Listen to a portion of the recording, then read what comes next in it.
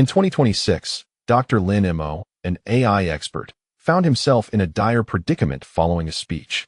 Awakening from a car accident to discover he had been transported back to 2011. At this time, deep learning was still an obscure field, and neural networks lay forgotten. The most popular intelligent product in the country was a rudimentary answering system that merely proclaimed, "I am a robot and do not require sustenance." Yet, he possessed a comprehensive technological roadmap for the next 15 years. Lacking funding, connections, and a team, he held on to a singular ambition: to create genuine AI. Starting from a modest 10-square-meter rental unit in an urban village, he assembled his first server using second-hand graphics cards and spent countless nights in an internet café. When his AI chatroom, Lingyu, unexpectedly surged in popularity, the queue of users grew from hundreds to thousands, then to tens of thousands. Amidst the fervent chase of capital, the scrutiny of peers, regulatory inquiries, and hostile competitors, while all questioned his legitimacy, he simply stood by the window, observing the blinking lights of his servers. Uncertain of how far this journey would take him, he was nonetheless aware that someone awaited his success. This is a tale of technology, dreams, and companionship, as well as a narrative about how to exchange 15 years of memory for an altered destiny. Chapter 1. Awakening. Lin Mo slowly opened his eyes. Greeted by the conspicuous water stains on the ceiling, he stared at it for a full 3 seconds before abruptly sitting up in bed, surveying his surroundings. He recognized the familiar dormitory scene: bunk beds, their frames rusted with age. A poster of Kobe Bryant's 2009 championship victory adorned the wall, its corners curling. On his desk lay a copy of C Primer Plus, alongside a chipped thermos. Instinctively, he glanced at the nightstand, where a Nokia 5230 lay quietly. Its black plastic exterior bore signs of wear, and a glaring scratch on the screen was a remnant from a fall during his freshman year. Pressing a button, the screen illuminated, June 3, 2011, Saturday, 9:17. Lin Mo's fingers trembled involuntarily. He vividly recalled everything from 2026, standing at the podium during an international AI summit, passionately delivering a keynote address, the sea of flashing cameras and the thunderous applause, the sudden loss of control of an electric taxi, the searing pain of impact, and the fleeting thought that flashed through his mind in the final moments of consciousness. There was still a data point on the third page of his speech that needed verification. Yet now, he found himself in this seemingly ordinary dormitory. He pinched his thigh firmly, the pain surging through him. Pinching again, the pain remained unbearable. Lin Mo lay back down, his gaze fixed on the water stain, remaining immobile for an entire day and night. The next day, his roommate returned to retrieve a book. Noticing him lying awake in bed and jesting, "Wow, you're still alive?" before hastily departing. Lin Mo remained still, his thoughts spiraling into profound contemplation. The Lin Mo of 2026 was already 35 years old, a chief scientist at a leading AI laboratory, commanding a team of over 100. With project budgets measured in the millions, he had published more than 30 papers in top academic conferences, with citations exceeding 10,000. His mind was a repository of a complete technological roadmap for the next 15 years, each pivotal breakthrough, each influential paper, each undisclosed cutting-edge research direction, sparse attention, mixture of experts. Diffusion models, world models, neural symbolic systems, etched deeply into his consciousness. But now it was 2011, and the era of deep learning had yet to dawn. The academic community remained engrossed in the study of SVMs and probabilistic graphical models, regarding neural networks as obsolete technology. The best error rate on ImageNet still stood at a staggering 28.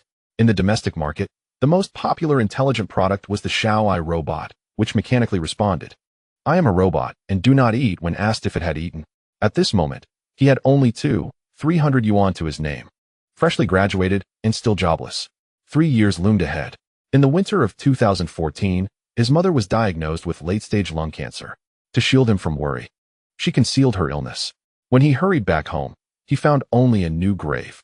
Now, in 2011, he had 3 years to alter this fate. Lin Mo gripped the bed sheet tightly, his knuckles turning white from exertion. On the third day, he ventured to an internet cafe. He began to research various information, the price of Bitcoin, which stood at approximately $3. He distinctly remembered that in 2013, Bitcoin would soar to $1,000, reaching 20,000 in 2017 and surpassing 60,000 by 2021. The stock price of Apple was currently $15.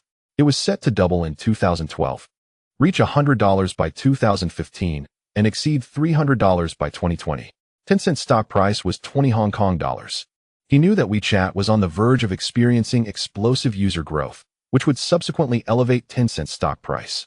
Tesla's stock was priced at $25, destined for astronomical increases. Lin Mo leaned back in his chair, a smile gradually forming. Though he was not well versed in line charts, lacked understanding of technical analysis, and knew little about macroeconomics, he understood the future trends. That was sufficient. He also perused the news related to AI. Baidu had recently established a deep learning research institute, recruiting a few overseas returnees. Although the academic community had published some papers on neural networks, they garnered little attention. The AI departments of major companies remained focused on rule-based systems and statistical methods. Lin Mo opened a blank document and methodically outlined his plan. First, to generate income. By investing in Bitcoin and stocks, undertaking freelance projects, and participating in various competitions, he aimed to save up his first pot of gold. Second, to prepare hardware. He intended to acquire 2 second-hand GTX 580 graphics cards to assemble a computer capable of running deep learning algorithms. Third, to gather data. He would utilize web scraping techniques to harvest information from Weibo, Tieba, Tianya, and Renren, filtering for Chinese language corpora. Fourth, to research algorithms. He planned to construct a model architecture suited for the hardware constraints of 2011. Fifth, to build a team. He would seek out individuals proficient in computer science and hardware, inviting them to join his endeavor. As evening descended, Lin Mo exited the internet cafe, the sun setting lazily. Buses belched black smoke, electric bikes deftly maneuvered through traffic, and the delivery boxes remained green. Street-side pancakes cost 3 yuan each, with an added egg priced at 4. He stood quietly by the roadside, inhaling deeply. The air was infused with the scent of exhaust and the aroma of pancakes, a reality that brought a slight sting to his eyes. Just then, his phone rang. It was his mother. Xiao Mo, her familiar voice came through. You mentioned a health check the other day. I was thinking of coming to see you soon. How are you doing over there? Pretty well, Mom, Lin Mo replied, his voice slightly hoarse. I've secured a job. What job? It's research related. He paused briefly before asserting. Don't worry, Mom. I won't let you down. After a few seconds of silence, his mother chuckled. All right, I believe you. Don't stay up too late. And don't eat instant noodles all the time. Got it, Mom. After hanging up, Lin Mo stood in the dimming twilight. He understood that the road ahead would undoubtedly be fraught with unknown pitfalls and uncertainties. Yet, within his heart, he held an unwavering conviction. This time, he would not keep his mother waiting for long. Chapter 2. The Internet of 2011. The following morning, Lin Mo pushed open the glass door of the internet cafe once more. The distinctive aroma of smoke, instant noodles, and sweat enveloped him. As the same young individuals slumbered at their computers, the cafe manager glanced his way, seemingly recognizing his face, and without demanding identification, tossed him a piece of paper.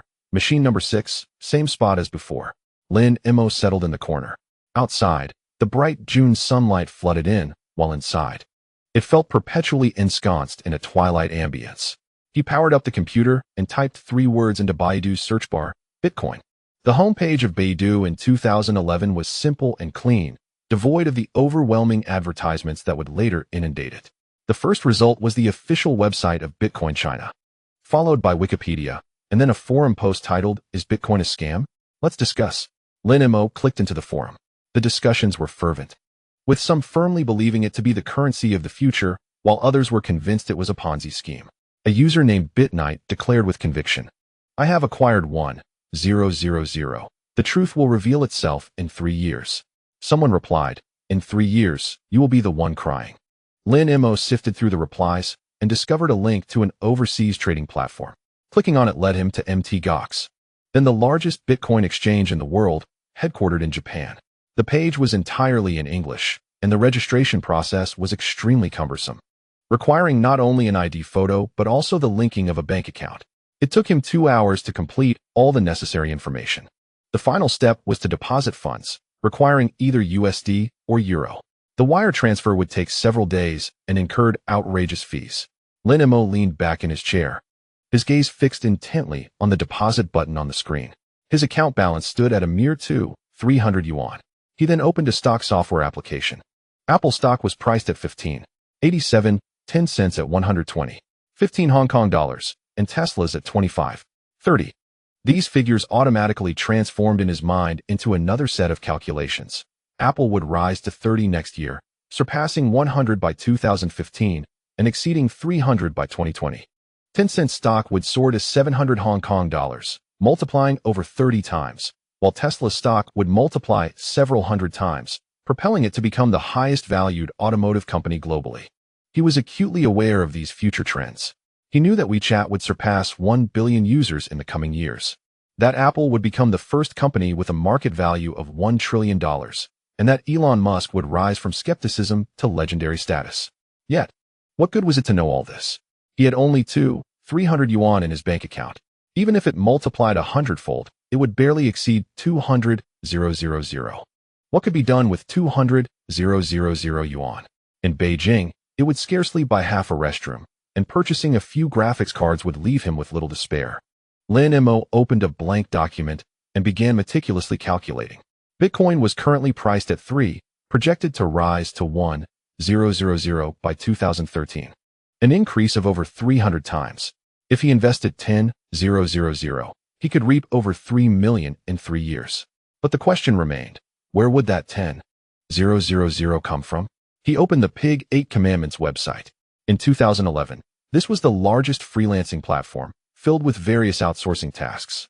C-language course design offered 500 yuan. Corporate website construction promised 3,000 yuan, and web scraping program development offered 2,000 yuan. If he could take on 4 or 5 tasks in a month, he could earn 5,000 to 6,000 yuan. There were also programming competitions with prizes reaching tens of thousands, though regrettably, the registration had already closed. Lin Mo meticulously recorded all the tasks he could undertake. He calculated that with 20,000 yuan, working hard for 3 months might be feasible. At 2 in the afternoon, he purchased a bowl of instant noodles. Using the café's complimentary hot water, he hastily consumed it. As he tossed the plastic fork into the noodle cup, he couldn't help but think of his future self in 2026, when food delivery would arrive in half an hour, and he could order whatever he desired. Yet he had never found instant noodles to be so delectable. After finishing his noodles, he continued to research. On Baidu Scholar, he searched for neural networks, and the few articles that appeared discussed BP networks and RBF networks, subjects he was already well-versed in. On Google Scholar, Hinton's 2006 paper had been cited over 3,000 times, yet subsequent related research remained scarce. In 2011, deep learning was still an obscure field. Mainstream methods were still SVM and random forests. The results of ImageNet had yet to be released, and AlexNet would not astonish the world until the following year. But Lin Mo was acutely aware of what was to come. In 2012, AlexNet would emerge, reducing the error rate from 25 to 15. In 2013, DeepMind would be established. In 2014, GN would be proposed. In 2015, ResNet would successfully tackle the issue of deep network degradation. In 2016, AlphaGo would defeat Lee Sedol. In 2017, the transformer architecture would be born. In 2018, BERT would shatter records. In 2019, GPT-2 would spark widespread controversy. In 2020, GPT-3, with its 175 billion parameters, would astonish the world. In 2021, multimodal models would experience a surge. In 2022, diffusion models would become mainstream. In 2023, GPT-4 would be released. By 2024, AI would be fully integrated across various industries. In 2025, DeepSea would launch, making a resounding statement in the field. Lin Mo paused, gazing intently at the screen filled with dense text. This 15-year technological trajectory unfolded before him like an intricate map. At that moment, he stood at the starting point of 2011, armed with only 300 yuan, an old computer that struggled to keep up, and a newly registered Bitcoin trading account. As evening fell, he exited the internet cafe. The setting sun painted the streets in golden hues, and the throngs of commuters filled the bus station. A vendor selling roasted sweet potatoes ambled by, the sweet aroma wafting through the air. Lin Mo purchased 2 roasted sweet potatoes for 4 yuan. He walked while eating, inhaling sharply from the heat. Passing a newsstand, he caught a glimpse of a newspaper headline. University graduates face employment challenges. This year's graduating class reaches historic high of 6 million. He lowered his head to inspect himself, a recent computer science graduate. The old computer in his dormitory took 3 minutes to boot. He had only 300 yuan in his bank account and had just spent 4 yuan on 2 roasted sweet potatoes for dinner. At that moment, his phone chimed with a text message. It was a notification from the service provider. Your balance is below 10 yuan. Please recharge promptly. Lin Mo stared at the message for a few seconds and suddenly smiled. In 2011, even mobile phone credits had to be meticulously budgeted. He turned off the screen, stuffed the last bite of roasted sweet potato into his mouth, and turned to head back to his dormitory. The first step was to earn 20,000 yuan. Chapter 3. The First Pot of Gold. Part 1. Outsourcing. The next morning, Lin Mo woke up at 7. It was not a natural awakening, but rather a matter weighing on his mind. Last night, as he lay in bed, he tossed and turned, unable to find sleep, his thoughts consumed by the pursuit of wealth. 20,000 yuan in 3 months meant he needed to earn over 6,000 each month. For a freshly graduated student in 2011, this was no trifling sum. He sat up, rubbed his eyes, and noticed the dormitory was empty. His roommate had not returned, likely spending the night at an internet café. Lin Mo rose, splashed cold water on his face, and felt instantly alert. Returning to his room, he powered on the old laptop, which took 3 minutes to boot. A minute to open the browser, and another half-minute to access Zhu Beiji network. As he stared at the spinning icon on the screen, he mused, once I earn some money, the first thing I shall do is purchase a new computer. Zhu Beiji network finally loaded. He logged into his account and navigated to the task page. Before bed the night prior, he had submitted several proposals, and now he needed to check for responses. One awaited him, a task involving a C language course design. The publisher had replied, I've seen your proposal and find it quite professional. Could you provide a demo? Lin Mo recalled the task requirements. A banking management system capable of handling deposits, withdrawals, inquiries, and transfers, written in C language with a console interface and file storage. He responded, certainly, give me 2 hours. Then he began coding. 2 hours later, he submitted the demo. It was a simplified version of the system, featuring only deposit and inquiry functions, with a rudimentary interface, yet the core logic was intact.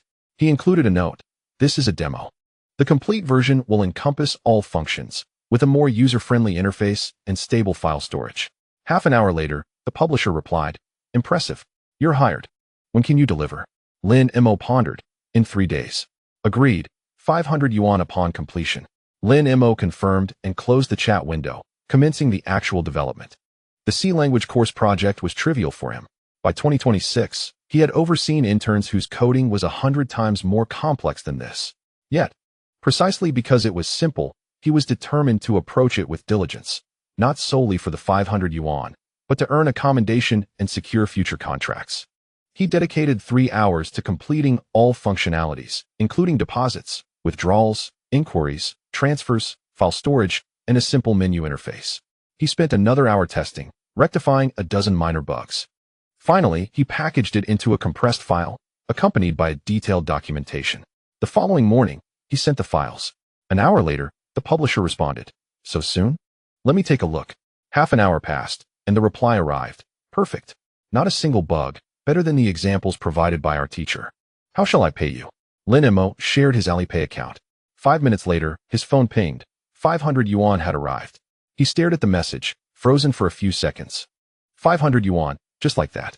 This was his first income since being reborn. In the subsequent week, Lin Mo entered a frenzy of accepting tasks.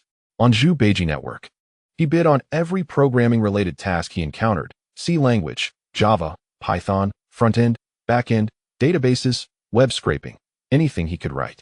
However, he soon realized this approach was unsustainable. Each task required a proposal. Each proposal consumed time. Some proposals vanished without a trace, others were rejected, and many demanded endless revisions. Time slipped away, yet his earnings remained meager. At the end of the first week, he calculated his earnings. He had submitted over 20 bids, secured 4, and earned a total of 200 yuan. He had worked an average of 10 hours each day, earning less than 20 yuan per hour. This was not viable. Lying in bed, staring at the ceiling, he contemplated, where was the flaw? The efficiency was abysmal. Each task demanded he reacquaint himself with the requirements, rewrite proposals, and communicate anew. Some publishers had no clear idea of their needs, continually altering their demands, and often failing to award the contract. Others insisted on a demo, only to claim they lacked funds after its completion, wasting precious time. He needed to filter clients, raise his pricing, and establish a reputable name. The next day, he devised a new strategy. First, he would only accept tasks priced above 500 yuan. He would not pursue those offering paltry sums that were not worth the effort. Second, he would focus solely on tasks in his strongest areas. Web scraping, data analysis, and algorithm implementation were his specialties, enabling him to deliver quality results swiftly. Third, he would diligently craft each proposal, ensuring they were detailed and included past examples, so publishers would perceive him as a professional at first glance. Fourth, he would execute every task with excellence, striving for 5-star reviews. With more positive feedback, clients would naturally seek him out. From that day forth, his task acceptance rate improved significantly. In the second week, he took on a web scraping project. The publisher was a small business owner in e-commerce, requiring the scraping of competitor product information, names, prices, sales figures, and review counts, with daily updates. The compensation was 2,000 yuan, with a week to deliver. Lin Mo assessed the requirements and felt confident. This type of scraping was second nature to him.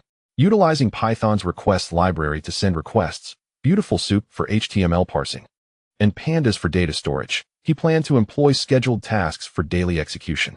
The challenge lay in bypassing anti-scraping measures, which involved managing IP bans, CAPTCHAs, and dynamic loading. He communicated with the publisher to confirm details and then commenced writing. On the first day, he completed the basic framework, capable of scraping a single page.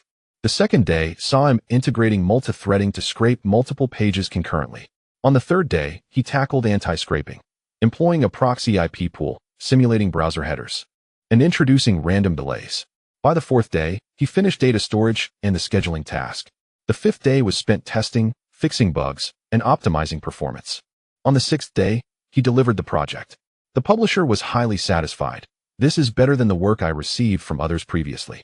I will reach out to you for future tasks. 2,000 yuan was deposited into his account. Lin Mo glanced at his balance. It had reached 3,400. In the third week, he accepted a competition-related task, not participating in the competition, but assisting someone in writing code for it. A university student required help implementing a model for a mathematical modeling contest. The remuneration was 1,500 yuan, with a 3-day deadline. Lin Mo examined the problem, predicting the sales of a particular product using a time series model.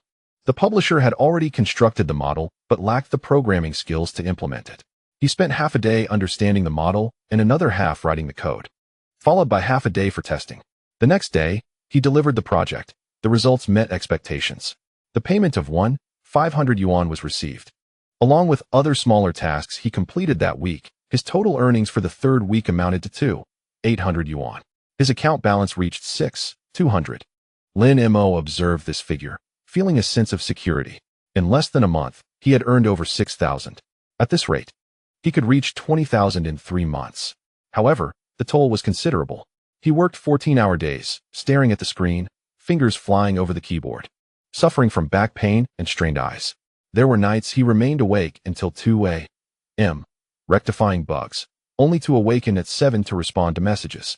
Once, after 2 sleepless days, he noticed his hands trembling.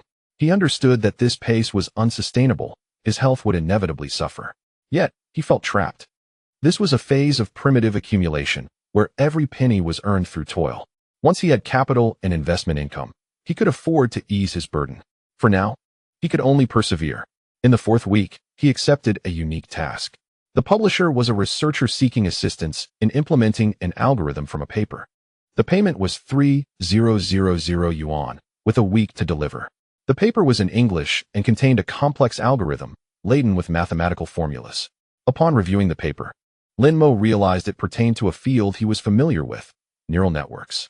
The paper described an improved backpropagation algorithm designed to accelerate training. While this algorithm had become outdated by 2026, it was still considered cutting-edge in 2011. He spent an entire day comprehending the paper, 3 days coding, and 2 days testing. On the 5th day, he delivered the work. The publisher tried it and was pleasantly surprised by the results, which exceeded expectations. A sum of 3,000 was credited to his account. The publisher inquired, "What do you study? How do you understand neural networks so well?" Lin Mo replied ambiguously. I taught myself a bit. The publisher suggested, leave your contact information. I'll reach out for similar tasks in the future. Lin Mo provided his QQ number. Pondering, could this be considered a form of networking? As the fourth week concluded, he calculated his total earnings for the month. 5,000, 1,200, 2,000, 1,500, 2,800, 3,000. And so forth. He needed to tally it carefully. First week, 1,200. Second week, 2,000. Third week, 2,800. Fourth week, 3,000. The grand total was 9,000. Lin Mo stared at the figure, momentarily stunned. 9,000. In 1 month, 9,000. In 2011, the national average salary was barely over 3,000. He had earned the equivalent of 3 months' wages in just 1 month. Yet, he had also invested the time that others would typically expend in 3 months. During this month, he had hardly stepped outside his dormitory. Meals were delivered. He slept less than 6 hours each night, and he bathed only every 3 days. His roommate occasionally returned, saw him sitting before the computer, and remarked, still working? Before leaving again, he glanced at his reflection in the mirror, dark circles under his eyes, stubble, and disheveled hair. Yet, his eyes sparkled with determination. He was making strides forward, accumulating his first fortune. At the end of the month, Lin Mo visited the bank to transfer his earnings from Alipay to his bank account. He waited 20 minutes in line at the counter until it was his turn. The teller, a young woman, took his ID and bank card, asking, how much would you like to transfer? 9,000. The girl glanced at him, presumably thinking that at his age, 9,000 was quite a sum. Once the transaction was completed, Lin Mo exited the bank with the receipt. The sunlight was glaring, and September still held on to its warmth. A vendor by the roadside sold popsicles for 2 yuan each. He considered it, but refrained from purchasing, thinking that 2 yuan was still money worth saving. Upon returning to his dormitory, he opened his computer and began planning his goals for the next month, 9,000 yuan. Adding the previous 2,000, he now had over 11,000. He was still over 8,000 short of his 20,000 target. Next month, he needed to keep pushing forward. He opened the Zhu Beiji website and began browsing for new tasks. A list of assignments appeared on the screen, one by one. He assessed their difficulty and estimated the time required, deciding which ones to undertake. Outside, the sky gradually darkened. He brightened his desk lamp and continued working. The sound of his fingers typing on the keyboard was like raindrops pattering against the window. This was the first month of his rebirth, exhausting yet fulfilling. Chapter 4. The First Fortune, Part 2. The competition on a July afternoon. Lin Mo was intently rectifying a bug in a web scraping program when a message suddenly popped up on his QQ interface. It was from the programming competition group he had joined, where the group leader announced, the 10th Innovation Cup National College Student Programming Contest is now open for registration. The prizes are quite substantial. 5,000 yuan for first place, 3,000 yuan for second, and 1,000 yuan for third. Interested students can message me for the registration link. Lin Mo's gaze lingered on this message for a few seconds. 5,000 yuan. At that moment, he already had over 11,000 yuan in his bank account. If he secured this prize, he would be one significant step closer to his 20,000 goal. Without hesitation, he clicked to message the group leader, requesting the registration link. The registration page was straightforward. All he needed to do was fill in his name, school, contact information, and upload a photo of his student ID. The competition was scheduled for the following weekend, to be conducted online, lasting 4 hours, and comprising 5 problems. The final score would be determined by the number of test cases passed. Lin Mo quickly completed the registration and clicked the submit button. He then returned to fixing the bugs in his program. In the 2 weeks leading up to the competition, Lin Mo continued to accept freelance projects, burning the midnight oil as he fixed his eyes on the computer screen. The competition nearly slipped his mind amidst his busyness. It wasn't until the night before the competition that the group leader sent another reminder. The competition starts tomorrow at 9 a.m. Be sure to prepare your computer environment and have your ID and student ID ready. Only then did Lin Mo remember. The competition was indeed tomorrow. He checked the time. It was already 11 p.m. The competition was set to begin at 9 a.m. and would last 4 hours. After some contemplation, he decided to turn in early that night. This was the first time since his rebirth that he went to bed before midnight. However, once in bed, he found himself tossing and turning, unable to drift off to sleep. His mind was a flurry of thoughts, speculating on the types of questions that would arise, calculating how many graphics cards he could purchase with the 5,000 yuan prize, and wondering if the price of Bitcoin had risen again. After half an hour of restless contemplation, he finally began to doze off. The next morning at 8 a.m., Lin Mo was roused by his alarm. He got up, washed his face, and went downstairs to buy 2 buns and a cup of soy milk, eating as he walked back. Upon returning to his dorm, he booted up his computer, logged into the competition website, and adeptly set up his development environment. It was precisely 8:50 a.m. At 9 a.m. sharp, the competition problems were unveiled. Before him lay 5 questions, with difficulty increasing from top to bottom. The first question was a typical sign-in question, akin to a warm-up. The second involved basic data processing. The third began to present some difficulty, requiring algorithm optimization. The fourth was a dynamic programming problem. The fifth, however, was related to graph theory, the most challenging of all. Lin Mo quickly skimmed through the problems and formulated a rough strategy in his mind. In such competitions, the primary competition lies in algorithmic ability and coding speed. Algorithmic prowess determines whether one can solve the problems, while coding speed dictates how many problems can be completed within the allotted time. For Lin Mo, with 15 years of algorithm experience, he was at a distinct advantage when facing these problems. It is worth noting that by 2026, major companies would be testing candidates on LeetCode hard-level questions, making the difficulty of this competition's problems seem relatively trivial. Any intern he had once mentored could easily handle such a competition. Yet, he understood the importance of not appearing overly exceptional. Drawing too much attention was not advantageous. After all, he was merely an ordinary undergraduate. If he suddenly outperformed everyone in the programming competition, it would undoubtedly raise suspicions. Maintaining a low profile was the most crucial principle at this moment. After some thought, he resolved to tackle only the first 4 problems thoroughly while casually attempting the last one, aiming to pass a few test cases at best. As the competition commenced, Lin Mo swiftly began addressing the first question, the sign-in problem. The task required him to output the sum of 2 given integers. In just 1 minute, he completed the code and submitted it, successfully passing the test. Next came the second question, data processing. The task presented a collection of strings that needed to be deduplicated and output in lexicographical order. Lin Mo spent merely 3 minutes coding and submitted it, passing the test once more. The third question was of algorithm optimization. It required finding the maximum sum of a contiguous subarray from a given array, a classic Cadon's algorithm. Lin Mo was well-versed in this and completed the code in just 2 minutes, passing the test seamlessly. The fourth question belonged to dynamic programming, a variant of the knapsack problem and relatively more complex.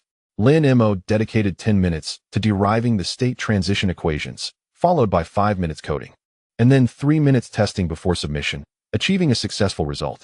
At this point, only an hour had elapsed since the commencement of the competition. Lin Mo glanced at the leaderboard and discovered he had entered the top 10. The competitor in first place had also completed 4 problems, all correctly, yet had finished a few minutes ahead of him.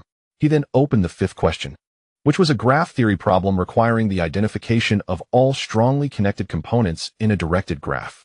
For Lin Mo, the standard Tarjan's algorithm was second nature. He could write it with his eyes closed. However, he refrained from doing so. Completing the problems swiftly and flawlessly would draw too much attention. Finishing 5 questions in 40 minutes would be an extraordinary feat in any competition, inevitably attracting scrutiny. If anyone were to investigate his background, questioning where he acquired such remarkable programming skills, he would find it difficult to explain. After pondering for a moment, he decided to delay. He set the 5th question aside, took a sip of water, visited the restroom, and leisurely enjoyed a bun. After half an hour of procrastination, he returned to his computer to continue working on the 5th question. Subsequently, he began to write code slowly, intentionally making errors and then correcting them. He deliberately employed less efficient methods to prolong the running time and submitted the code multiple times to stretch out the clock. Ultimately, 3.5 hours into the competition, he submitted the code for the 5th question. The test results indicated that while he passed most test cases, he did not succeed in all. The competition results were soon announced. He had answered the first 4 questions correctly, and the 5th question passed most tests, securing him 3rd place overall. Lin Mo exhaled softly as he looked at his ranking on the leaderboard. Achieving 3rd place meant he would receive a prize of 1,000 yuan. While not first, which would have drawn excessive attention, this result was commendable and aligned perfectly with his desire for discretion. At 4 o'clock in the afternoon, the competition officially concluded. The group leader sent a message, Congratulations to the awardees. Prizes will be distributed to the bank accounts provided during registration within a week. Please check your accounts. Lin Mo closed the group chat window and returned to his freelance project work. A week later, he received a notification from his bank. The prize of 1,000 yuan had been successfully credited. He checked his account balance. It was previously 11,300 yuan. And with an additional 3,000 yuan earned from freelance work over the past 2 weeks, he now had a total of 15,300 yuan. He was still 4,300 yuan short of his goal of 20,000 yuan. Closing his computer, he lay down on his bed, staring at the ceiling. He began to meticulously calculate. He currently had 15,300 yuan, and with some extra effort this month, he should be able to reach 20,000. Then he recalled Bitcoin. The price of Bitcoin was still hovering around $3. If he could amass 20,000, he could purchase over 1,000 Bitcoins, which, according to his knowledge of future trends, would be worth 6 million yuan in 3 years. 6 million. That amount could support him in many endeavors. He turned over and slowly closed his eyes. Outside, the night had deepened. Distant barks of dogs echoed, and from below, people occasionally sped past on electric bikes. In this tranquil atmosphere, he gradually drifted into slumber. It was the most restful sleep he had experienced since his rebirth. The next morning, Lin Mo was awakened by the vibration of his phone. It was a private message from the group leader. "Hey, I've got good news for you." Lin Mo rubbed his sleepy eyes and replied, "What news?" "The top 2 places have been disqualified." Lin Mo was momentarily taken aback and asked in confusion, "Why?" Their codes were identical, suspected of cheating. The organizers discovered this upon investigation and directly disqualified them. Staring at his phone screen, Lin Mo was momentarily at a loss for words, unsure of how to respond. "You are now in first place," the group leader continued. "The prize will be adjusted to 5,000 yuan, so be sure to check your account." Lin Mo remained silent for a few seconds before responding with a simple okay. After ending the conversation, he sat on his bed in a daze. His original third place had suddenly transformed into first, and his prize had increased from 1,000 yuan to 5,000 yuan.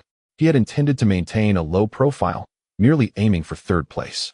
Unexpectedly, the disqualification of the top 2 competitors due to cheating had elevated him to the top position. What did this mean? Was it luck? After some contemplation, he concluded that it could indeed be considered luck. After all, the very act of rebirth was the greatest fortune. In comparison, this unexpected boon seemed rather inconsequential. 2 days later, the additional 4,000 yuan prize was credited to his account. He checked his balance again. 15,300 plus 4,000 equals 19,300 yuan. From an initial 2,300 yuan to now 19,300 yuan, it had taken just over a month. He was only 700 yuan away from his target of 20,000. He closed his computer and went out to buy a pancake roll, adding an egg as a small reward for himself. Chapter 5. The First Pot of Gold. Part 3. The initial purchase of Bitcoin. On a night at the end of July, Lin Mo sat at his computer, meticulously reviewing his accounts. There was 19,300 yuan in his bank account and over 2,000 yuan in his Alipay account, which were funds from recently settled freelance projects that had yet to be transferred. Together, they totaled over 21,300 yuan. His gaze was fixed on the numbers on the screen, and his fingers instinctively tapped lightly on the keyboard before pausing again. Bitcoin. The very word had circled in his mind countless times. From the day of his rebirth, he understood that it was an exceptional means of rapidly accumulating capital. Currently valued at $3 per Bitcoin, it was projected to soar to $1,000 in 3 years, an increase of over 300 times, almost unparalleled by any investment. However, when it came time to actually invest, he felt a twinge of hesitation. He had no doubts about Bitcoin's upward trajectory. He was certain it would rise. His hesitation lay with the trading platform MTGOX. That name resonated with him. By 2026, it would become a legendary chapter in the history of cryptocurrency. Once the largest Bitcoin exchange, only to collapse, leaving countless users with their funds lost. But that incident occurred in 2014. At present, in 2011, MTGOX still reigns supreme as the largest trading platform, handling 70% of global Bitcoin transactions. Though the platform was rudimentary and often faced issues, it was relatively safe at this moment in time. He needed to sell his Bitcoins before any problems arose on the platform. Taking a deep breath, Lin Mo slowly opened the long-saved homepage of MTGOX. The loading process was quite lengthy, taking a full 5 seconds. The page design was exceedingly simplistic, resembling a personal website with a white background and black text, containing only a few basic links. In the upper right corner, there was a login box, below which was a notice, System Maintenance in Progress. Some features may be unavailable. Lin Mo gazed at that announcement, unable to suppress a mental curse. He clicked into the registration page and began filling out the information step by step. The first step was to create a username. After some thought, he chose a name that bore no relation to him, neither Pinyin nor his birthday, but rather a randomly selected English word. The second step was to provide an email address. To ensure security, he registered a brand new email, not using his usual one. The third step involved setting a password. He carefully crafted a complex 16-character password composed of uppercase and lowercase letters, numbers, and symbols, so intricate that even he found it difficult to remember, ultimately having to write it down. The fourth step was to fill in personal information, including name, address, nationality, and date of birth, which he provided accurately, as he would need to undergo identity verification later on. In the fifth step, he was required to upload a photo of his identification card or passport on the website. He took out his ID card, captured a clear photograph with his phone, transferred it to his computer, and subsequently uploaded it to the site. After a prolonged loading period, a message appeared. Document verification will take 3 to 5 business days. Please be patient. Lin Mo, feeling helpless, closed the page and leaned back in his chair. 3 to 5 days. It seemed he had no choice but to wait. 5 days later, Lin Mo received an email in English. Your account has been verified. He hurriedly clicked the link in the email and successfully logged into his account. The account page was even more rudimentary than the registration page, prominently displaying a balance of 0 BTC and $0. Below, a row of buttons was arranged: deposit, withdraw, buy, sell. He clicked the deposit button to explore the funding options. The platform supported both wire transfers and credit card deposits. While wire transfers had lower fees, they took several days to process and involved a cumbersome procedure. On the other hand, credit card deposits, though costly, were instantaneous. After weighing his options, Lin Mo opted for the credit card deposit. He had recently acquired a credit card from China Merchants Bank with a limit of only 7,000. He then rummaged through his wallet, finding a debit card containing a balance of 15,000. He needed to convert renminbi into US dollars. At that time, personal currency exchange was not particularly convenient, but it was still feasible through online banking. Lin Mo opened the bank's online portal, located the currency exchange feature, and commenced the conversion process. The exchange rate for renminbi to US dollars was 6.38. He quickly calculated in his mind. 15,000 renminbi would yield approximately 2,350 US dollars. Adding the credit card limit, he would have a total of over 3,000 US dollars. As he gazed at the calculated figure, he felt it was somewhat inadequate.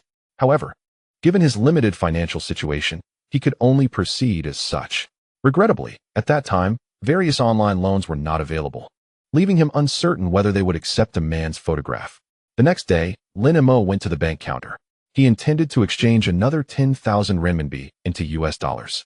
But the online exchange limit had been reached, necessitating a visit to the counter. After waiting in line for half an hour, it was finally his turn. The teller politely inquired, "What is the purpose of the currency exchange?" Lin Mo was momentarily taken aback, not anticipating such a question. "Travel," he quickly replied. "Which country?" The teller continued. "The United States," Lin Mo answered. The teller glanced at him without further inquiry and commenced the transaction. After 20 minutes, the process was completed. He received a receipt stating, exchange amount 1,570 US dollars, exchange rate 6.37, renminbi 10,000. Adding the previously exchanged dollars, he now possessed a total of 3,920 US dollars. Without hesitation, Lin Mo transferred all these funds to his MTGOX account. However, after the transfer, he waited another 3 days for the funds to successfully arrive. On July 28, 2011, Lin Mo finally reached the moment to purchase Bitcoin. He logged into the MTGOX platform, noting that the current price of Bitcoin was 3.08 USD. This price was slightly lower than when he had previously checked. He then navigated to the buying interface, entering a purchase quantity of 1270. The total displayed as 39.11, 6 US dollars. He stared intently at that number, his palms beginning to sweat. This money was hard-earned, and he feared it would vanish. According to projections for 3 years hence, 1270 bitcoins would be valued at $1.27 million US. If calculated at the peak in 2021, the sum could soar into the tens of millions. Such an immense fortune was something Lin Mo had never encountered in his life. Nonetheless, he resolved to liquidate it when it reached $1,000. Taking a deep breath, Lin Mo resolutely clicked the confirm button. The page began to spin incessantly, causing his heart to quicken. 5 seconds, 10 seconds, 20 seconds. Suddenly, a striking red line appeared. Transaction failed. Please try again. Stunned, Lin Mo couldn't help but curse under his breath. He refreshed the page, discovering that the Bitcoin price had risen to $3.09 USD. In mere seconds, it had increased by a cent. Unwilling to concede, he tried again. But the result was still failure. Another attempt, yet again it failed. His eyes were glued to the screen, his blood pressure rising. He couldn't help but lament the troublesome platform that made purchasing so arduous.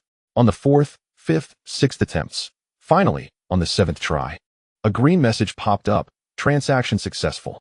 He saw his account balance, 1270 BTC. He had finally made the purchase. Exhausted, Lin Mo leaned back in his chair. His palms slick with sweat, his back drenched. After successfully acquiring Bitcoin, he opened his stock trading account. His US stock account had been activated the previous week, a process fraught with difficulties, utilizing an overseas bank card. Although there were a few $100s converted from renminbi in the account, it was insufficient to purchase Apple stock. After a moment's contemplation, he decided to set that aside for now and wait until he had more funds. He shut down his computer and fell into a deep sleep. The next morning, Lin Mo was awakened by the vibration of his phone. It was a notification from the Bitcoin forum. Bitcoin had surpassed $3.2 and was exhibiting a slight upward trend. Groggily, he glanced at it before turning over to sleep again. Upon waking at noon, he checked again, $3.25. In the afternoon, $3.3. By evening, $3 Within a single day, Bitcoin's price had surged by 10. The 1270 Bitcoins he held were now valued at $4,318. In other words, he had earned over $400 in just one day. Lin Mo stared at the figure, a wave of disbelief washing over him. While he knew Bitcoin would rise, he had not anticipated such rapid growth. He closed the web page and opened a freelancing website to continue pursuing projects. The fluctuations of Bitcoin would be a matter to closely monitor in the future. For now, his focus was on accumulating wealth. He had 3 years, perhaps that was enough. Chapter 6. Hardware Research. After acquiring Bitcoin, Lin Mo shifted his focus to hardware research. He had an urgent need for a machine capable of running deep learning algorithms.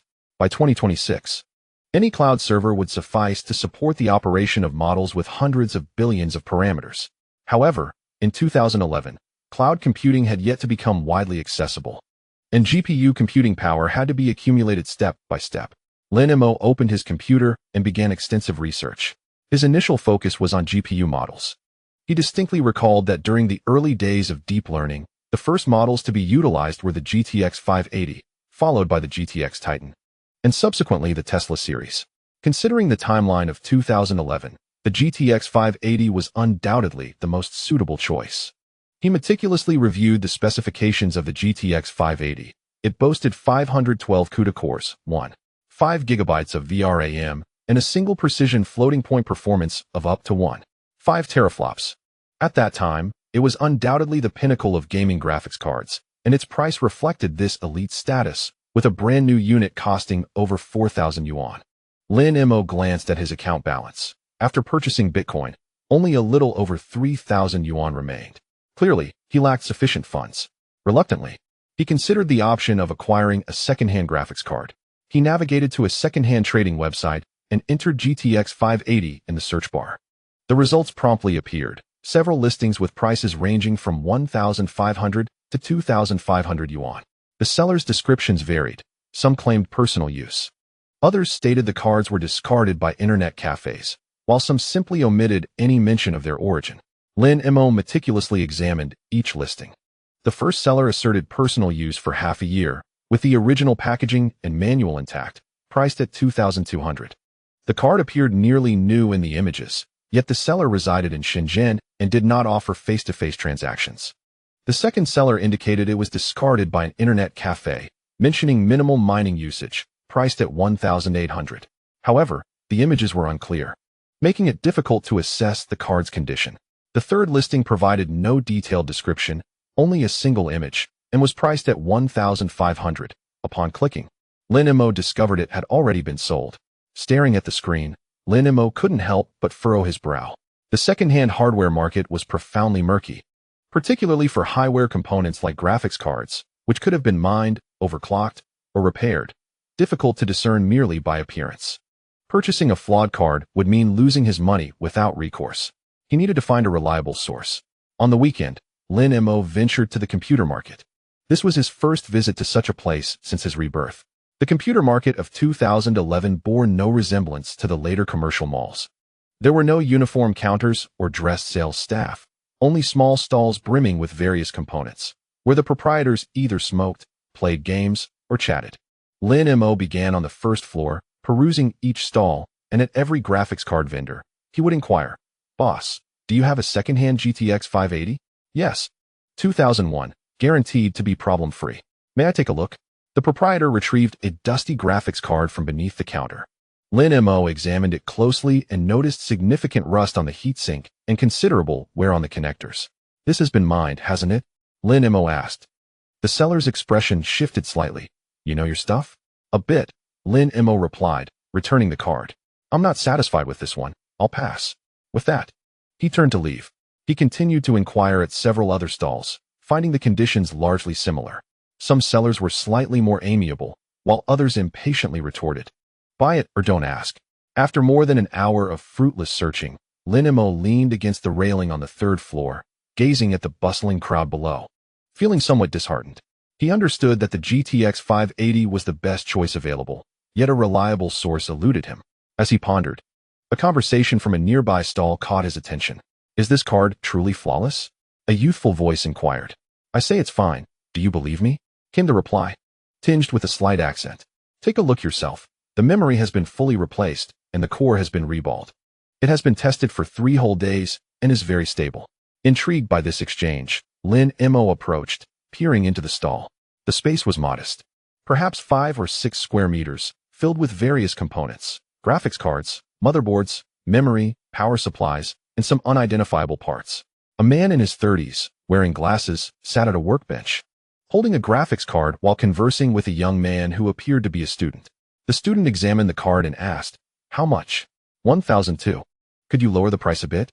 1,001. "I can't go any lower." After hesitating, the young man ultimately paid and departed. Lin Mo observed this scene and felt a spark of inspiration. He stepped into the stall. "Excuse me, do you buy graphics cards?" Lin Mo inquired. The man looked up and regarded him. "Yes, which card?" "GTX 580. A glimmer of interest flickered in the man's eyes. "Do you have one?" "Not yet," Lin Mo smiled. "I wish to purchase." The man paused for a moment, then smiled back. "Then why ask about selling?" "I merely wanted to see if you had quality merchandise." Lin Mo replied. "I noticed your skill in repairing cards. It seems quite professional." The man scrutinized him with curiosity. "Do you know how to repair graphics cards?" "Not really," Lin Mo admitted, "but I possess some knowledge of hardware. I just searched around and couldn't find anything trustworthy." "You seem to be a good source." The man nodded, retrieving a box from beneath the counter, opening it to reveal a GTX 580. "Take a look for yourself," he said. Lin Mo accepted the graphics card and scrutinized it carefully. This card was visibly in much better condition than those he had previously encountered. The heatsink was clean and tidy. The connectors showed no signs of wear, and the backplate remained unwarped. "This hasn't been mined, right?" Lin Mo asked. "Never mind," the man confirmed. "I acquired it and tested it myself. It's original and unmodified. If you're interested, it's 2002.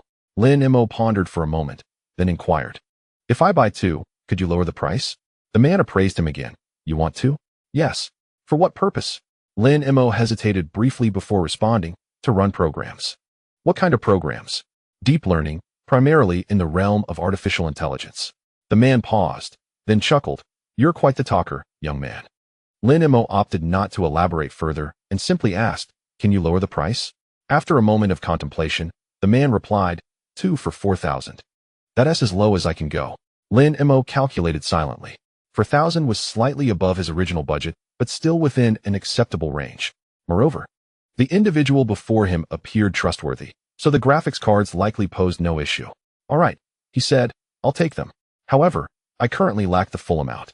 Could I pay a deposit in return for the rest in a few days? The man regarded him with a hint of amusement. Aren't you afraid I might run off? Lin Mo smiled in response. The monk may flee, but the temple remains. You have a shop here. I will always be able to find you. The man laughed. Very well. How much for the deposit? 500. Deal. Lin Mo produced 500 yuan and handed it to the man. The man retrieved paper and pen from a drawer, writing a receipt and stamping it. Lin Mo accepted the receipt, noticing the name, Zhou Jiangwo. Boss Zhou? Lin Mo inquired. Just call me Old Zhou, the man replied. And you? Lin Mo. Old Zhou nodded, storing the receipt away, then curiously asked, what was that learning you mentioned? Is it real? Indeed, Lin Mo affirmed. What does it involve? Lin Mo pondered. Striving to explain in simple terms, it's about teaching computers to speak. You can converse with it, and it will respond. Old Zhou appeared taken aback, like in science fiction films? Pretty much. After a moment of silence, Old Zhou asked, are you working on this alone? Currently, yes. Lin Mo replied. The future remains uncertain. Old Zhou studied him, a complex expression in his eyes. After a pause, he remarked, in my youth, I also aspired to build my own enterprise, but was unsuccessful. You young people should boldly pursue your ambitions. Do not leave regrets in your wake. Lin Mo nodded, remaining silent. Old Zhou gestured toward the components on the workbench. I've been in this line of work for over a decade, having repaired enough graphics cards to circle the computer market.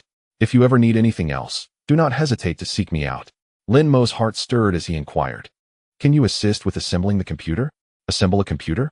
Lao Zhou chuckled. Isn't that a given? That's precisely what I do. What kind of machine are you looking to build? Lin Mo elaborated on his vision. Dual GTX 580 graphics cards, and the necessary CPU, motherboard, memory, power supply, and cooling system. Upon hearing this, a glimmer of excitement flashed in Lao Zhou's eyes. This configuration isn't intended for gaming, is it? He queried. Not at all. Lin Mo replied. It's for running programs. Nodding, Lao Zhou retrieved a sheet of paper from his drawer and began jotting down a configuration list. As he wrote, he remarked, we'll use the i7-2600 CPU. It's currently the best option. The motherboard will be the Asus P8Z68V, known for its stability. Memory should be set at 16 gigabytes. That should suffice. You'll need a quality power supply, as dual 580s consume a lot of power, so we'll need one rated above 800W. After completing the list, he handed it to Lin Mo. All of this will cost over 10,000 if purchased new. If you're not in a hurry, I can help you source second-hand components, which will save you a significant amount.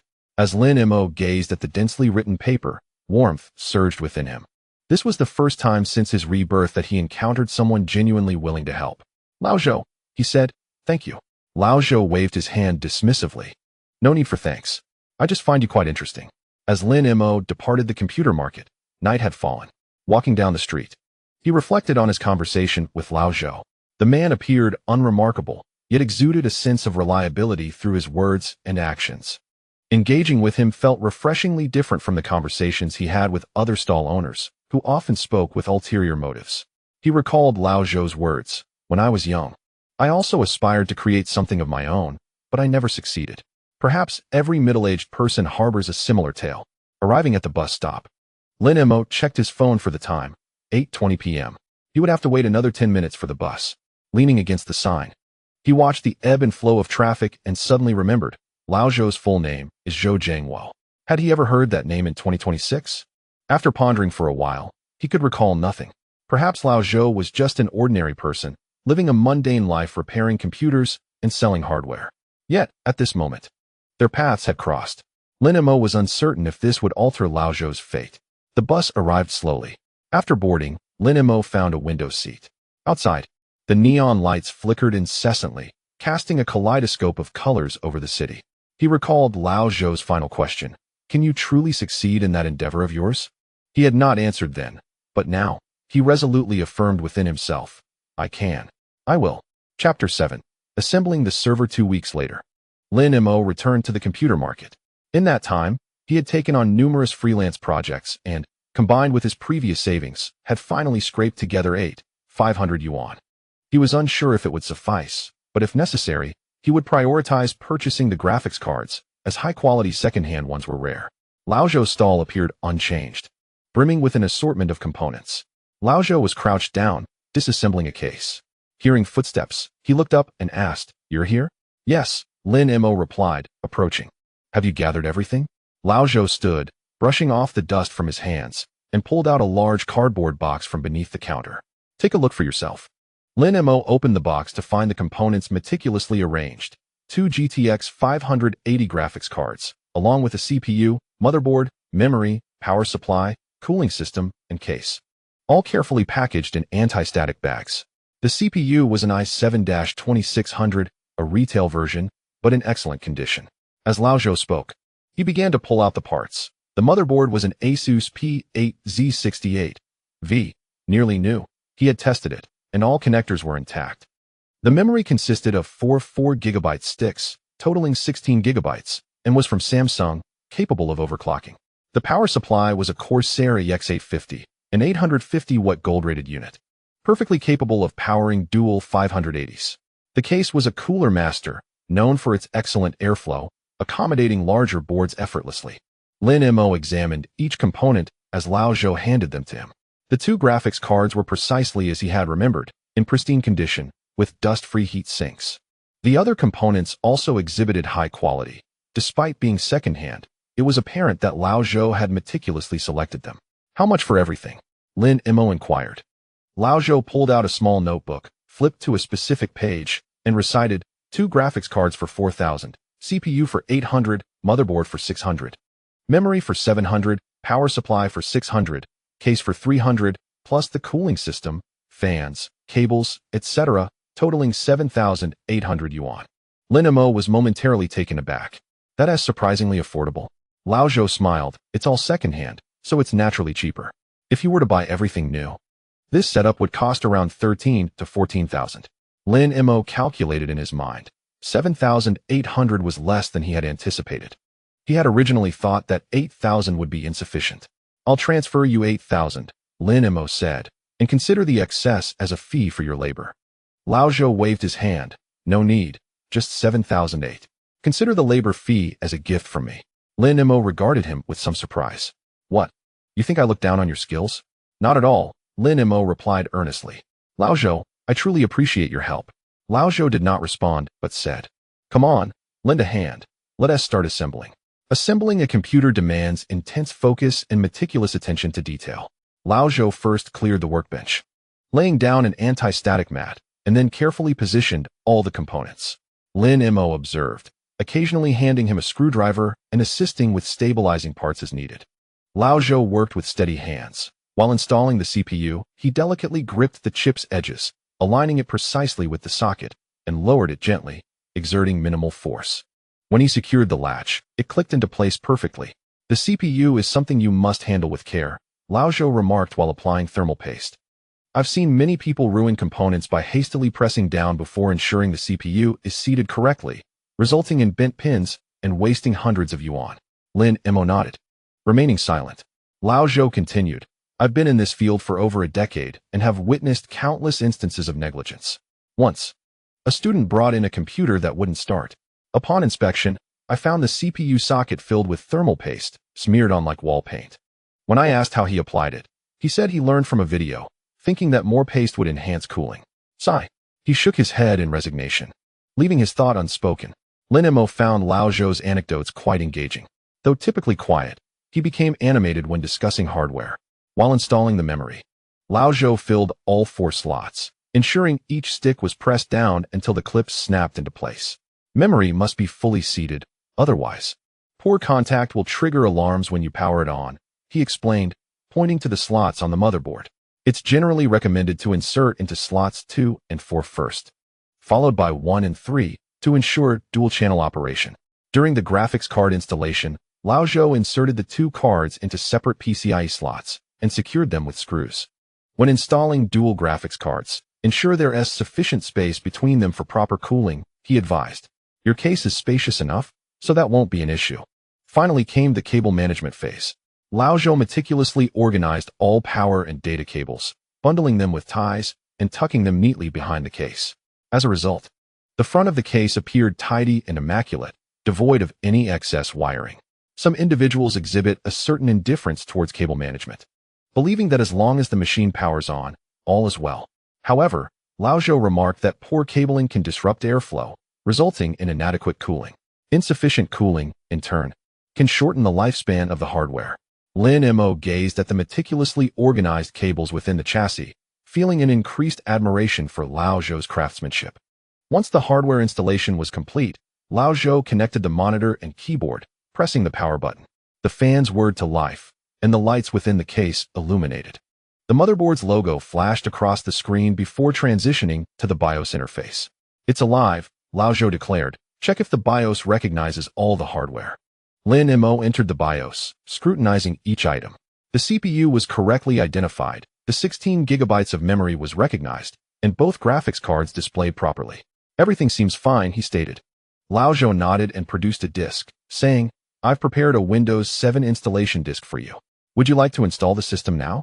After a brief moment of contemplation, Lin Mo replied, "Yes, let us do it." Lao Zhou placed the disk into the drive and began the installation process, inquiring, "What programs do you intend to run on this machine?"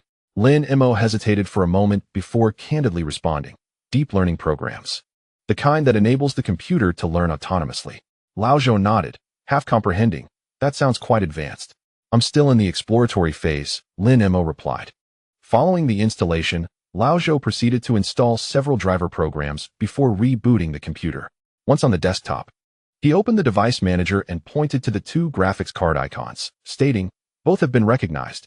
Everything is functioning as it should."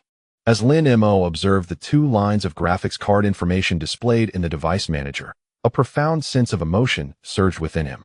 This was his very first deep learning server. Although it appeared somewhat rudimentary, being constructed from two second-hand graphics cards, at this moment, he was finally poised to embark on the journey of training models. "Lao Zhou," he expressed, "I cannot thank you enough." Lao Zhou waved his hand dismissively. "No need for thanks. By the way, do you require any specific software for deep learning? I have some commonly used ones. Let me know if you need them." Lin Mo hesitated slightly before smiling. "No, I can manage on my own." With the machine successfully assembled, Lin Mo did not leave immediately. He sat in Lao Zhou's stall, gazing at the brand new machine, lost in thought. Lao Zhou did not rush him, focusing instead on repairing a graphics card, occasionally glancing at him. After a while, Lao Zhou inquired, "What are you thinking about?" Lin Mo returned to the present, saying, "I'm contemplating my next steps." "What steps?" Lao Zhou asked. "Now that I have the machine, I need to collect data, write code, and train models," Lin Mo explained. "There's so much to do that I'm unsure where to begin." Lao Zhou paused his work, looking at him. "Are you handling all of this alone?" "For now, yes," Lin Mo replied. Lao Zhou pondered for a moment before slowly saying, "When I was young, I also aspired to achieve something significant. Back then, computers were just emerging, and I believed that a career in hardware held promise, so I came to work in the computer market. Eventually, I opened this stall, and before I knew it, over 10 years had passed." After a brief pause, he continued, "Sometimes I wonder if I had been bolder back then, learned some new skills. Would my life be different now?" But as one ages, it becomes easy to succumb to laziness and lose the desire to strive. Lin Mo listened quietly, uncertain how to respond. Lao Zhou added, "You are different from me. You are still young, full of ideas and courage. Pursue what you wish wholeheartedly. Do not leave yourself with regrets." Lin Mo nodded resolutely, "I will." Lao Zhou stood up and retrieved a box from beneath the counter, handing it to Lin Mo. Upon inspection, Lin Mo found it to be a professional screwdriver set. "This is for you," Lao Zhou said. "Should any issues arise with the machine, you can attempt to fix them yourself. If it proves too challenging, come back to me." Lin Mo gazed at the tool set, warmth flooding his heart. "Lao Zhou," he said, "I will undoubtedly be a frequent visitor." Lao Zhou chuckled, "Come by any time. I can treat you to a meal." As Lin Mo departed from the computer market, the night had already enveloped the earth. Once back at his dormitory, he placed the chassis on the table, connecting the power supply and monitor. Pressing the power button, the fans whirred, and the screen lit up instantly. As he beheld the Windows startup screen, an inexplicable wave of emotion surged within him. This machine would mark the beginning of his transformative journey. He opened his browser and began downloading the necessary software, Python, CUDA, and various related libraries. In 2011, acquiring these programs was no simple task. Each had to be obtained individually. During the download process, he checked his bank balance, 600 yuan, along with over 100 in his Alipay account. This constituted all the wealth he possessed at that moment. After spending 800 yuan, this was what remained. Yet, he felt no panic. He firmly believed that Bitcoin would appreciate in value, and he could gradually accumulate funds. More importantly, he had acquired the most essential tool, a machine capable of running deep learning algorithms. Chapter 8. Lingyu AI Studio, even with the machine in hand. The dormitory was not to be Lin Mo's long-term abode. He was set to graduate in June, and with the new semester beginning in September, he would need to relocate. The dorm he had been living in was a 4-person room, and the other 3 roommates had already moved out. He urgently sought a place that could accommodate his machine while providing a quiet environment conducive to work, free from disturbances. However, with only 700 yuan, he found little that could be done. Continuing to labor on outsourced projects, he doubled his efficiency with the new machine. 2 weeks later, after earning 3,000 yuan from outsourcing, Lin Mo began his search throughout the urban village. The urban village of 2011 was vastly different from what it would become. The alleys were narrow, barely allowing 2 people to walk side by side, flanked by closely packed rental rooms. The first floor was filled with various small shops, Shaxian snacks, Lanzhou noodles, hair salons, and general stores. Electric bikes zipped past, while clotheslines protruded from windows, adorned with garments of vibrant colors. As Lin Mo made his way through the alley, he paused at every rental advertisement posted on the walls to make inquiries. "Hello, I saw your rental listing. Is the room still available?" "Yes, it's a single room. 400 yuan per month, 1-month deposit with 1-month rent in advance. May I come to see it? Where are you now? I can come to show you." Thus, Lin Mo met with 5 or 6 landlords and viewed 7 or 8 rooms. Some rooms were too small, leaving little space after accommodating a bed. Others were excessively damp. With peeling walls, some faced directly into a neighbor's kitchen, allowing cooking odors to waft inside. Eventually, he found a suitable room on the top floor of a 6-story building. The room was modest, about 10 square meters. After placing a bed, a desk, and a cabinet, it felt quite cramped. However, it had its advantages: a private bathroom, a north-facing window that overlooked the wall of another building, providing poor lighting but utmost tranquility. Furthermore, being on the top floor meant no one would pass by his window. The landlord, a woman in her 50s with a loud voice, stated, "I wasn't planning to rent this room, but you seem like a decent young man, so I'll let you have it. 400 yuan a month, utilities extra, no cooking allowed, and no pets." Lin Mo surveyed the room and asked, "Can I secure it now?" "Sure, 1-month deposit and first month's rent, 800 yuan total." Lin Mo transferred 800 yuan from his account. The landlord wrote a receipt and handed him the keys, saying, "Come back tomorrow to sign the contract. By the way, what is your name?" "Lin Mo," he replied. The landlord nodded and walked away. Lin Mo stood alone in the empty room, gazing out the window. Outside the window lies the weathered wall of another building, adorned with a lush growth of moss. Yet, sunlight filters through the narrow crevice between the 2 edifices, casting a small patch of warmth upon the ground. He crouches down, gently caressing the illuminated spot with his hand, feeling the gentle warmth radiate from his fingertips. This marks his first home since his rebirth. The following day, Lin Mo relocated the server to this new abode. The machine was exceedingly heavy, and the journey from his dormitory to the alley's entrance, and then up to the 6th floor, left him drenched in sweat. However, as he finally set the machine down on the table with a sense of accomplishment, he felt that all the toil had been worthwhile. Next came the task of arranging his living space. The bed was a simple wooden frame, ready for a mattress. The desk was an old-fashioned writing table, albeit uneven, yet sufficient for his monitor and keyboard. The wardrobe was a basic 2-door cabinet, entirely empty. Lin Mo ventured to the supermarket to procure some essentials: a quilt, a pillow, a basin, towels, slippers, and hangers. He also visited a stationery store to purchase paper and pens. Upon returning to his room, he sat on the bed, surveying the small space, suddenly sensing that something was amiss. He retrieved a blank sheet of paper from his bag, laid it flat on the desk, and picked up a pen. What should he write? After a moment of contemplation, he inscribed 6 characters: Lingyu AI Studio. The handwriting was somewhat crooked, yet gazing at those 6 characters, a surge of emotion welled up within him. He affixed the paper to the door and stepped back to admire it. The door was an old wooden one, painted a deep red, still bearing the remnants of adhesive marks left by previous tenants. The white paper, with its black lettering, seemed somewhat jarring against the door, yet Lin Mo found it oddly pleasing. This was his studio, despite its modest 10 square meters, merely a single machine. And his solitary presence, it was entirely his. On the third day of the studio's establishment, Su Qing paid him a visit. At that moment, Lin Mo was busy tuning the server when his phone suddenly rang. He glanced at the caller ID and was momentarily taken aback. It was Su Qing. Su Qing was his university classmate from the computer science department. They had shared a class for 4 years and maintained a good rapport, but had lost touch after graduation. He answered the call. Hello? Lin Mo? Where are you now, and what are you working on? The voice on the other end remained lively. Lin Mo provided a brief overview of his location. In the urban village, setting up my own studio for independent work. Su Qing's tone revealed a hint of surprise. A studio? In the urban village? Yes, what's wrong with that? Nothing. I happen to be nearby. Can I come to see you? Lin Mo hesitated momentarily before responding. Sure.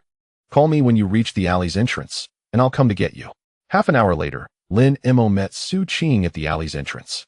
She was dressed in a white down jacket, wrapped in a red scarf, scanning the alley with an incredulous expression. You really live here? She inquired. Indeed, Lin Mo smiled. Follow me. He guided Su Qing through the narrow alley, past various eateries, and ascended to the 6th floor, pushing open the door adorned with the white paper. Su Qing stood at the threshold, peering inside. The 10 square meter room contained a bed, a desk, and a humming server. The walls bore no decorations, and the floor was devoid of carpeting, with the window facing the wall of another building. Turning to Lin Mo, her eyes widened in disbelief. Lin Mo, you must be joking. Lin Mo remained silent, simply stepping aside to invite her in. Su Qing entered and sat down beside the bed. She fixated on the server, listening to the whirring fans, and asked, What is this? It's a server, Lin Mo replied. It runs programs. What kind of programs? Lin Mo pondered for a moment before deciding to be candid. It runs AI programs. I aim to create an AI capable of conversing with people. Su Qing was momentarily taken aback. Like in a science fiction movie? Something along those lines. After a brief silence, she inquired, Are you doing this all by yourself? For now, yes. Su Qing regarded him with a complex expression. After a few seconds, she remarked, Lin Mo, do you realize that some of our classmates have landed jobs at major companies, pursued further studies, or returned home to take civil service exams? Meanwhile, you're here in the urban village working on AI. Lin Mo remained silent. Su Qing continued, Your grades in university were average. I never realized you had such potential. Are you sure no one is deceiving you? Lin Mo chuckled softly. No one is deceiving me. This is what I genuinely wish to do. Su Qing studied him, choosing not to respond further. The room was filled only with the sound of the server's hum. After a while, Su Qing asked, Could you explain it to me? What exactly is your AI about? Lin Mo took a moment to gather his thoughts and began with the fundamentals. He explained deep learning, the necessity of GPUs, how to train models, and the ultimate goal he aspired to achieve.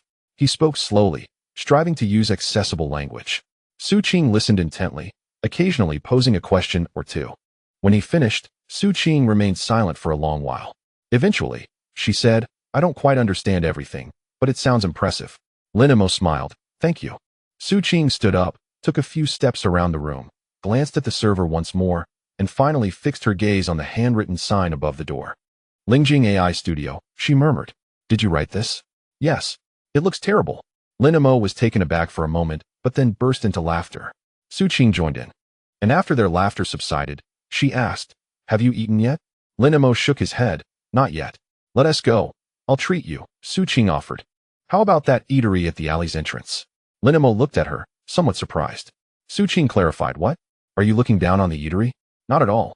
Lin Mo replied, I just didn't expect you to come all this way to see me and treat me to a meal. Su Qing rolled her eyes. Stop talking nonsense. Are you coming or not? Of course. They descended the stairs, traversed the alley, and arrived at the eatery. Su Qing ordered 2 servings of mixed noodles, 2 portions of steamed dumplings, and 2 bowls of soup. While waiting for their food, Su Qing asked, How do you plan to develop your AI? Lin Mo responded, First, I need to gather data. I require a substantial amount of conversational data, which I will scrape from the internet. From where will you scrape it? Weibo, Baidu Tieba, Tianya. Renren. As long as it's public data, I can scrape it. Su Qing furrowed her brow. Isn't that infringing on rights? Lin Mo assured her. I only scrape publicly available data, not involving personal privacy. Furthermore, this data is solely for training and won't be disclosed publicly. There shouldn't be any issues. Su Qing nodded, refraining from further inquiries. When their food arrived, they ate while conversing. They reminisced about amusing anecdotes from university, discussed their classmates' current endeavors, and exchanged insights about their own lives.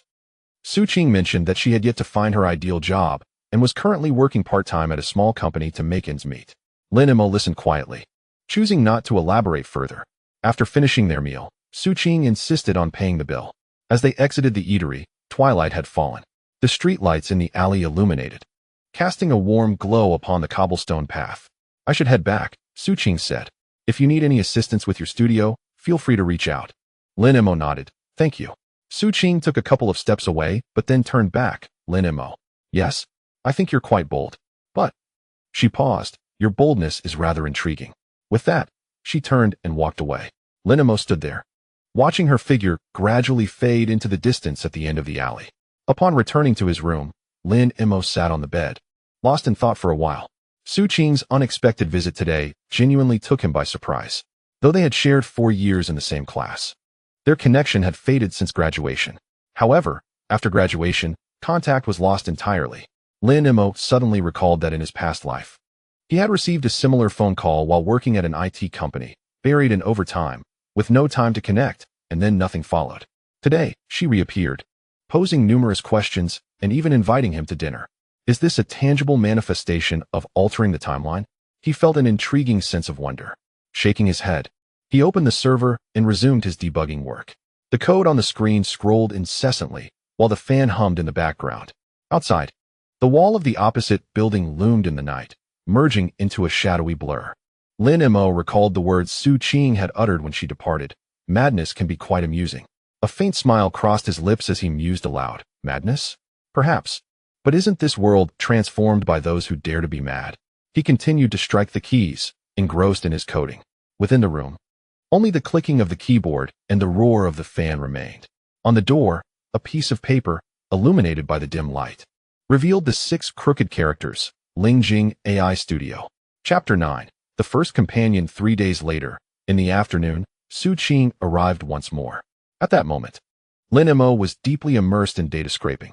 Hearing a knock on the door, he rose to open it, finding Su Qing standing there, holding a bag of oranges and 2 cartons of milk.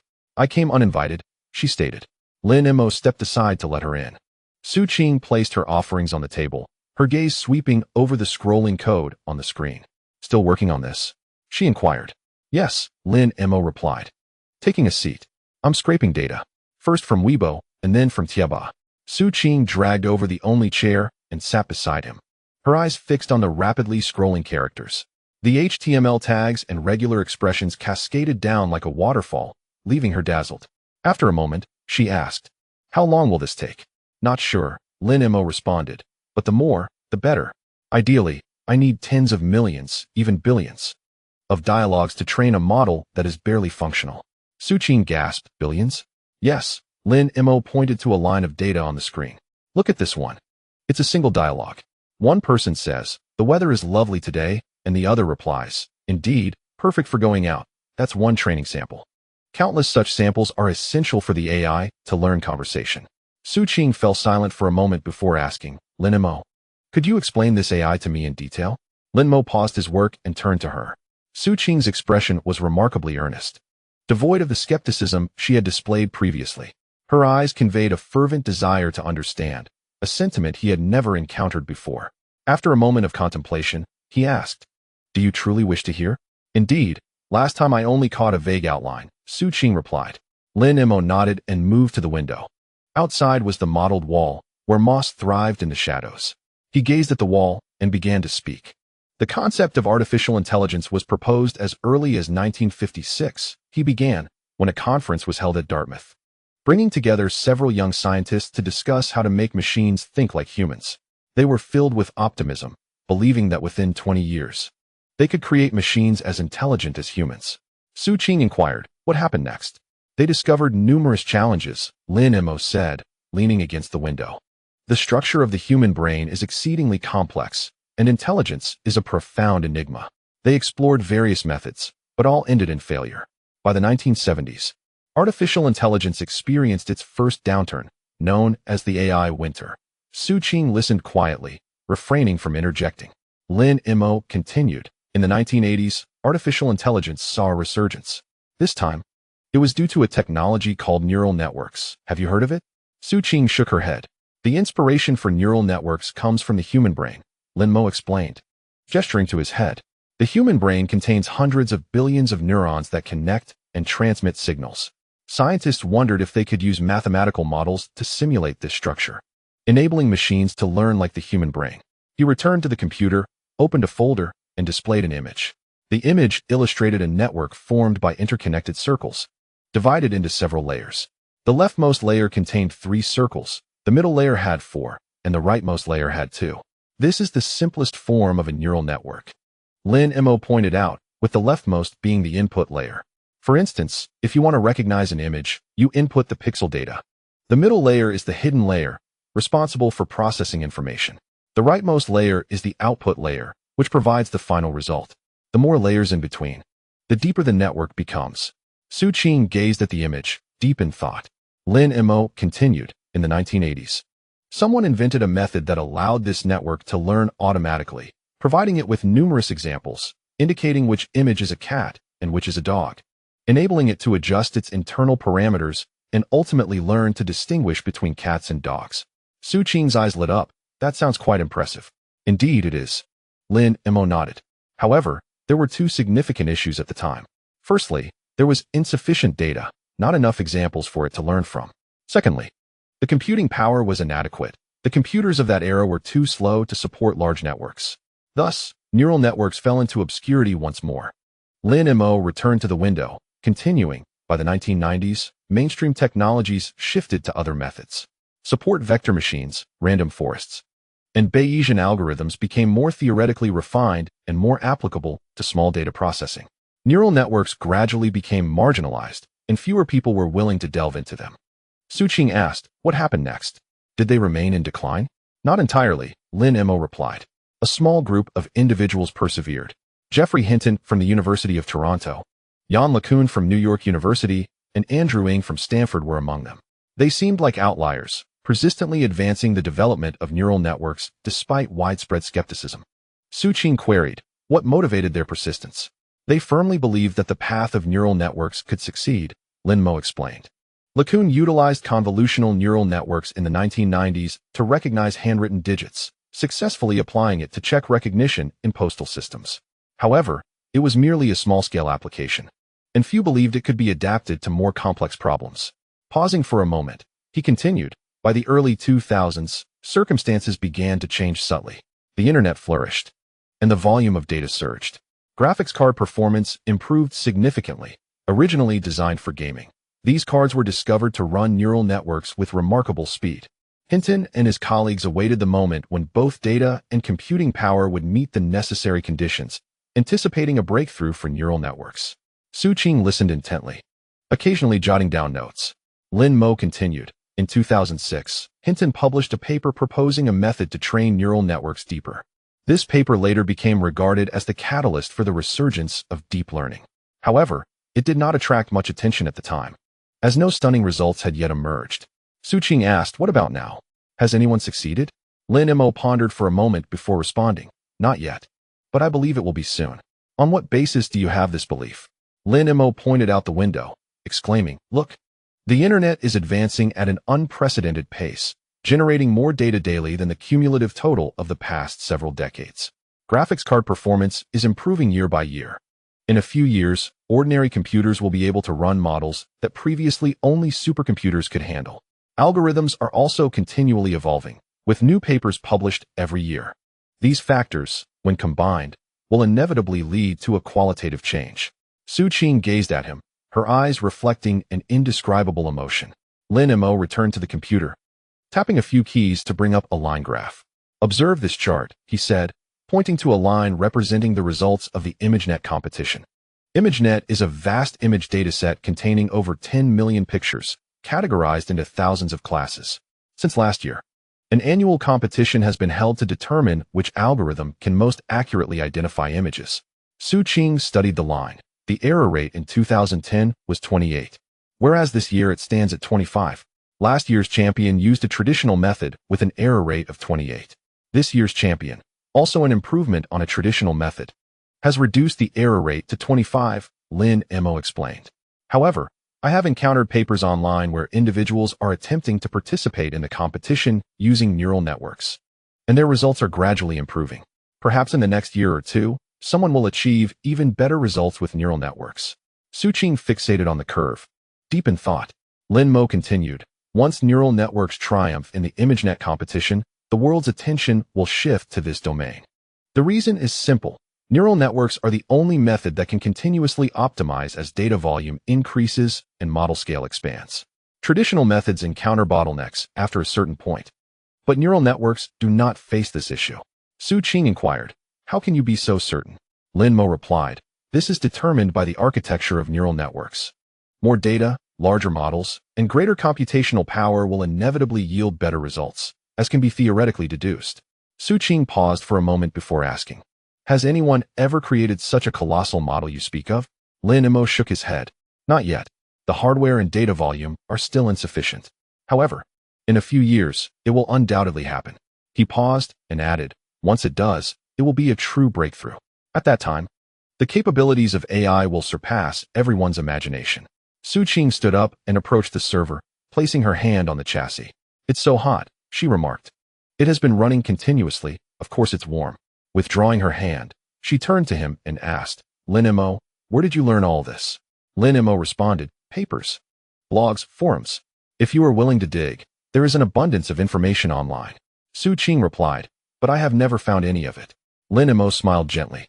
That's because you haven't actively sought it out. Suqing gazed at him for a long while before suddenly laughing. Lin Mo, you know, when you spoke just now, your eyes were sparkling, just like those people involved in pyramid schemes, she said. Lin Mo was taken aback for a moment. Suqing continued, but you are different. The content you spoke of, although I don't fully comprehend it, feels authentic and credible. She returned to her seat, watching the code still scrolling on the screen, and suddenly asked, when do you think this breakthrough you mentioned will arrive? Lin Mo contemplated for a moment before answering, perhaps in 3 to 5 years, or maybe 7 to 8 years, but it will certainly come. Suqing asked, what do you plan to do then? Lin Mo replied, by that time, I hope I will have achieved some results. Suqing's gaze intensified as she asked, Lin Mo, if I join you, how much do you plan to pay me? Lin Mo hesitated and said, currently, my funds are limited. How about covering meals? Suqing laughed, cover meals? Like from a Shaw County snack place? Exactly, Lin Mo confirmed. Suqing rolled her eyes, but then laughed again. All right, I'll give it a try. Lin Mo looked at her, somewhat surprised. Have you thought this through? He asked. Suqing replied, what is there to think about? I don't have much to do at the moment. A part-time job only pays a little over 1,000. This seems much more interesting. Lin Mo warned, it might not work out. Suqing shrugged, if it doesn't work out, it doesn't. Worst case, I can find another job. Lin Mo regarded her, momentarily at a loss for words. Suqing added, but let's be clear, if you cover meals, it better be real. It can't be Shaw County snacks every day. Occasionally, we should change it up, like having Lanshow beef noodles. Lin Mo chuckled, agreed. Suqing wandered around the room, glancing at the server and then at the code scrolling on the screen. Suddenly, she asked, Lin Mo, are you sure this path of neural networks and deep learning is viable? Lin Mo pondered for a moment before affirming, I am certain. On what basis? Lin Mo looked at her earnestly, stating, because it is the only way forward. Suqing was taken aback. Lin Mo continued, consider this. How is human intelligence generated? It is not through rules or logic, but through the interconnections of countless neurons in the brain. Machine intelligence must adhere to the same principle. Only by allowing machines to learn autonomously and extract knowledge from vast data can we genuinely approach human intelligence. He gestured towards the roaring server. This machine is the beginning of everything. Although it can currently only run small models, future advancements will bring more powerful hardware, larger datasets, and more sophisticated algorithms. Step by step, success is inevitable. Suqing listened quietly, saying nothing. Lin Mo added, I know it sounds somewhat insane. A person in their 20s, nestled in a rented room in a village in the city, claiming to build artificial intelligence. But I simply want to give it a try. Suqing remained silent for a long time before asking, what if you fail? Lin Mo replied, if I fail, then I fail. At least I will have tried. Su Qing looked at him, suddenly laughing. Lin Mo, she said, do you know, in my 4 years of university, I have never seen you so serious. Back then, you were always distracted in class, lost in your own world, but now you seem like a different person. Lin Mo remained silent. Su Qing continued. But the current you is far more interesting than before. She walked to the door and turned back. I'll come back tomorrow. The next day, Su Qing arrived. On the 3rd day, she returned again. On the 4th and 5th days, she did not miss a single day. Typically, she would come in the afternoon, sometimes bringing food, while other times arriving empty-handed. Once there, she would sit beside Lin Mo, watching him write code or searching for information online herself. Lin Mo began to teach her. He explained Python, web scraping, data cleansing, and annotation. Su Qing demonstrated remarkable learning ability. With some foundational knowledge, she could write simple web scraping programs within 3 days. One day, she asked, do all tech people tend to stay up late? Lin Mo replied, it's a habit. The quiet of night enhances coding efficiency.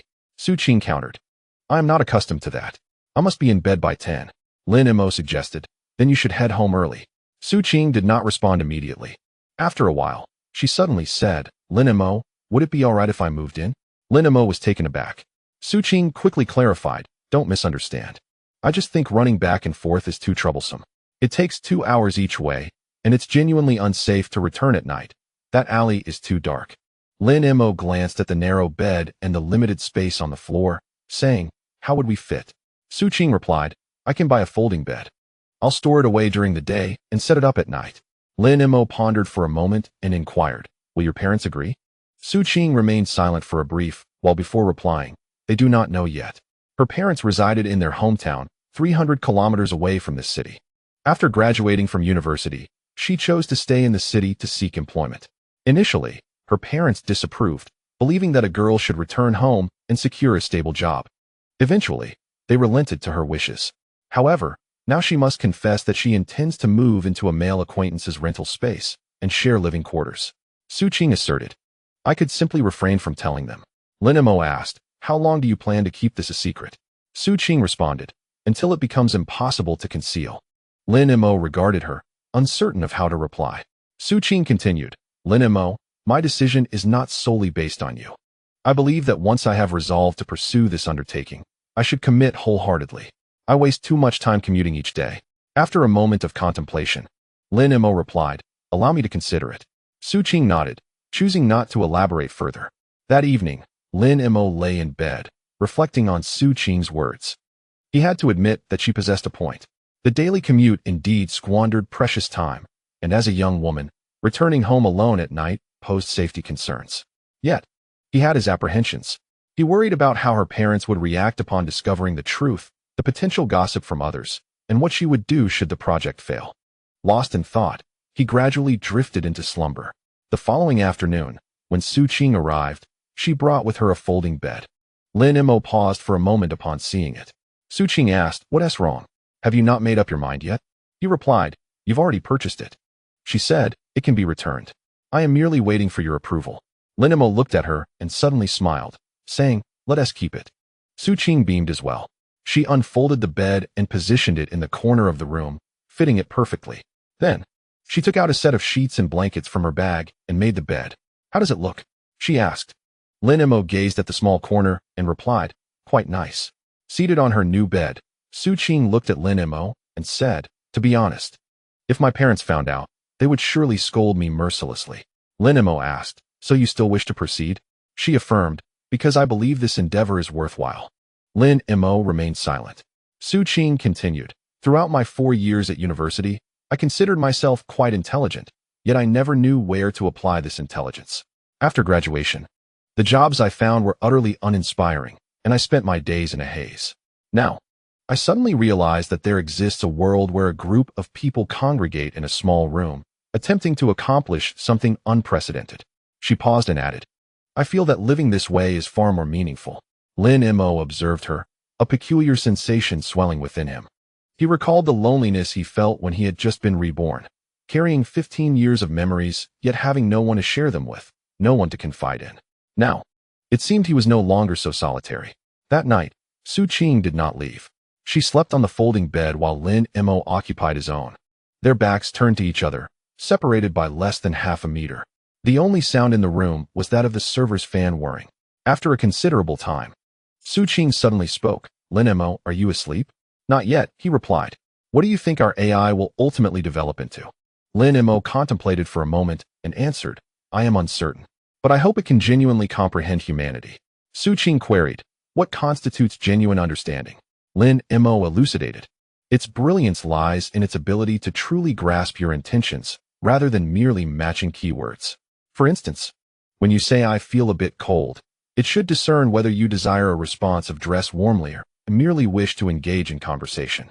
Similarly, if you express I am feeling down today, it ought to inquire about your feelings rather than mechanically respond with you can listen to music to feel better.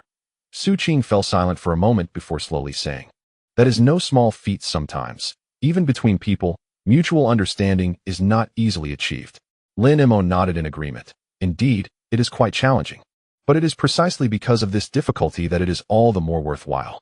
Su Qing asked, so, does that mean my future role will be to assist you in testing its understanding of human emotions? Lin Mo replied, that is about the essence of it. You could handle data processing, testing tasks, and product-related affairs. Your aptitude for learning makes you well suited for these responsibilities. A glimmer of excitement sparkled in Su Qing's eyes. That sounds quite cool. Lin Mo cautioned. However, in practice, it may become rather tedious. You might have to run the same dialogue hundreds of times, and the same flaws may need to be corrected dozens of times. Su Qing confidently replied, I am not afraid. Another silence enveloped them. Su Qing suddenly spoke softly. Lin Mo, thank you. Lin Mo was taken aback. Thank me for what? Su Qing smiled, for allowing me to join, and for making me feel as though life has become a tad more interesting. Lin Mo did not respond immediately. Outside, the city lights filtered through the gaps of the opposite building, casting a faint glow into the room. Although the room was dimly lit, their silhouettes were distinctly visible. Lin Mo gently said, rest now. Su Qing replied, okay. After a while, Lin Mo suddenly called out, Su Qing. Yes, she answered. I also thank you. Su Qing did not respond, but Lin Mo knew she had heard him. The next morning, Lin Mo awoke to find Su Qing already up. She was seated at the table, a notebook spread out before her, and her pen was busily recording something. Hearing the noise, she turned her head and smiled. Good morning. I am drafting today's study plan. I intend to learn how to write web crawlers. Lin Mo sat up and rubbed his sleepy eyes. All right, I will teach you. Su Qing suggested, you should wash up first. I bought some buns. They are on the table. Following her gaze, Lin Mo saw two plastic bags on the table, one containing buns and the other soy milk. He was momentarily taken aback. Su Qing explained, I bought them downstairs. You mentioned that the studio provides meals, so we are officially starting today. Lin Mo couldn't help but chuckle. After freshening up, he returned to the table, picked up a bun, and took a bite. It was filled with meat and still warm. Su Qing was perusing her notebook and said, last night, I carefully contemplated what you explained before, and I thought about organizing it into notes. There are some parts one still do not quite understand. Could you elaborate? Lin Mo replied, of course. Which parts are unclear? Su Qing pointed to a few lines in her notebook. You mentioned that neural networks optimize with increased data volume and computational power. What is the basis for that? Lin Mo swallowed his bite and, after contemplating, answered, there is certainly a basis. Consider this. The larger the scale of a network, the more complex the content it can learn, the richer the data, the more scenarios it encounters, and the more powerful the computing capability, the larger the network it can train. These three aspects are mutually reinforcing. Su Qing nodded thoughtfully. Lin Mo continued, currently, the challenge lies in the inadequacies of all three aspects. Hardware conditions need improvement, the data volume is insufficient, and algorithms are still in the exploratory stage. However, all these areas are developing rapidly. One day, when the hardware meets the standards, the data volume is sufficient, and the algorithms are mature, the AI field will undoubtedly experience a significant breakthrough. Su Qing curiously asked, how long do you think that will take? Lin Mo reflected before responding, perhaps 3 to 5 years, or maybe 7 to 8 years. But one thing is certain, that day will inevitably arrive.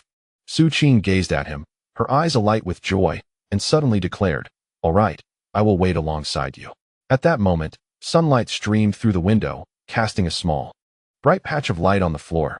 On that door, the handwritten sign remained conspicuous, displaying 6 crooked characters, Lingyu AI Studio. At this moment, there were already two individuals in the studio. Chapter 10. Where does the data come from? On the third day after Su Qing moved in, Lin Mo encountered his first genuine dilemma. That afternoon, he was engrossed in writing web scraping code when Su Qing approached to observe.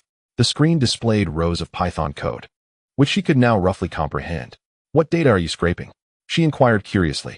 Weibo, Lin Mo replied, users' public comments. Su Qing scrutinized the screen for a moment, then suddenly asked, is it permissible to scrape this data? Lin Mo paused his work and turned to her. Su Qing continued, I'm just asking casually. You see, those websites have user agreements. Might they explicitly prohibit the use of scrapers?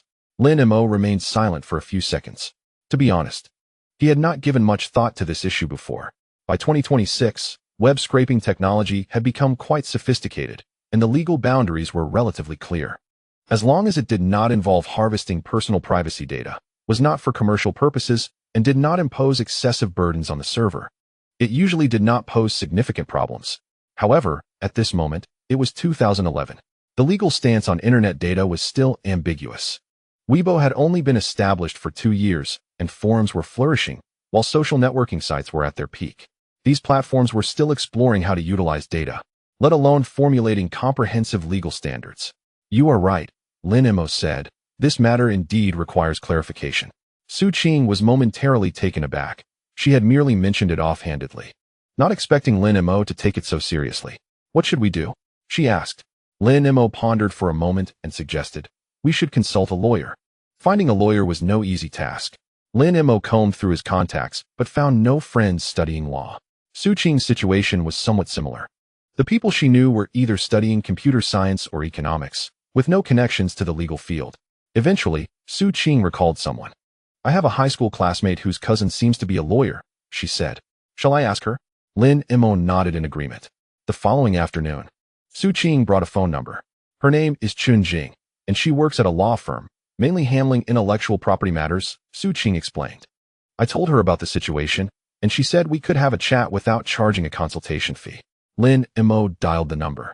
A youthful female voice answered on the other end. Hello, is this Chun lawyer? Yes, this is Lin Mo, Su Qing's friend. Oh, Lin Mo, right? Su Qing mentioned you. I'm quite interested in your project. When would be a convenient time for us to discuss it? Lin Mo arranged to meet her the next afternoon. After hanging up, Su Qing asked, how did it go? Did you set up a meeting? Yes, it's all set. Would you like to join? Lin Mo replied. After a moment of contemplation, Su Qing said, I'd like to go. I want to hear more. The next afternoon, the two took a 1-hour bus ride to Chun Jing's law firm. The firm was located in a skyscraper in the city center, and waiting for the elevator consumed a considerable amount of time. Upon reaching the office, Lin Mo and Su Qing gently knocked on the door. Chun Jing appeared younger than they had anticipated, seemingly in her late 20s. Wearing black-rimmed glasses and dressed in professional attire, exuding an air of competence. Please, take a seat, she warmly invited them, pouring 2 glasses of water. I understand you are working on an AI-related project? What kind of AI is it? Lin Mo briefly explained. We aim to create an artificial intelligence capable of conversing, which requires a substantial amount of data for training. Hence, we intend to scrape publicly available dialogue data from the internet. After listening, Chun Jing inquired, which platforms do you plan to scrape data from? Weibo, Tieba, Tianya, Renren. These are all publicly accessible content that does not require login, Lin Mo replied. Chun Jing nodded and asked, how do you plan to use the scraped data? For training the model, Lin Mo stated, to enable the machine to learn these conversations and interact with people. Chun Jing contemplated for a moment and remarked, your question does indeed contain certain legal ambiguities. She opened her notebook and began analyzing point by point. Firstly, regarding the act of scraping itself. You are scraping public data, which does not involve hacking passwords or bypassing firewalls. So from a technical perspective, it is not illegal. However, if the platform's user agreement explicitly prohibits the use of scrapers, then scraping would constitute a breach of contract. Lin Mo asked, what if I have never read the user agreement? Chun Jing smiled and replied, that does not matter. By clicking agree during registration, you indicate acceptance of the agreement's content. Whether you have actually read it is irrelevant from a legal standpoint. Su Qing murmured softly, but those agreements are so lengthy. Who actually reads them? Chun Jing responded, indeed, no one reads them, but their legal validity is indisputable. Lin Mo then queried, What if the platform decides to sue me because of this? What would be the consequences? Chen Jing considered for a moment and said, that would depend on the specific circumstances. If only a small amount of data is scraped and no substantial damages are incurred, the platform would typically send a lawyer's letter first, requesting you to cease scraping activities. If you disregard this and continue, the platform may choose to file a lawsuit. However, the cost of litigation is considerable, and the platform may not wish to incur such expenses. She paused briefly before adding, however, your situation may be somewhat unique. In what way is it unique? Lin Mo inquired. Chen Jing explained, you are not using the data for commercial purposes, but for research. This is a crucial legal consideration. If it is for academic research and not profit-driven, courts usually adopt a more lenient stance. Lin Mo couldn't help but breathe a sigh of relief. Chen Jing continued, but there is one issue that requires particular attention, privacy data. She looked intently at Lin Mo and said earnestly, you can scrape public posts and comments, but you must not touch personal information. Names, ID numbers, phone numbers, home addresses, these must be entirely avoided. Once personal privacy is involved, the nature of the matter changes drastically. Lin Mo nodded vigorously, I understand. We will focus solely on scraping content and will not collect user information. Chen Jing replied, that's good. One more thing. If users disclose their private information in posts, such as leaving their phone numbers, how should you handle that? Lin Mo was momentarily taken aback. Chen Jing continued, from a technical standpoint, you should conduct data cleansing to filter out such sensitive information. If you knowingly retain such information, any resulting issues will be your responsibility. Su Qing chimed in, we can manage that. We could write a program to filter out phone numbers, ID numbers, and similar information. Chen Jing nodded in agreement. Then that should not be a problem. After more than an hour of discussion, Chen Jing elaborated on all conceivable risk points. In conclusion, she summarized, overall, your project resides in a legal gray area, as long as it is not for commercial purposes. Only scraping public data and ensuring the filtering of sensitive information, there should not be significant issues. However, it cannot be said that risks are entirely absent. Lin Mo asked, what is the greatest risk? Chen Jing pondered for a moment before responding. The platform has suddenly altered its rules. For instance, if Weibo were to announce a ban on web scraping one day, continuing to scrape could attract unwanted attention. Moreover, should someone file a complaint out of malice, the platform might trouble you to avoid complications. Su Qing inquired, how should we respond to this? Chen Jing suggested, it is prudent to act discreetly. Avoid excessive data scraping to prevent undue strain on the server. If discovered, be cooperative and cease operations immediately. Typically, significant issues do not arise. Lin Mo nodded, committing these points to memory. Before departing, he asked Chen Jing, what are the consultation fees? Chen Jing waved her hand dismissively, no need for payment. Consider it the beginning of a friendship. When your AI project succeeds, a meal would suffice. Lin Mo replied with a smile, absolutely. On the return bus, Su Qing asked, so, do you feel more assured now? Lin Mo gazed out at the swiftly passing cityscape and replied, indeed. It appears these matters are not as daunting as I had imagined. Su Qing, however, expressed her concern, I find it quite frightening. What if we are indeed sued? Lin Mo reassured her. Lawyer Chen has clearly stated that academic research for non-commercial purposes typically poses no significant risks. Su Qing pressed, but what if unexpected circumstances arise? Lin Mo turned to her, if any issues arise, I will take responsibility. Su Qing was momentarily taken aback, then rolled her eyes, forget it. This is our venture. We will face any consequences together. Lin Mo chuckled, but did not pursue the conversation further. The bus continued to sway along, streetlights illuminating the night one by one. Upon returning to their rental, Lin Mo opened his computer to reconfigure their data strategy. He created a new blank document and began to write. 1. Only scrape public data. Access data that does not require logging in, such as public Weibo pages, Tieba posts, and Tianya threads. Any content requiring a login must be avoided. 2. Do not touch personal information. Publicly available information like user nicknames and avatars may be retained, but sensitive data such as phone numbers, ID numbers, and home addresses must be filtered out, even if users have posted them themselves. 3. Control the scraping frequency. The rate of scraping should not be excessive to avoid placing undue stress on the server. Wait several seconds after scraping each page, and if discovered, pause for a period. 4. Maintain thorough records. Keep detailed logs of the scraped content, along with timestamps and sources, in case inquiries arise in the future regarding the origins of the data. 5. Remain discreet. Do not mention this work in any setting. Refrain from posting on forums, discussing in groups, and keep this matter confidential even among acquaintances. After completing the document, he sent it to Su Qing for her review. Upon finishing, she remarked, "This strategy is feasible. But does the last point mean I can't tell anyone, even?" Lin Mo replied, "You already know." Su Qing laughed, "I promise to keep it a secret." That night, Lin Mo immersed himself in coding once more.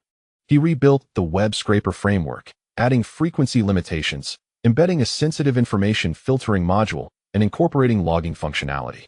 He worked diligently until 3 in the morning. By then, Su Qing was already asleep, her steady breathing emanating from the foldable bed. Lin Mo paused, glancing at her. She lay on her side, facing the wall, tightly cocooned in her blanket. The room was filled only with the hum of the server fan mingling with her breath. He suddenly felt that this small 10-square-meter room no longer seemed so confining. Turning back, he resumed coding. Lines of code continued to appear on the screen as the night enveloped the city in tranquil stillness. By 4 in the morning, he had finally completed the new web scraper framework. He saved the file, turned off the monitor, and lay down on his bed. The next morning, when Su Qing awoke, she discovered a piece of paper on the table. Picking it up, she found it was a handwritten data collection code of conduct by Lin Mo, clearly outlining points 1 through 5. She glanced at Lin Mo, who was still asleep, folded the note, and placed it in her bag. Subsequently, she went downstairs to buy breakfast and returned just as Lin Mo was waking. "Here you go," she offered him a steamed bun. Lin Mo accepted it, took a bite, and announced, "Today, I will teach you how to write a sensitive information filtering program." Su Qing agreed. "Sounds good." Lin Mo added, "From now on, you shall be the chief data officer of our studio." Su Qing blinked in surprise. "Chief data officer? Just the two of us?" Lin Mo confirmed, "Indeed. You are the officer, and I am the soldier." Su Qing rolled her eyes, but the smile on her face was unmistakable. Chapter 11. Design of a distributed web scraper. Once the data strategy was established, Lin Mo set about programming the web scraper. Initially, he perceived this task as straightforward. Writing a loop, sending requests, parsing web pages, and storing data in a database seemed like a straightforward endeavor. However, upon commencing the task, he realized it was not as simple as he had anticipated. The foremost challenge was Weibo's anti-scraping mechanism.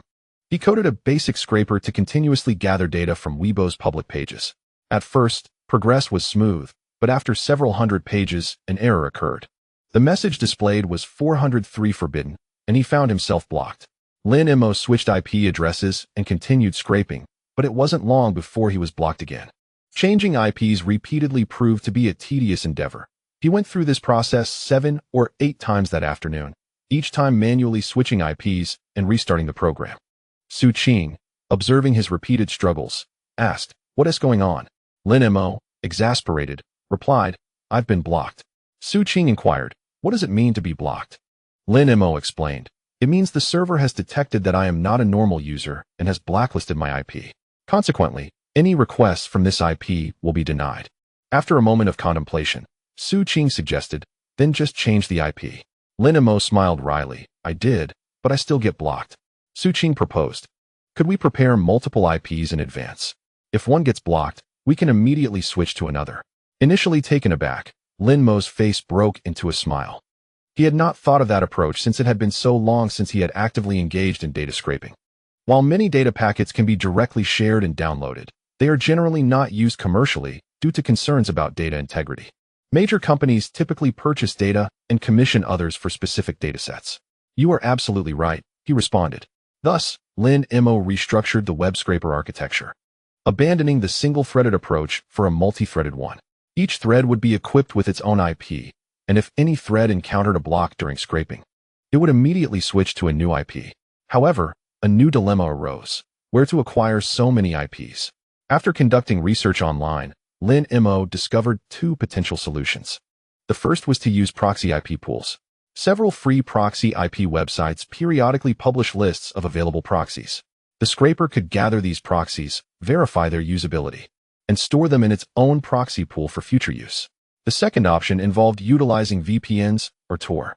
By employing a VPN, he could switch exit IPs or access the web anonymously through the Tor network. However, VPNs typically require payment, and Tor's speed is insufficient for extensive data scraping needs. Lin Mo decided to first experiment with free proxy IPs. He dedicated a day to writing a proxy IP collector, which would periodically scrape IPs from several free proxy websites, test their availability, and store usable IPs in a database. Another day passed, and he transformed the web scraper into a multi-threaded architecture. When each thread initiated, it procured an IP from the proxy pool to send requests. If a request failed, it would swiftly change the IP and retry. 2 days later, the new scraper commenced its operation. On the screen, dozens of threads functioned simultaneously, and the logs surged upwards like a tide. Each page fetch generated a record. Every time an IP was banned, a new one was promptly substituted. Su Qing observed from the side and inquired, "Will we not face bans anymore?" Lin Mo replied, "Bans will still occur, but with automatic IP switching post-ban, the overall scraping remains unaffected." Su Qing nodded lightly, and then asked, "How long can those free proxies be used?" Lin Mo answered, "The duration is unpredictable. Some may become invalid within minutes, while others can last a whole day. Hence, continuous collection and validation are necessary." Su Qing sighed. "That indeed sounds complicated." Lin Mo, with a look of resignation, agreed, "Indeed. However, at this point, if we wish to obtain data, we must engage in a battle of wits against the anti-scraping mechanisms." The new scraper continued to run for half a day, capturing around 100,000 pieces of data. Lin Mo felt a sense of accomplishment, yet Su Qing scrutinized the results and asked, "Are these data usable?" Lin Mo opened a record for review. It was a comment from Weibo. "Haha, you're killing me with laughter." He nodded in affirmation. "Yes, it's usable. After all, a dialogue is often like this." Su Qing frowned slightly. "Is that the only line? What about the context?" Lin Mo then realized his oversight. He had focused solely on capturing individual comments, neglecting that dialogues require context for complete meaning. A comment like "Haha, you're killing me with laughter" implies that something amusing was said prior, without the preceding content. The comment loses its context. "You are right," Lin Mo acknowledged. "We must capture the context." Thus, he resumed modifying the scraper program. This time, not only would he capture comments, but also the original Weibo post being commented on. He aimed to gather all comments beneath the Weibo post, arranging them chronologically to reconstruct the complete dialogue chain. The code grew increasingly complex with a multitude of logical processes. Features such as multi-threading, proxy pools, context correlation, deduplication, and data cleansing were continuously incorporated. Lin Mo wrote for 3 consecutive days, sleeping only 4 to 5 hours each night.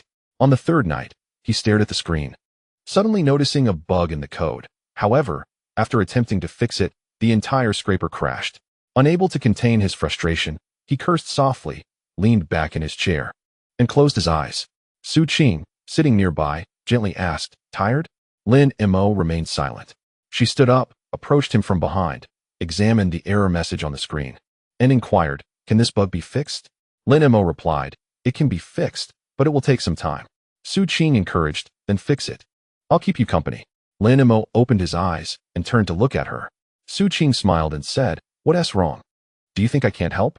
Lin Mo shook his head and remained silent. He turned back to continue modifying the code. At 2 in the morning, the bug was finally resolved. The scraper restarted, and the logs began to flow. Lin Mo watched the screen for a while, confirming that everything was functioning normally before letting out a long sigh of relief. Su Qing asked, "Is it done?" Lin Mo nodded yes. Su Qing urged, "Then you should sleep. I'll keep watch." Lin Mo was somewhat surprised. "You?" Su Qing retorted, "Why can't I keep watch?" Lin Mo responded, "Will you be able to monitor it?" Su Qing replied, "I may not understand the code, but I can read the logs. If something goes wrong, I'll call you." Lin Mo regarded her, momentarily at a loss for words. Su Qing nudged him, "Go to sleep. You have more to write tomorrow." Lin Mo stood up, approached the bed, and lay down. He closed his eyes, listening to the faint sound of Su Qing typing at the computer. The sound was gentle, yet in the stillness of the night, it resonated with clarity. For some reason, he suddenly felt an overwhelming sense of reassurance. The next morning, Lin Mo awoke to find Su Qing still seated at the computer. He sat up and asked, "Did you not sleep all night?" Su Qing turned her head. Though her eyes were slightly sunken, she appeared relatively alert. "I slept for 2 hours. Your scraper ran all night and captured over 300,000 pieces of data." Lin Mo walked over to examine the screen. The logs indicated that the scraper had operated steadily, accumulating a total of 370,000 Weibo comments. He turned to Su Qing, who smiled and asked, "So, how do you find my performance as the chief data officer?"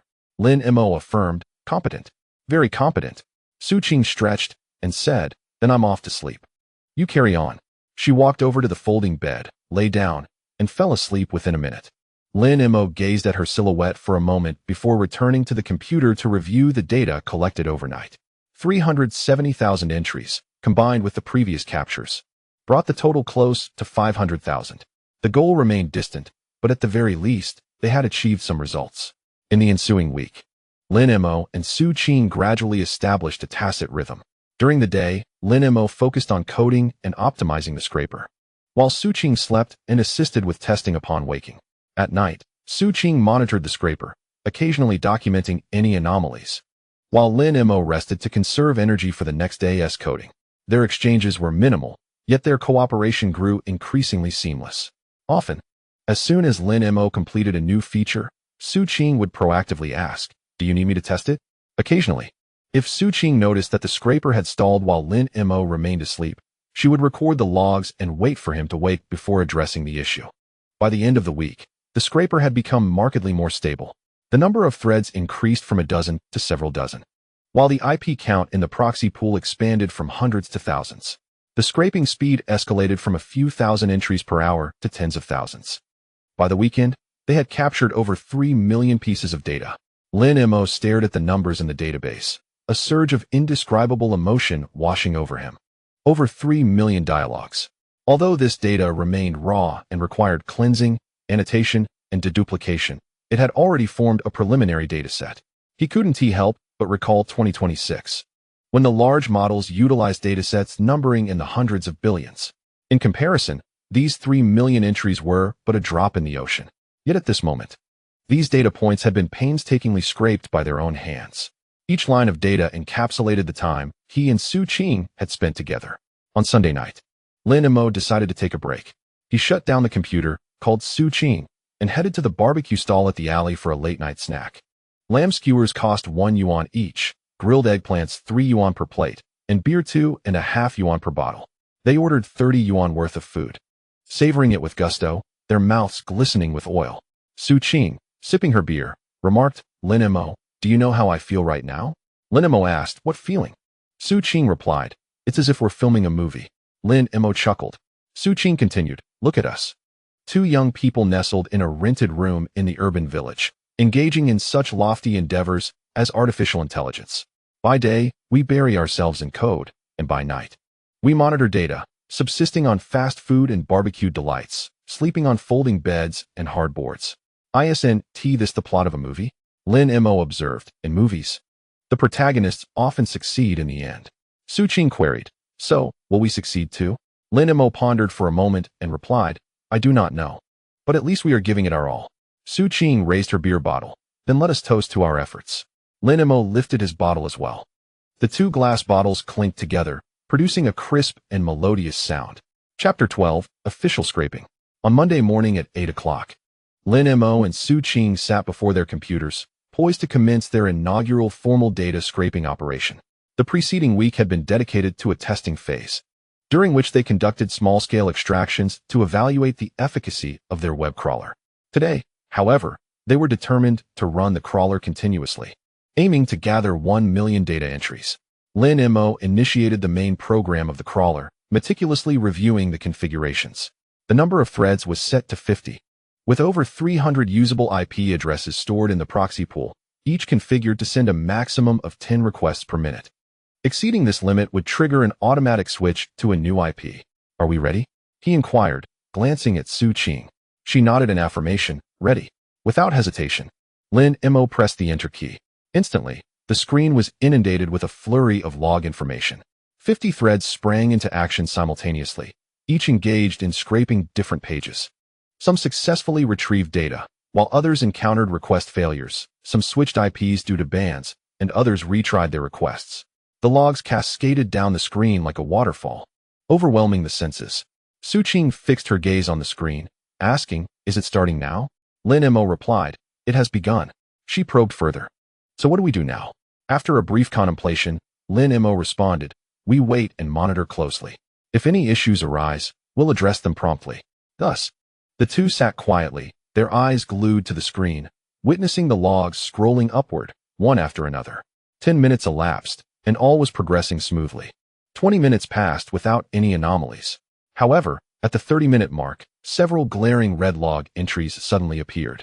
Su Qing, quick on the draw, pointed at the screen and exclaimed, "Lin Mo, it's turned red here."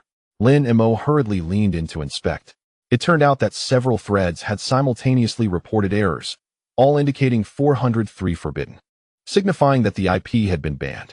He swiftly opened the management interface of the proxy pool and saw that the 3 banned IPs had been automatically marked as invalid, with threads already switching to new IPs. "No problem," Lin Mo assured. "The IP has been switched automatically." Indeed, within moments, the red log entries were replaced by new successful ones. Su Qing finally breathed a sigh of relief. Lin Mo continued, "This is just the beginning. Today, we'll likely be banned hundreds of times." At 10 o'clock in the morning, a significant problem arose. All threads reported errors simultaneously, and the logs on the screen turned completely red, bringing the crawler to a halt. Lin Mo was momentarily taken aback and quickly checked the error messages, which all indicated timeouts, meaning that the request sent had not received a response from the server. He navigated to the Weibo website and manually refreshed the page, which displayed normally. Refreshing again yielded the same result. However, attempts to access via proxy IP also failed. "It's not banned," Lin Mo stated. "The proxy pool is malfunctioning." Su Qing inquired, puzzled. "How could it malfunction?" Lin Mo explained, "The free proxies we are using are mostly set up by others, and their stability is often lacking. It's possible that the proxy provider is experiencing issues, or we may have overwhelmed their servers with our frequent requests." He opened the proxy collector interface and discovered that it had also halted operations, with the last successful collection occurring 2 hours prior. And no new IPs had been gathered since. "There are no new IPs," Lin Mo remarked. "The IPs in the proxy pool are all unusable." After a moment of thought, he decided, "Let us pause for a while. I'll manually search for new sources." He then began to scour the internet for new free proxy websites. After a lengthy search, he finally stumbled upon a few previously unseen sources, adding the links to the collector and restarting the collection process. 20 minutes later, the collector had acquired its first batch of new IPs, totaling around 50. Lin Mo added these IPs to the proxy pool and relaunched the crawler. The screen once again filled with scrolling logs. Su Qing, observing from the side, asked, "How long do you think this will last?" Lin Mo shook his head, uncertain. "It might last a few hours, or it could fail within minutes." At 2 o'clock in the afternoon, the crawler halted once more, this time due to Weibo's updated anti-scraping strategy. Previously, Weibo only banned IPs, but now it had begun to block user agent strings as well. The user agent identifies the browser being used, informing the server whether it's Chrome, Firefox, or another browser. Weibo detected that certain user agents were making requests at an abnormal frequency, leading to their immediate blacklisting. Lin Mo's crawler utilized a fixed set of user agents, all of which were now banned. "We need to incorporate random user agents," Lin Mo stated. He promptly began to write code, sourcing a user agent list from the internet containing hundreds of distinct browser identifiers. Each time a request was sent, the program would randomly select one from this list. After completing the modifications, he restarted the crawler, which resumed its operations. Su Qing remarked, "It feels like a battle. You make a move, and the opponent counters." Lin Mo nodded in agreement. Indeed, the interplay of scraping and anti-scraping is a perpetual cat-and-mouse game. At 4 o'clock in the afternoon, Lin Mo's phone suddenly rang. He picked it up and was taken aback to see it was his mother calling. Su Qing noticed his unusual expression and asked, "What's wrong?" Lin Mo did not respond, silently pressing the answer button. "Hello, Mom," he said. "Xiao Mo, how have you been lately?" came his mother's familiar voice. "I'm doing well, Mom. How about you?" he replied. "I'm well too." His mother paused before continuing. "Xiao Mo, I've been thinking about that health checkup you mentioned last time. I'll be going to Beijing soon, and I can visit you as well." Lin Mo's fingers instinctively tightened slightly. The health checkup had been on his mind since the very first day of his rebirth. However, these past 2 months had been overwhelmingly busy, nearly causing him to forget about it. "All right, Mom," Lin Mo said, "just let me know when you've set a date, and I'll come pick you up." "No need for that. I can find my way," his mother replied. "Where are you staying over there? How are the conditions?" Lin Mo glanced around the tiny 10 square meter rental room, taking in the buzzing server and Su Qing seated beside him. "It's quite good," he said. "You'll see when you come." After hanging up, he sat there lost in thought. Su Qing inquired, "Your mom is coming?" Lin Mo nodded. She asked again, "Should I step aside?" Lin Mo initially hesitated before chuckling, "No need. My mom isn't here to check up on us." Su Qing remarked, "One tea your mom misunderstands seeing us living together?" Lin Mo pondered momentarily before responding, "If there's a misunderstanding, so be it. It's not like there's anything to it." Su Qing fell silent, a faint blush creeping onto her cheeks. At 5 o'clock, the crawler encountered another issue. This time, it was not a ban, but rather a full disk space problem. Lin Mo opened the database to find that the collected data had entirely filled the hard drive. 1,800,000 data entries corresponded to 1,800,000 text files. Although each file was small, the sheer quantity occupied a significant amount of nodes. "We need to change the storage method," Lin Mo declared. He immediately set about modifying the code, transitioning from the previous single-file storage scheme to a database storage solution. Considering that MySQL was too cumbersome, he opted for the lightweight SQLite, which was more than sufficient for their current needs. After modifying the code and migrating the data, it was already 8 o'clock in the evening. Su Qing went downstairs to buy 2 portions of boxed meals, and the two began to eat in the glow of the computer screen. Lin Mo continued to eat while keeping a vigilant eye on the screen, anxious that another issue might arise. Su Qing chided, "Could you please focus on your meal?" Lin Mo, filled with concern, replied, "What if something goes wrong again?" Su Qing asserted decisively, "If there's a problem, I will call you." After contemplating for a moment, Lin Mo set down his chopsticks and began to eat earnestly.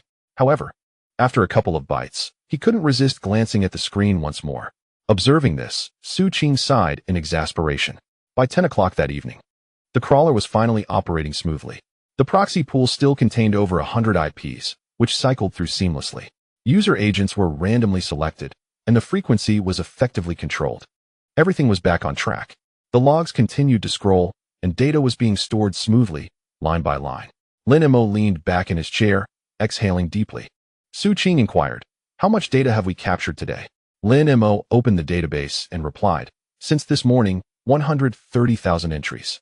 Su Qing's eyes widened in astonishment. "So much?" Lin Mo smiled, his excitement barely contained. "It's better than expected.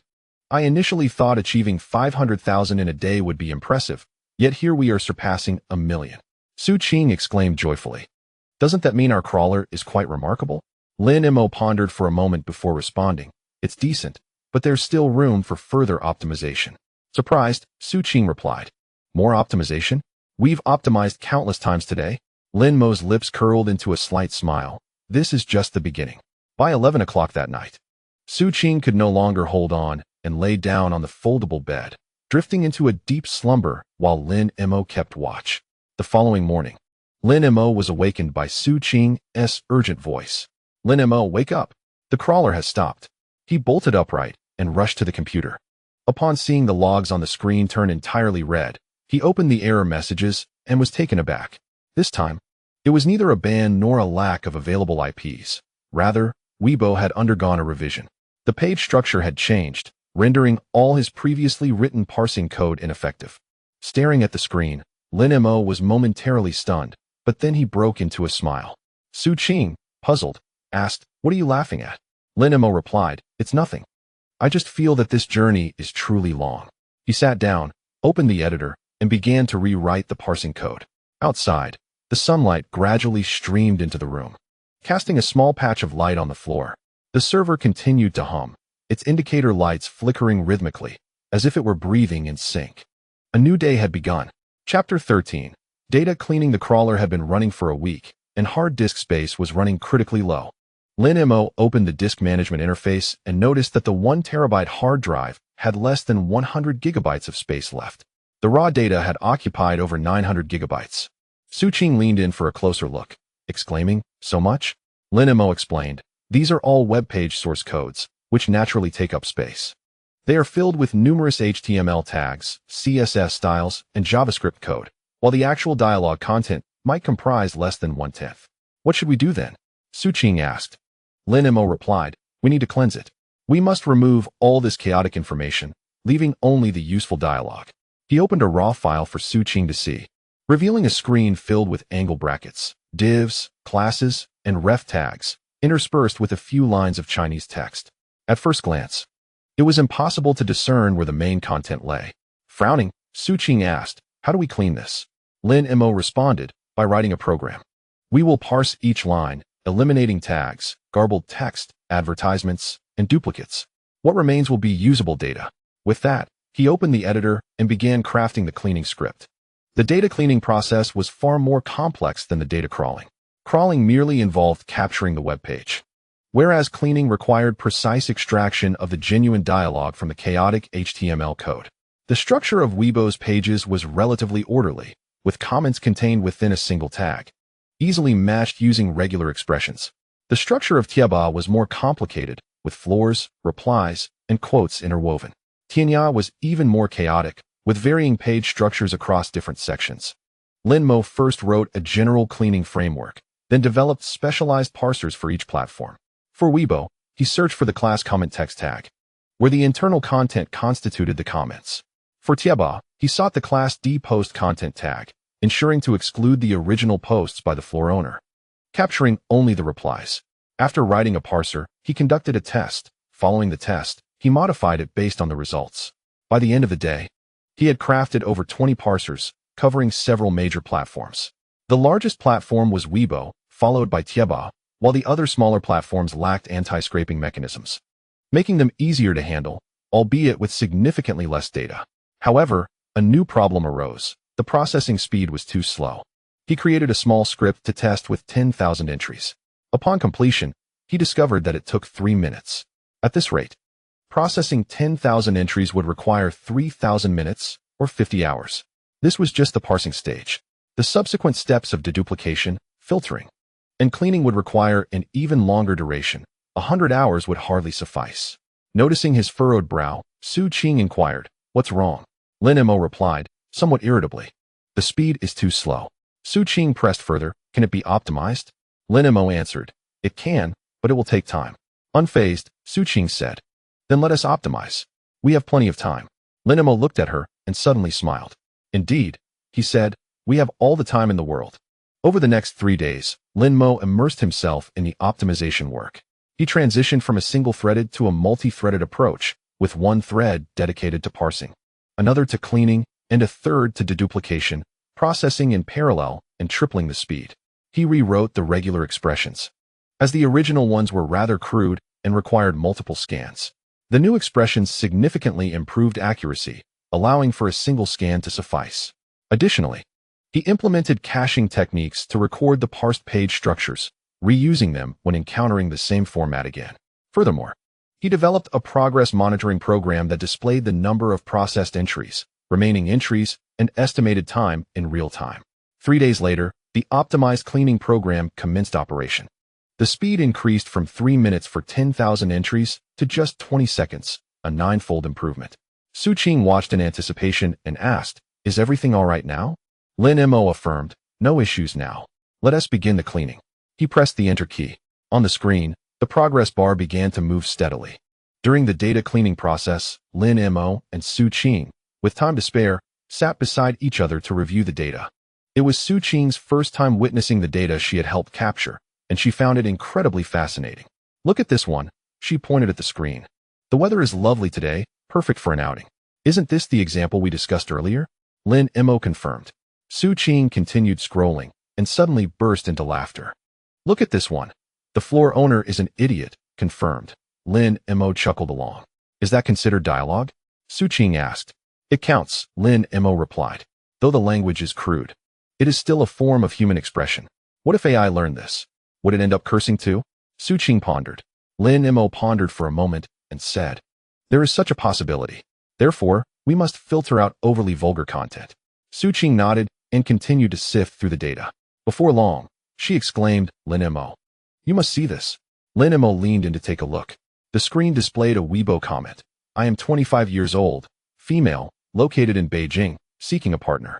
Requirements: over 1.75 meters tall, owns a house and a car, with a monthly income exceeding 20,000.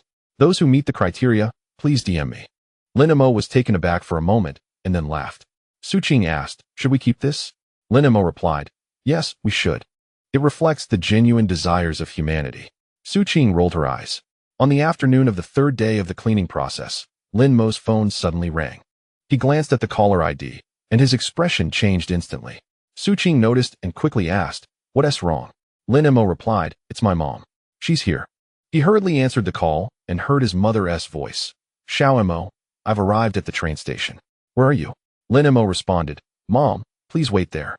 I will come to pick you up right away." After hanging up, he looked at Su Qing, feeling somewhat lost.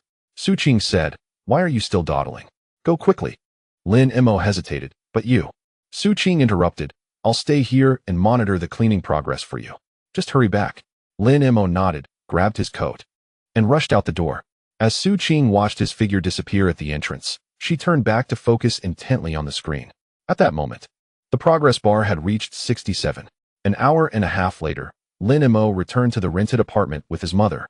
Su Qing, hearing the footsteps, promptly stood up. The door opened, and Lin Mo entered first, followed by a woman in her 50s. She had short hair, wore simple clothes, and carried a large bag.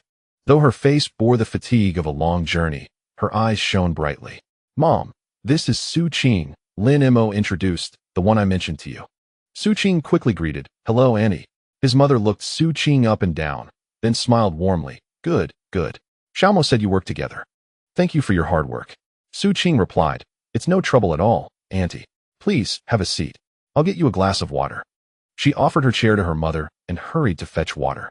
After sitting down, his mother began to survey the small room. In the 10 square meter space, there was a bed, a folding bed, a table, and a roaring server. A handwritten sign on the wall read, "Lingyu AI Studio" in a crooked script. After taking in the surroundings, his mother finally turned her gaze back to Lin Mo. "Xiao Mo," she said, "is this what you call pretty good?" Lin Mo was momentarily taken aback, unsure of how to respond. His mother sighed gently, yet her expression bore no trace of reproach. "All right," she said, "as long as you think it's good." Su Qing returned with the water and handed it to his mother. His mother took the cup and asked, "Do you both live here all the time?" Su Qing's face slightly flushed as she replied, "Auntie, we live here for convenience while working together." His mother nodded, refraining from further inquiries. After taking a sip of water, she glanced at the noisy server and asked Lin Mo, "What is this? Why is it so loud?" Lin Mo explained, "Mom, this is a server used to run programs." His mother nodded, somewhat understanding, and inquired, "Is that what you're doing? Artificial intelligence? Relying on this?" Lin Mo confirmed, "Yes, it performs computations." His mother fell silent for a moment before saying, "I don't understand these things. But you've always been smart since childhood. Pursue whatever you wish. I support you." Listening to his mother's words, Lin Mo felt a warm surge within him. He couldn't help but recall that fateful call from before his rebirth. At that time, his mother was already gravely ill, speaking weakly yet comforting him with, "Don't worry about me. You focus on your work." When he finally learned the truth about her condition, it was too late. But now, his mother was sitting right in front of him, healthy and vibrant, encouraging him to chase his dreams. In the evening, the three of them went to a small eatery at the alley's end for dinner. His mother ordered cold noodles, Lin Mo chose fried rice, and Su Qing opted for wontons. The three gathered around a small table, enjoying their hot meal. While eating, his mother inquired about Lin Mo's job, asking what exactly he was doing, how he was doing it, and what its applications were. Lin Mo endeavored to explain in simple terms. After listening, his mother remarked, "It sounds quite impressive." Su Qing chimed in, "Auntie, Lin Mo is truly remarkable. I can't comprehend those codes, but he handles everything on his own." His mother looked at Lin Mo with pride in her eyes. Once they finished eating, they returned to the apartment. His mother glanced at the folding bed and then at Lin Mo's bed, asking Su Qing, "So, you sleep on this bed?" Su Qing nodded. His mother asked, "Is it comfortable?" Su Qing replied, "It's okay, better than I expected." His mother did not press further, instead taking out a bag from her belongings and handing it to Su Qing. "This is for you, a specialty from my hometown. Give it a try." Su Qing was taken aback, accepting the bag. "Thank you, Auntie." His mother smiled and turned to Lin Mo, saying, "Tomorrow, you will accompany me to the hospital." Lin Mo nodded. Early the next morning, Lin Mo accompanied his mother to the hospital. They spent the entire morning in a flurry of activities: registration, waiting in line, paying fees, and undergoing examinations. While his mother was getting a CT scan, Lin Mo anxiously waited outside, his heart racing. He recalled that before his rebirth, his mother had been diagnosed with late-stage lung cancer. The doctor had mentioned that if it had been detected 6 months earlier, the situation might have been much better. Now, he had brought his mother for an examination 3 years in advance. Surely, the results would differ this time? After the CT scan, the doctor informed them that the results would take 3 days. Lin Mo noted the time and took his mother back to the apartment. In the afternoon, his mother expressed her intention to return to their hometown, citing matters that needed attending to. Lin Mo accompanied her to the train station. Before entering, his mother held his hand, reminding him, "Xiao Mo, no matter what you do, make sure to take care of your health. That bed is so hard. Can you sleep comfortably?" Lin Mo reassured her, "Mom, I'm fine." His mother added, "That Su Qing is a good girl. Don't mistreat her." Lin Mo was taken aback and replied, "Mom, we are truly just working together." His mother chuckled softly, choosing not to elaborate further. She turned and walked into the station, her figure gradually disappearing into the crowd. Lin Mo stood still, gazing intently. Upon returning to the apartment, Su Qing asked, "Has Annie left?"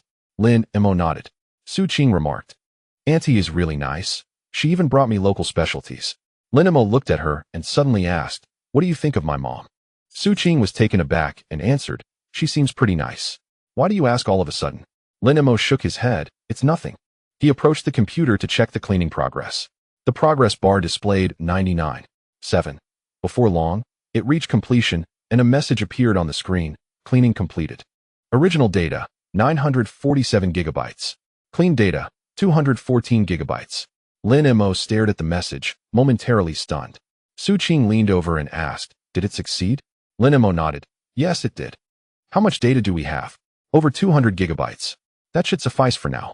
"So, do we have a dataset now?" "Yes, this is our first dataset." Su Qing smiled, and Lin Mo joined her in laughter. Outside, the sun slowly set, casting an orange-red hue upon the opposite wall. Inside the room, the server's fan continued to hum. Thus, the first dataset was born. Chapter 14. Treatment 3 days after his mother returned home. Lin Mo awaited the hospital's call with bated breath. He sat before the computer, his gaze fixated on the screen, yet his mind was entirely elsewhere, detached from the code before him. Every few minutes, he could not resist glancing at his phone, fearful of missing any incoming call. Su Qing observed him silently from the side, her heart heavy with concern, yet at a loss for words to comfort him. She quietly poured a glass of water and gently placed it beside him. At 3 in the afternoon, the phone finally rang. Lin Mo answered almost instantly, "Hello?" A stranger's voice responded, "Is this Lin Mo? Your mother's CT results are in. Please come to the hospital tomorrow to see Dr. Zhang." Lin Mo's heart raced. "What are the results?" The reply was curt, "We'll discuss it tomorrow." The call ended abruptly. Lin Mo stood there, holding his phone, frozen in place as if time itself had come to a standstill. Su Qing, noticing his distress, asked with concern, "What did they say?" Lin Mo's expression was grave as he replied, "I need to go to the hospital tomorrow." Without hesitation, Su Qing declared, "I will accompany you." Lin Mo nodded slightly, acknowledging her support. The following morning, they took a bus to the hospital. Throughout the journey, Lin Mo remained taciturn, staring out the window, his eyes clouded with worry. Su Qing refrained from interrupting his thoughts, offering him quiet companionship. Upon arriving at the hospital, they found Dr. Zhang's office with ease, gently knocking before entering. Dr. Zhang, a kind-looking man in his 40s, welcomed them warmly and gestured for them to sit. He retrieved a film from his drawer and placed it under the light box. "This is your mother's CT scan," he said, pointing to a small shadow on the film. "Do you see this?" Lin Mo's gaze fixated on the tiny white, his palms beginning to sweat.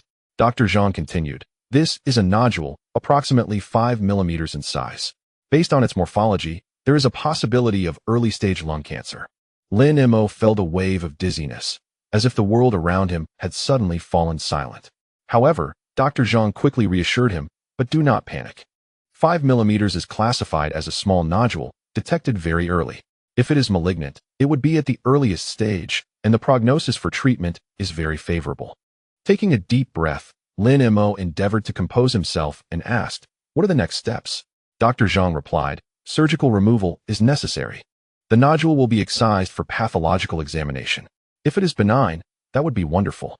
If malignant, early removal results in a 5-year survival rate exceeding 95. Lin Mo inquired about the cost of the surgery. After a moment of contemplation, Dr. Zhang stated, approximately 50,000 yuan, encompassing preoperative assessments, the surgery itself, hospitalization, and postoperative follow-ups. The specifics depend on hospital and insurance conditions. 50,000.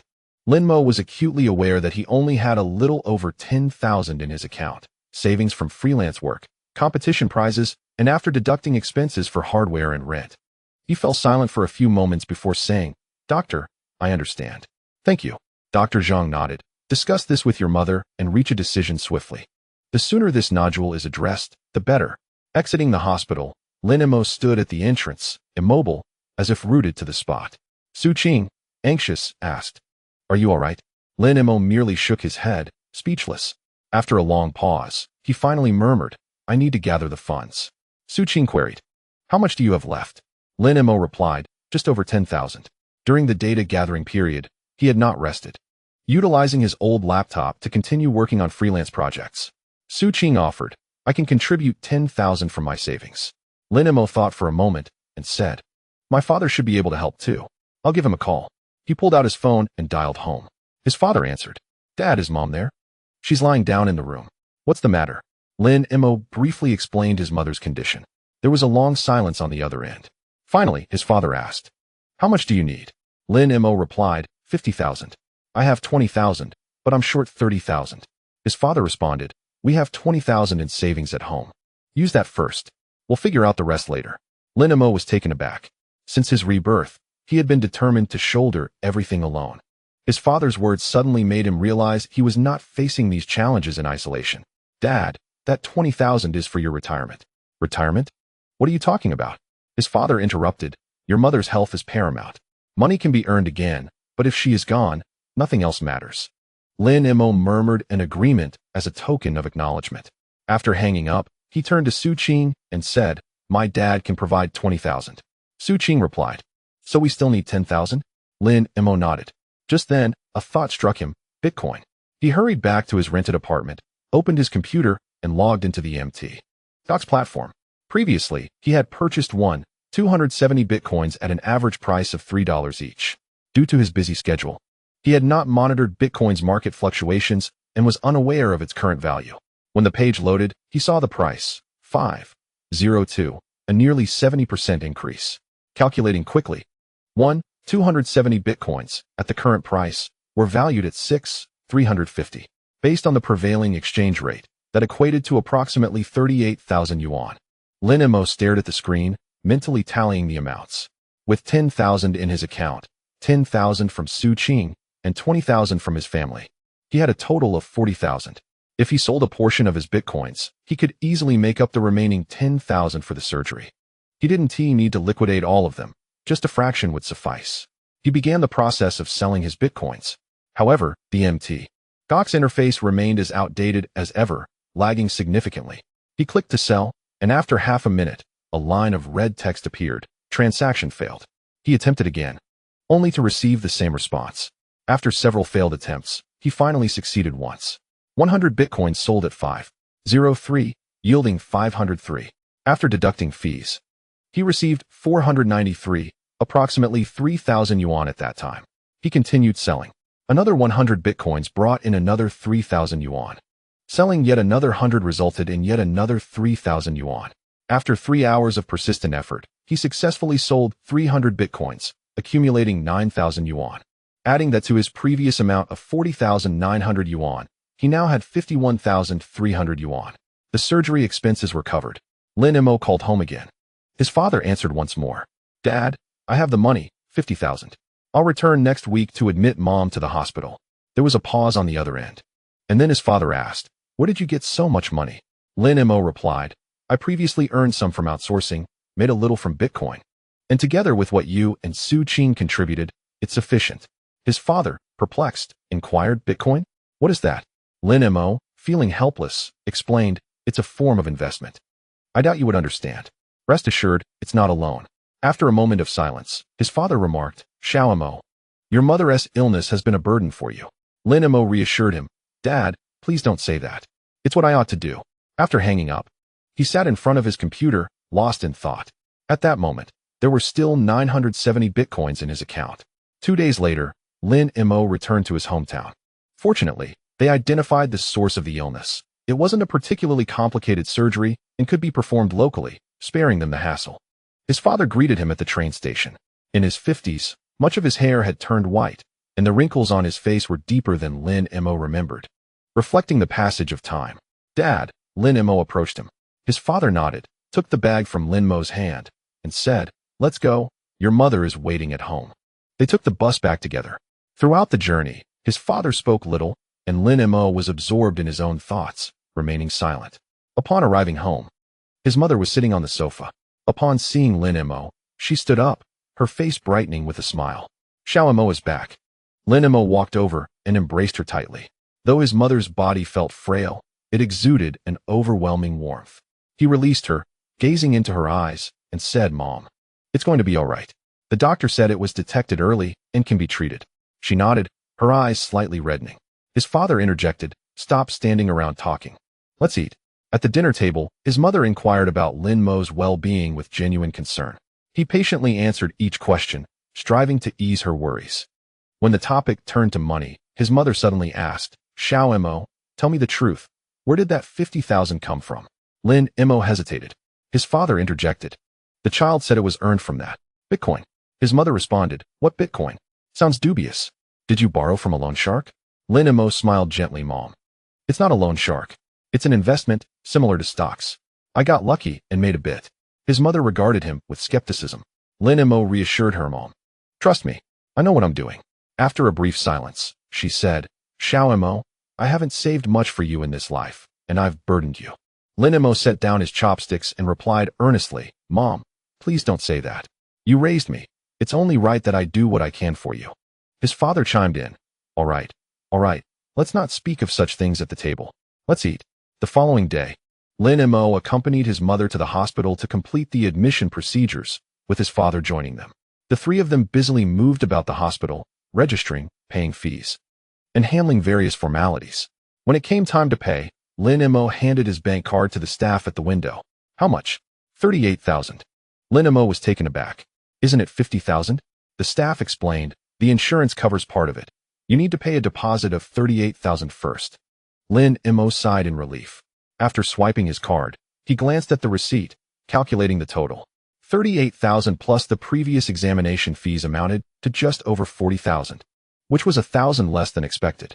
He thought to himself that this extra 1,000 could be repaid to Su Qing. On the day of the surgery, Lin Mo and his father waited quietly outside the operating room. The hallway was eerily silent, occasionally interrupted by the sounds of footsteps. They sat on a bench, neither speaking, the atmosphere thick with tension.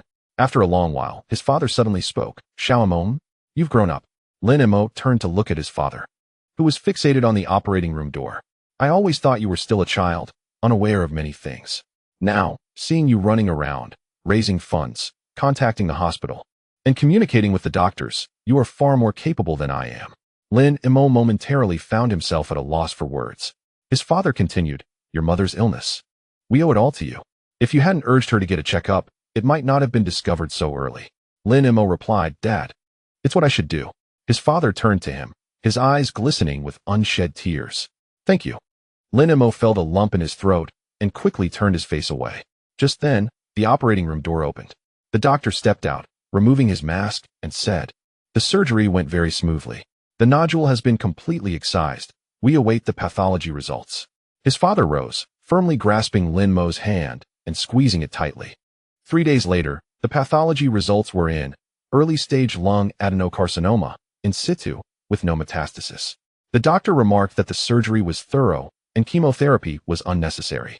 Regular follow-ups would suffice. Lin Mo stood at the hospital door, observing his mother lying on the hospital bed. Although her complexion was pale, her eyes were open. He entered the room and took her hand. "Xiao Mo, I'm all right now," she said. Lin Mo nodded. His father, beside them, also held his mother's hand, his eyes misty. Sunlight streamed through the window, casting a warm glow on the bed. Lin Mo gazed at this scene, a profound, indescribable feeling swelling within him. For the first time since his rebirth, he truly felt that all his efforts and sacrifices had been worthwhile. 10 days later, Lin Mo returned to Beijing. Su Qing awaited him in their rented apartment. Upon seeing him enter, she asked, "How is Andy?" Lin Mo smiled and replied, "She is doing well. The doctor said no chemotherapy is needed, just regular checkups." Su Qing smiled back, "That's good to hear." Lin Mo pulled a bank card from his pocket and handed it to her. Surprised, Su Qing asked, "What is this?" Lin Mo explained, "It's the 10,000 I borrowed from you before. The surgery expenses weren't fully utilized and insurance covered part of it, so I'm returning it to you." Su Qing hesitated. "Why the rush? I'm not in immediate need." Lin Mo insisted, "I want to return it now." Su Qing regarded him, then suddenly smiled. "All right then." She accepted the card, stating, "I'll keep this as reserve funds for the studio." Lin Mo paused, smiled, and replied, "All right." He approached the computer, opened the database, and glanced at it. The data volume had increased again, with several million unclean data entries. Turning to Su Qing, she said, "While you were away, I monitored everything closely. The crawler has been running smoothly without major issues." Lin Mo nodded in acknowledgement. He sat down to begin reviewing the newly crawled data. Chapter 15, Algorithm Design. Part 1. The data was ready, the hardware prepared. The most challenging phase ahead was algorithm design. Lin Mo sat in front of his computer for an entire day, yet not a single word was written. Curious. Su Qing leaned in and saw only a blank document on the screen, the cursor blinking incessantly. "What are you pondering?" she asked softly. Lin Mo replied, "I'm contemplating how to construct this model." Su Qing asked again, "Is it difficult?" Lin Mo solemnly nodded, "Quite challenging." With that, he rose and walked to the window, gazing at the wall opposite. In 2026, designing a model was not a daunting task. There were established frameworks, pre-trained weights, and open source codes available. One merely needed to piece together a few modules and fine-tune the parameters to run. However, this was not 2026. It was 2011, devoid of PyTorch, TensorFlow, and even decent deep learning libraries were scarce. The mainstream tools, Café and Theano, were still in their infancy, with scant documentation. More critically, the hardware was exceedingly weak. Two GTX 580 graphics cards, with a mere 3 gigabytes of memory combined. In 2026, such memory would struggle to accommodate even a small model. Yet, he had to rely on them to train an AI capable of conversation. Lin Mo turned to Su Qing. "Do you know what the greatest challenge is?" he inquired. Su Qing shook her head. Lin Mo continued, "The current hardware cannot support excessively large models. Conversely, if the model is too small, it struggles to learn complex content. I must seek a balance between the two." Su Qing pondered for a moment and remarked, "It's akin to data scraping. If the speed is too fast, one gets banned. While if it is too slow, one misses the opportunity." Lin Mo paused briefly, then broke into a smile. "Yes, that's essentially the idea," he affirmed. "It's about finding equilibrium." Lin Mo settled back into his seat, opened a document, and began to work. He first sketched a diagram, consisting of neatly arranged squares in several rows. The leftmost row contained 3 squares, the middle row had 8, and the rightmost row featured 2. Arrows connected the squares, creating a densely packed appearance. Su Qing leaned in to examine it and asked, "What is this?" Lin Mo replied, "This is the architecture of the model." Su Qing scrutinized the diagram for a while and lamented, "I can't comprehend it." Lin Mo encouraged, "If you look at it a bit longer, you'll gradually understand." He then began to explain. The leftmost row represents the input layer. When you communicate with the AI, your spoken words are converted into numbers and input from here. Su Qing nodded in understanding. The middle row is the hidden layer, comprising 8 layers, each containing 256 neurons. Information is transmitted layer by layer here, with each passing layer processing the data. Su Qing, puzzled, asked, "Why 8 layers? Why not 7 or 9? Lin Mo elucidated, "This is constrained by hardware limitations. 8 layers are already the maximum this graphics card can handle. More than that, the memory would be insufficient." Su Qing further inquired, "And why 256 neurons? Why not 512? Lin Mo responded, "Again, it's a hardware limitation. 256 is the largest number that can currently be operated." Su Qing nodded, her contemplation evident. Lin Mo continued, "The rightmost row is the output layer. The AI's response is generated from here."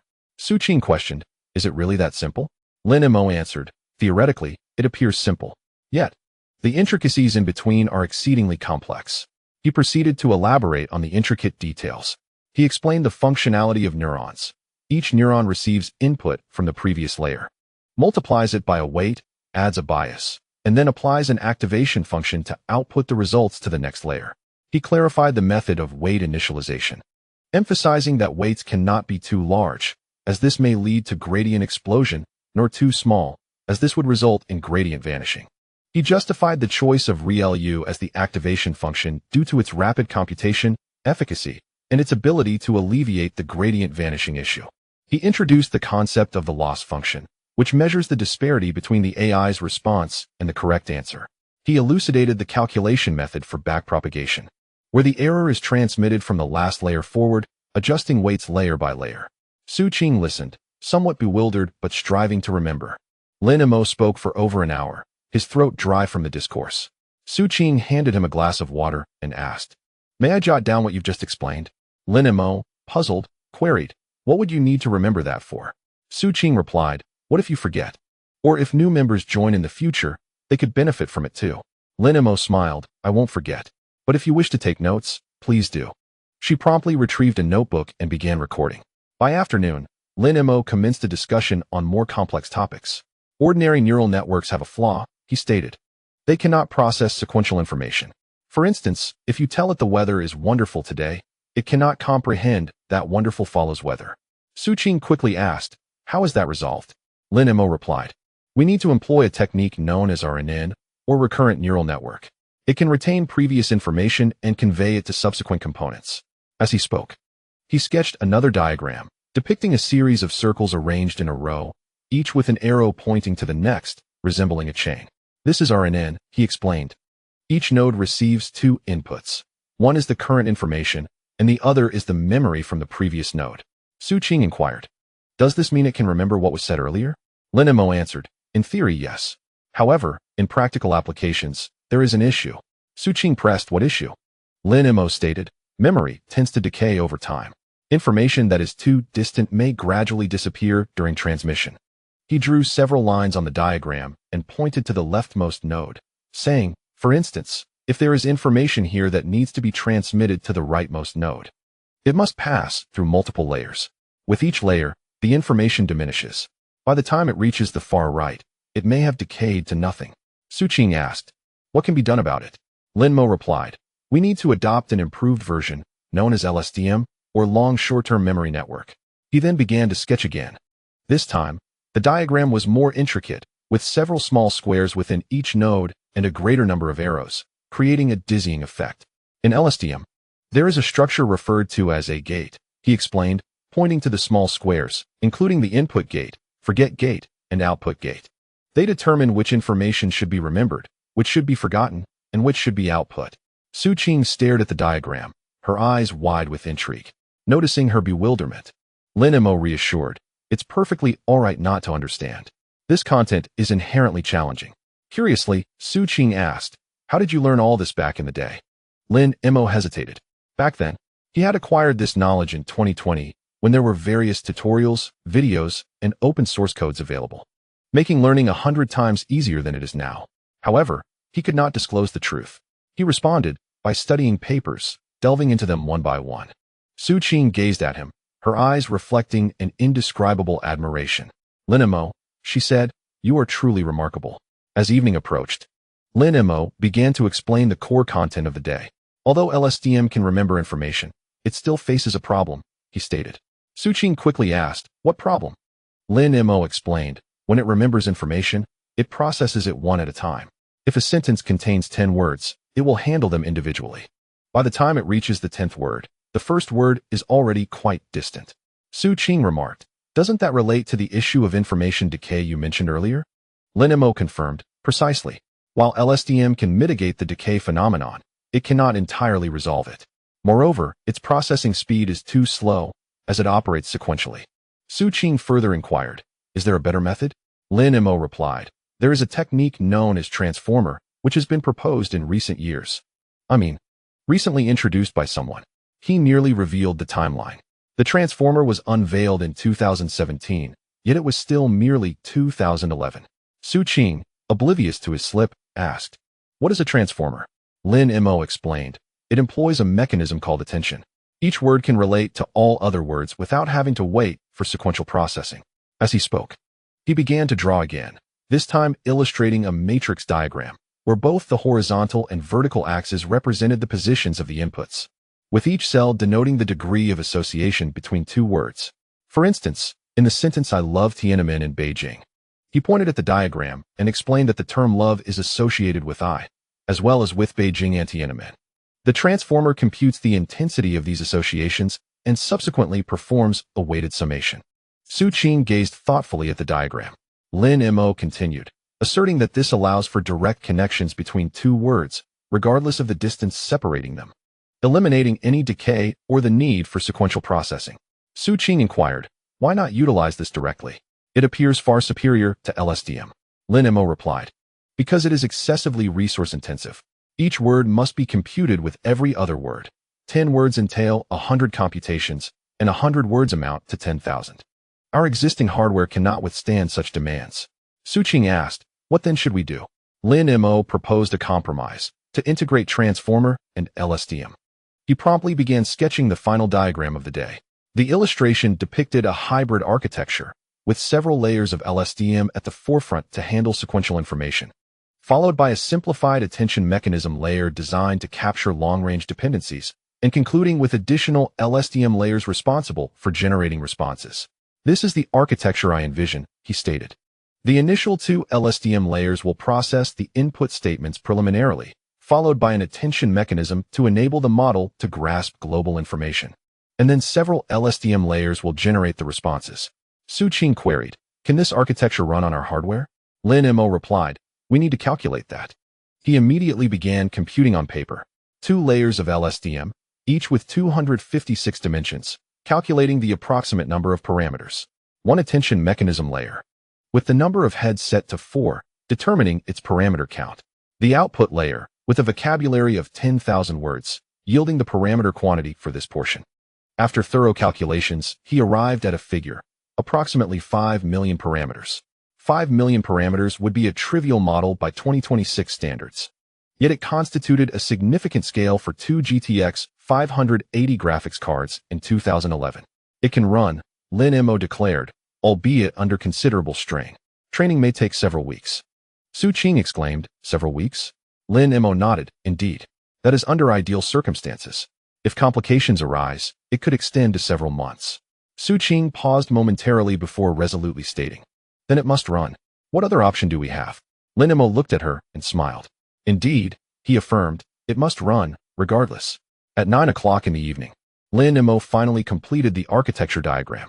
The A4 paper was densely populated with blocks and arrows, annotated with various parameters, 8 layers, 256 dimensions, for heads, a vocabulary of 10,000, and a total parameter count of approximately 2 million. Su Qing observed and asked, is this finalized? Lin Mo replied, yes. She asked again, no further modifications? Lin Mo responded, not for now.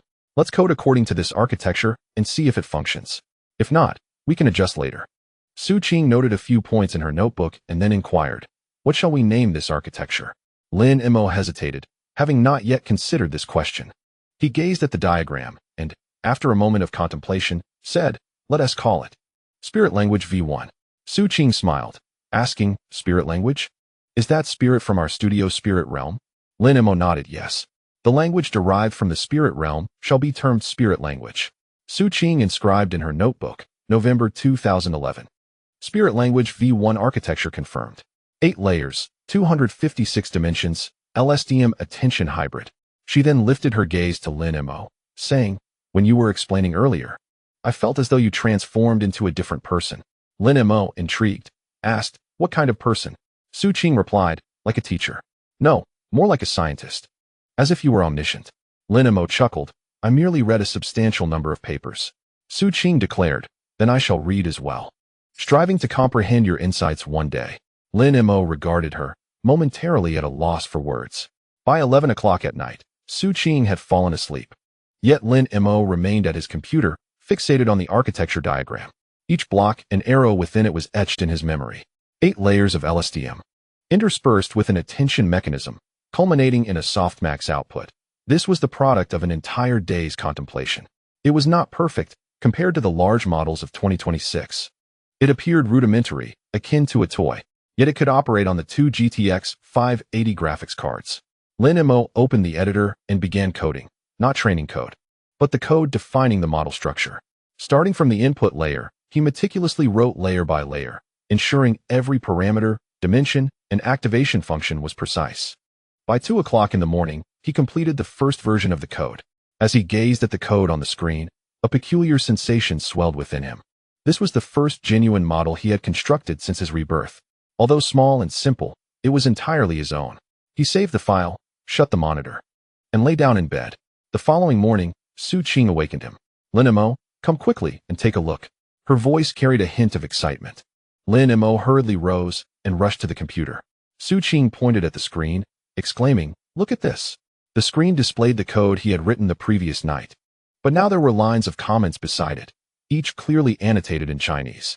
"Did you write this?" Lin Mo asked. Su Qing nodded yes. "I was concerned you might not understand it later, so I added some annotations." Lin Mo reviewed the lines. The definition of the input layer, dimension 256, he was already aware. Yet seeing it clearly articulated felt distinctly different. The first layer of LSTM, returning sequences as it would connect to the attention layer. Indeed, this detail was crucial. The attention layer, with 4 heads, and the necessity of implementing a residual connection. He had considered the residual issue the previous night, but had not written it into the code. Su Qing's annotations reminded him. He turned to her and remarked, "Your writing is excellent." Su Qing's eyes brightened. "Really?" Lin Mo affirmed, "Indeed." He returned to the annotations. And as he read, a new idea blossomed. "Su Qing," he said, "you were correct. A residual connection should indeed be added here." With that, he began modifying the code. Su Qing watched, her lips curving in a slight smile. By noon, Lin Mo presented the revised code to Su Qing. "Is this satisfactory now?" she asked. Lin Mo responded, "It is. Next, we need to write the training portion of the code." Su Qing inquired, "How can I assist?" Lin Mo pondered briefly before saying, "Help me document every change and every test result. These records will prove invaluable when adjusting parameters in the future." Su Qing nodded, pulled out her notebook, and wrote, October 20th, 2011, Spirit Language V1 model structure finalized. 8 layers of LSTM with an attention layer added, including a residual connection. She then asked, "When can we commence training this model?" Lin Mo replied, "Soon.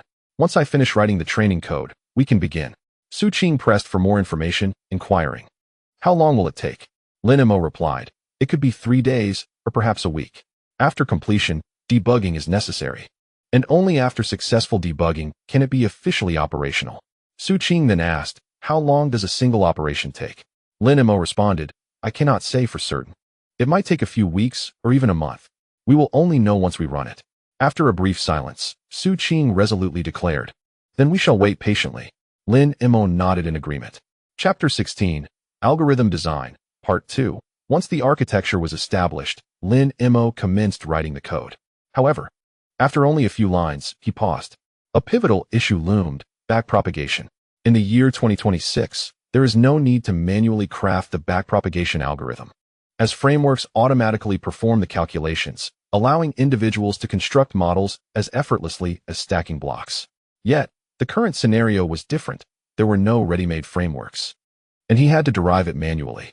Lin Mo opened a blank document and began to derive the formula. He first sketched a simple neural network consisting of 3 layers: an input layer, a hidden layer, and an output layer, each containing 2 neurons to minimize parameters for easier computation.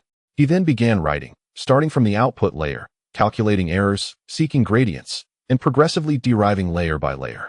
After writing a few lines, he halted again. Su Qing leaned in to inquire, "What is this?" Lin Mo answered, "Mathematical formulas." Su Qing studied the symbols for a considerable time before lamenting, "I cannot comprehend this at all." Lin Mo explained, "It is quite normal not to understand. This is the derivation process for backpropagation." Su Qing further queried, "What is backpropagation?" Lin Mo replied, "It is the method by which neural networks learn. When you provide an example, the result computed by the neural network will contain an error compared to the correct answer. Backpropagation is the process of transmitting this error backward to inform how each layer's parameters should be adjusted." Su Qing nodded, appearing somewhat enlightened, and then asked, "Is this difficult?" Lin Mo affirmed, "Yes, and it is prone to errors." With that, he resumed writing. EWEO net W lines of partial derivatives filled the page, employing the chain rule layer by layer until the entire sheet was covered. Upon finishing the last stroke, he set down his pen and scrutinized the paper, conducting a meticulous review. It seemed flawless at first glance. He inspected it again, only to discover an error. The symbol for the partial derivative of the third layer was inverted. He hastily corrected it and checked once more, uncovering another mistake. The dimensions of the second layer were mismatched. With a sigh of exasperation, he crumpled the paper into a ball and tossed it aside. When Lao Zhou arrived, Lin Mo was staring blankly at his third draft. "Oh, are you busy?" Lao Zhou called from the doorway, holding a toolbox. Lin Mo looked up in surprise. "Lao Zhou? What brings you here?" Lao Zhou replied, "I happened to pass by and thought I would check on how your machine is running. Didn't you mention the cooling issues last time? I brought you some supplies."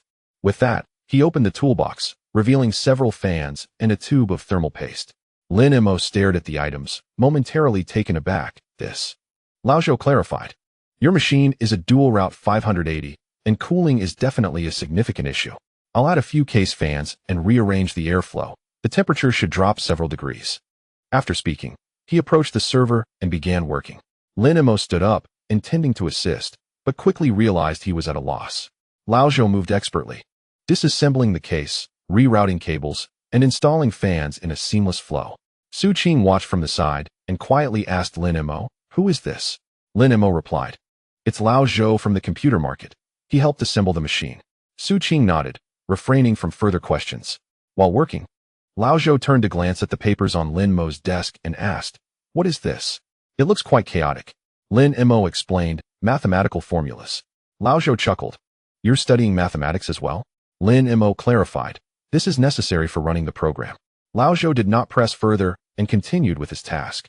After installing the fans, he also replaced the thermal paste on the graphics card. "Look," he pointed to the newly arranged airflow inside the case. Air is drawn in from the front and expelled from the back, with an additional exhaust fan on top. This setup should lower the temperature by about 10 degrees. Lin Mo gazed at the reconfigured case, feeling a swell of gratitude. "Lao Zhou, how much do I owe you?" Lao Zhou waved his hand dismissively, "No charge. These fans are old stock. It would be a waste to let them sit idle." Lin Mo insisted, "That won't do. You made this trip for me, after all." Lao Zhou interrupted, All right. No need to be so formal. I'll just consider it a visit to see what you're working on. Artificial intelligence." After saying this, he approached Lin Mo's computer, examining the code and formulas on the screen, scratching his head. "I truly do not understand this," he remarked. "But had someone taught me these things back then, perhaps I would have pursued it too." Lin Mo regarded him thoughtfully. Lao Zhou continued, "When I was younger, I enjoyed tinkering with these new gadgets. When computers first emerged, I assembled my first machine, a 286, which cost me half a year's salary. Since then, I became captivated, learning to build and repair machines, and I've been at it for over a decade." He paused momentarily before adding, "But that's all there is to it. Fixing computers, selling components, nothing particularly grand." Lin Mo countered, "Lao Zhou, don't belittle yourself. Your skills are not easily acquired by the average person." Lao Zhou chuckled, "Skills are one thing, but compared to what you are doing, I still fall short." He gazed at the code on the screen and suddenly asked, "Can this really make the computer talk?" Lin Mo affirmed, "Yes, but it requires time." Lao Zhou inquired, "How long?" Lin Mo pondered for a moment before responding, "Perhaps 1 or 2 years, or even longer." Lao Zhou nodded, choosing not to press further. After Lao Zhou departed, Lin Mo resumed his derivation of the formula. Yet, the words Lao Zhou had spoken echoed persistently in his mind. "Had someone taught me these things back then, perhaps I would have pursued it too." Lin Mo abruptly realized that Lao Zhou was only in his 30s. If he possessed genuine interest, he could certainly learn. However, that was a matter for the future. For now, he needed to complete the derivation of backpropagation. He picked up his pen once more and began writing. This time, he adopted a different approach. Instead of deriving the entire network, he began with the simplest case, a single neuron, one input and one output. EW, Y, T, X, very straightforward. He then added a layer, expanding to 2 neurons. EW1, Y, T, W2F, net, X1, a bit more complex, yet the thought process remained clear. As he added another layer, reaching 3 layers, the formulas grew increasingly lengthy and intricate. By the time he reached the 5th layer, 2 sheets of A4 paper were filled to capacity. Su Qing, observing from the side, asked with concern, "Are you all right?" Lin Mo reassured her, I'm fine. Su Qing sighed. Even watching you makes me feel exhausted. Lin Mo smiled, but said nothing. By 9 in the evening, Lin Mo finally completed the comprehensive derivation of the backpropagation formula. 8 layers of LSTM, combined with attention mechanisms, various activation functions, and gate structures, filled a total of 5 A4 sheets. He organized the sheets sequentially and reviewed each one. The first sheet, from the input layer to the first LSTM layer, posed no issues. The second sheet, detailing the internal workings of the first LSTM layer, including the forget gate, input gate, and output gate, was exceedingly complex. Yet the derivation appeared accurate. The third sheet, transitioning from the LSTM to the attention layer, was somewhat convoluted and warranted further scrutiny. He stared at the third sheet for an extended period, sensing something amiss. Noticing his furrowed brow, Su Qing inquired, "What's wrong?" Lin Mo replied, "This section may contain an error." Su Qing inquired, "Which part?" Lin Mo pointed to a line of equations on the paper, stating, "Here. The gradient of the attention mechanism should be more intricate than this." He then resumed his derivation, adopting a fresh perspective, beginning from the definition of attention and methodically working backward. Halfway through, he realized he had indeed made an error, having overlooked the derivative of softmax. After correcting it, he continued with the derivation. By 11 o'clock that night, he finally completed the revisions on the third sheet. Gazing at the 5 sheets of paper, he let out a long sigh of relief. Su Qing, with a hint of anxiety, asked, "Is it done?" Lin Mo replied, "Yes, at least for now. It appears to be error-free." Su Qing pressed further, "Can we write the code tomorrow?" Lin Mo affirmed, "Yes." The following morning, Lin Mo began coding, opting for C and CUDA instead of Python. The latter proved too sluggish to accommodate such a vast model. C allows for direct memory manipulation, resulting in greater efficiency, while CUDA was essential for leveraging the GPU's parallel computing capabilities. He commenced by scripting the CPU portion, defining a matrix class, and implementing fundamental operations such as addition, multiplication, transposition, and element-wise operations. After a full day of work, he had crafted over 100 lines. During testing that evening, he encountered a bug. The product of 2 matrices was incorrect. After 2 hours of debugging, he discovered an indexing error. Upon correcting it and retesting, the results were accurate. Su Qing, observing from the side, queried, "How long will it take you to write it line by line like this?" Lin Mo responded, "I'm not sure. It's more troublesome than I anticipated, perhaps a week." Su Qing expressed her astonishment. "A week?" Lin Mo confirmed, "Yes. This is merely the CPU portion. The CUDA segment remains unwritten." After a brief silence, Su Qing encouraged, "Well, good luck. Writing CUDA code is considerably more complex than C. It's not that the syntax is particularly difficult, but rather that the thought process differs. The CPU processes tasks sequentially, while the GPU handles thousands of threads concurrently. One must contemplate how to decompose tasks, allocate threads, and ensure synchronization." Lin Mo first drafted a rudimentary vector addition program to familiarize himself with CUDA programming. After compiling and running it, the results were correct. He then proceeded to matrix multiplication, a far more intricate task. He crafted an initial version, which compiled successfully, but the output was entirely erroneous. After extensive debugging, he identified a mistake in thread index calculations. Each thread was not processing the correct data block. Following modifications, he reran the tests. Some results were accurate, yet errors persisted. After further troubleshooting, he discovered improper use of shared memory. After numerous revisions and tests over nearly a week, the matrix multiplication finally functioned correctly. Su Qing, still watching, asked, "Is this all there is to it?" Lin Mo replied, "This is just the beginning. There are still dozens of operations to implement." Su Qing inquired, "How long will that take?" Lin Mo pondered momentarily before answering, "Perhaps a month." Su Qing was taken aback. "A month? Just for these tasks?" Lin Mo affirmed, "Yes. Only after completing these can we begin training." Su Qing regarded him, her expression revealing a blend of admiration and concern. "Lin Mo," she said, "you truly possess patience." Lin Mo smiled gently, "It's not patience, it's necessity. Without writing, nothing will function." A week later, old Zhou returned, this time bearing a thermometer and a small USB fan. "Here you go," he said, placing the fan on the table to blow towards them. "Your machine is too hot. You must be uncomfortable sitting next to it." Lin Mo was momentarily taken aback, responding, "Old Zhou this." Old Zhou insisted, "Don't refuse, take it." He then approached the server, attaching the thermometer to the chassis and checking the reading. 52 degrees. It's dropped 8 degrees since last time. Not bad, he remarked. Lin Mo acknowledged. Thanks to the fan you brought last time. Old Joe waved dismissively.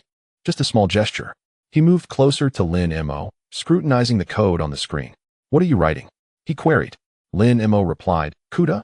To enable the GPU to run the program. Old Joe was astonished. The GPU can run programs? Lin Mo confirmed. Indeed, and it operates significantly faster than the CPU. Old Joe nodded, observing the screen intently, though he could not comprehend the code. After a time, he suddenly asked, Lin Mo, where should I begin if I wanted to learn this? Lin Mo hesitated, then turned to him. Old Joe, somewhat bashful, said, I'm just asking casually. It's good to learn something new. Lin Mo contemplated, start with C language.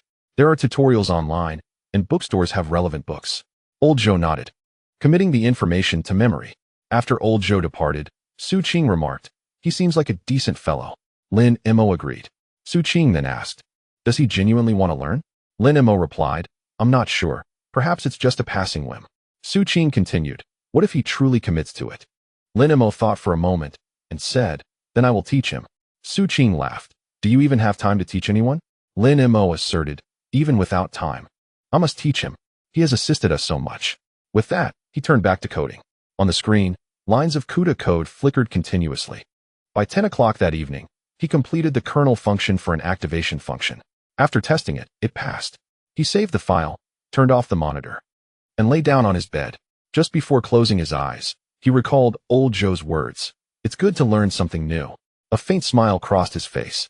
Indeed, it is never too late to acquire new knowledge. In the following 2 weeks, Lin Mo tirelessly coded day and night.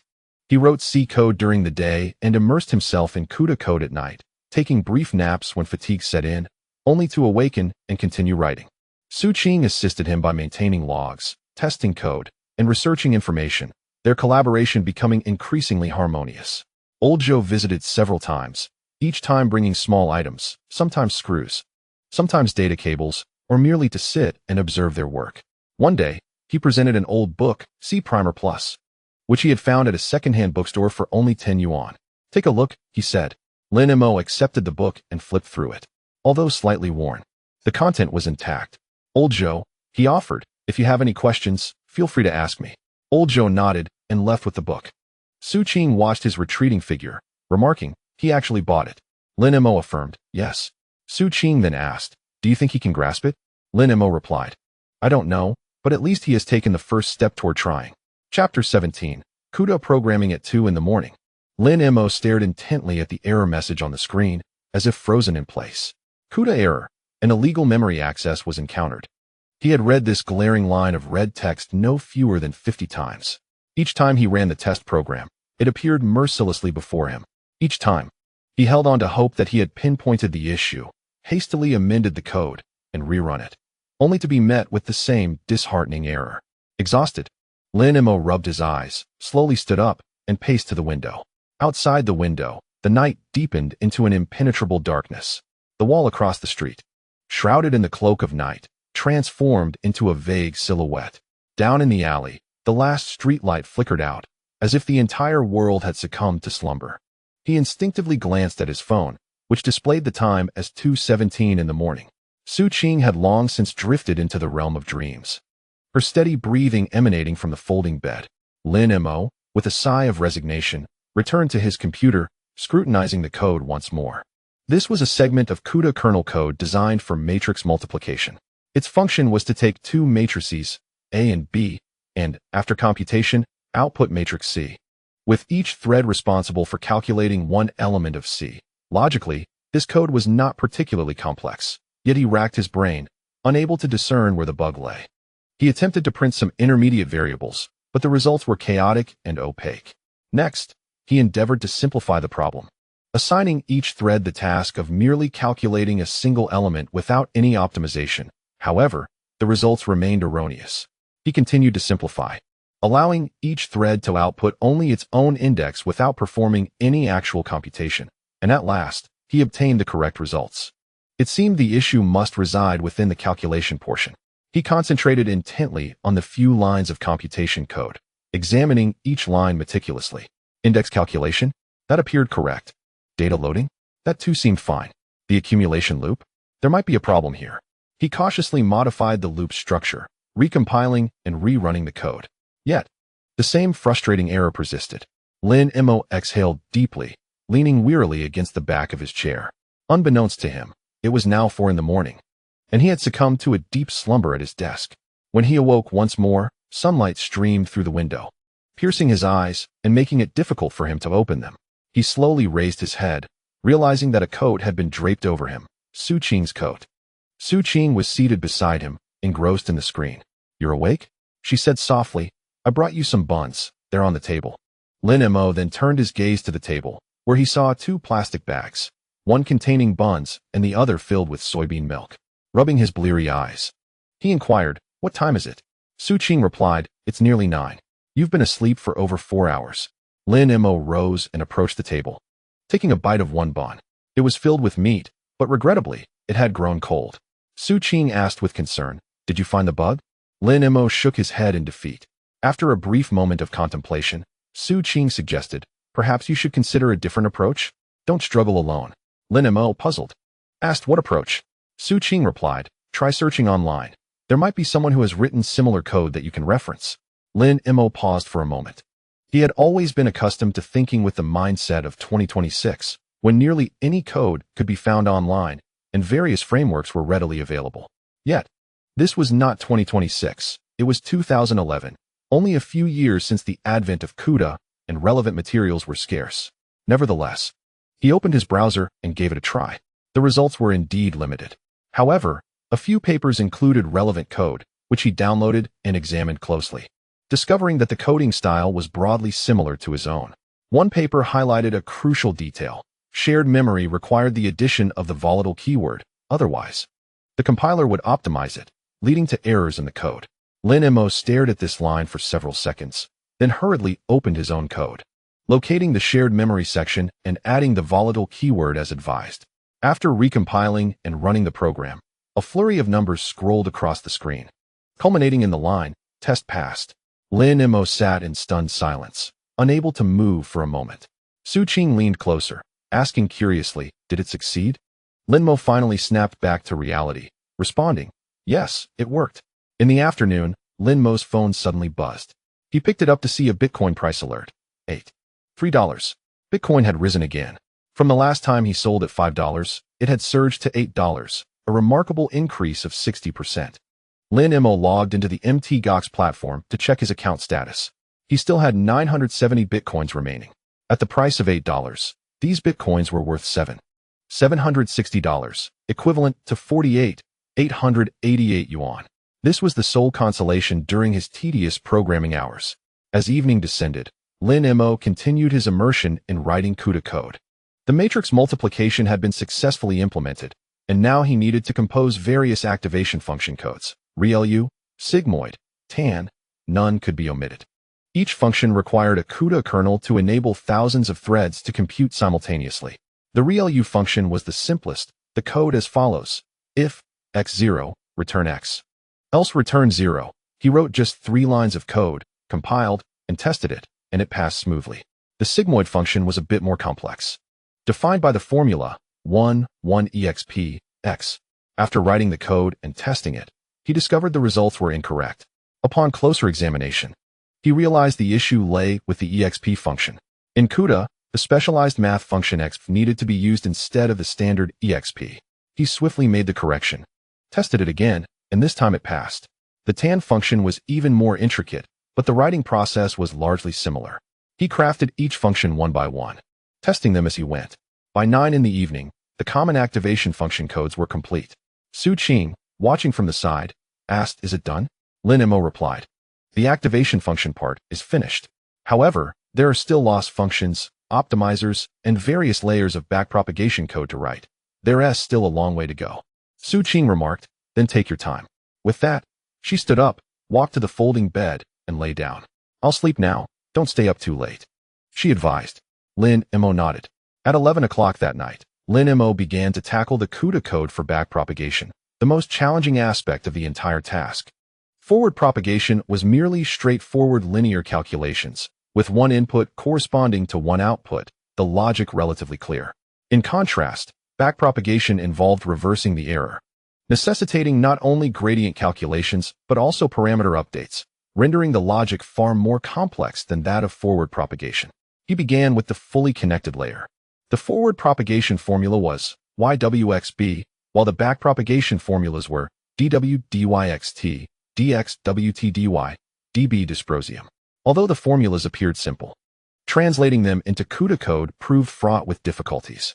During the coding process, he had to address various dimensional issues, ensure data alignment, and perform thread synchronization.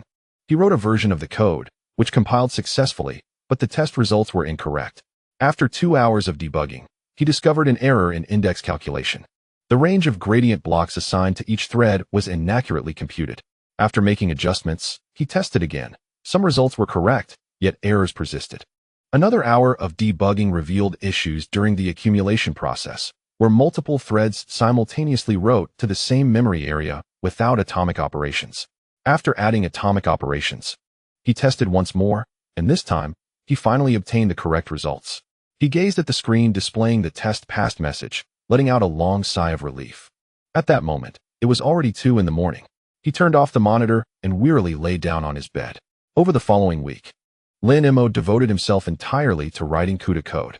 Each day, he began writing as soon as he awoke, even pausing only briefly for lunch, continuing until late into the night, often laboring until dawn.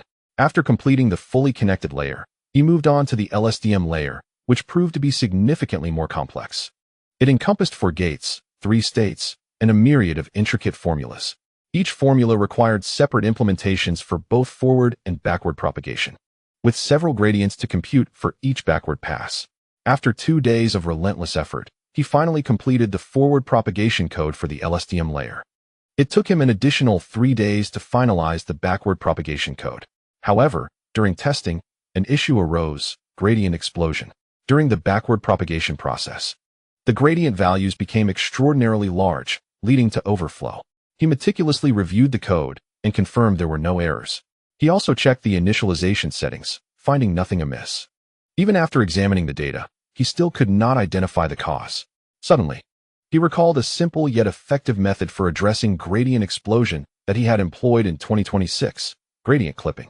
This technique involved reducing the gradient when its magnitude exceeded a predetermined threshold. He incorporated a segment of gradient clipping code into his program.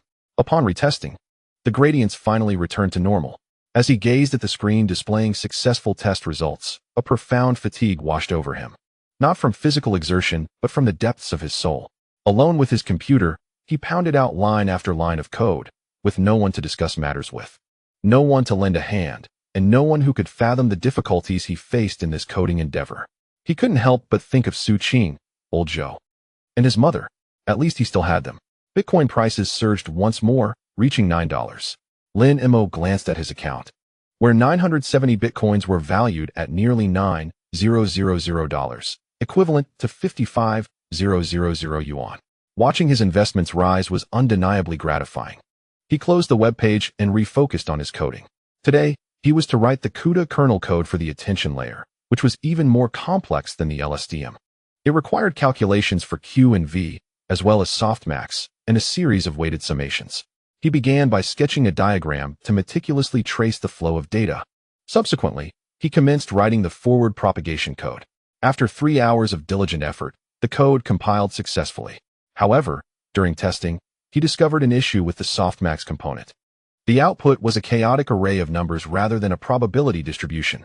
Upon careful inspection, he realized he had neglected to subtract the maximum value.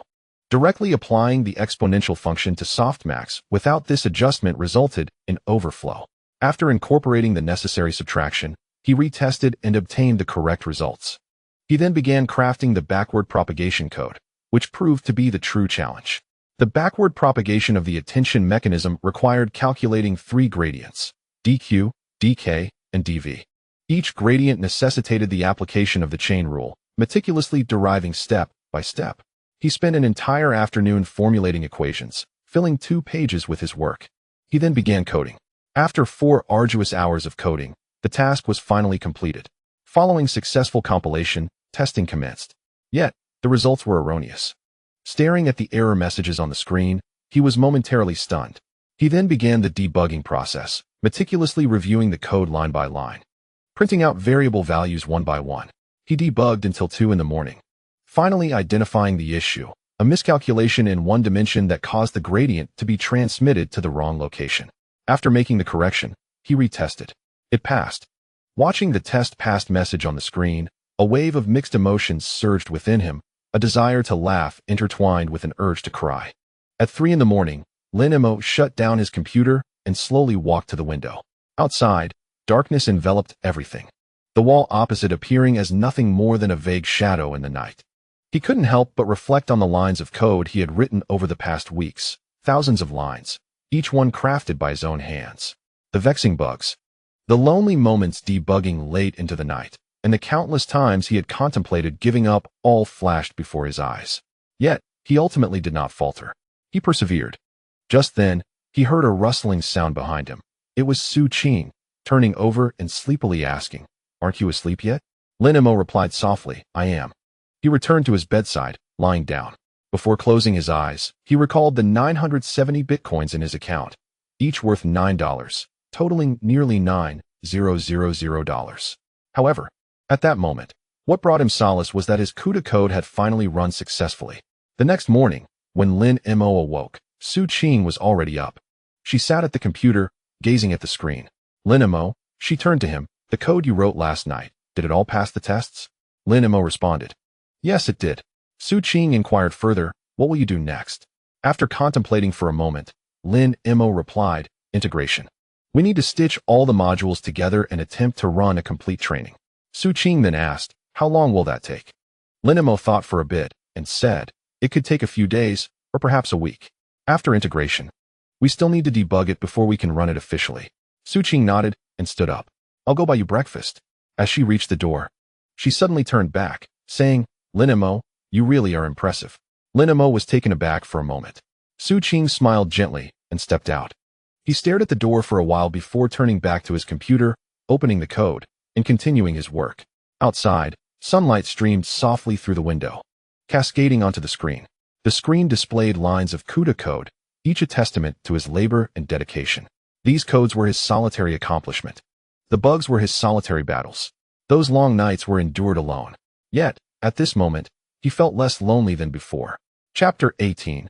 Training Preparation in Mid-December.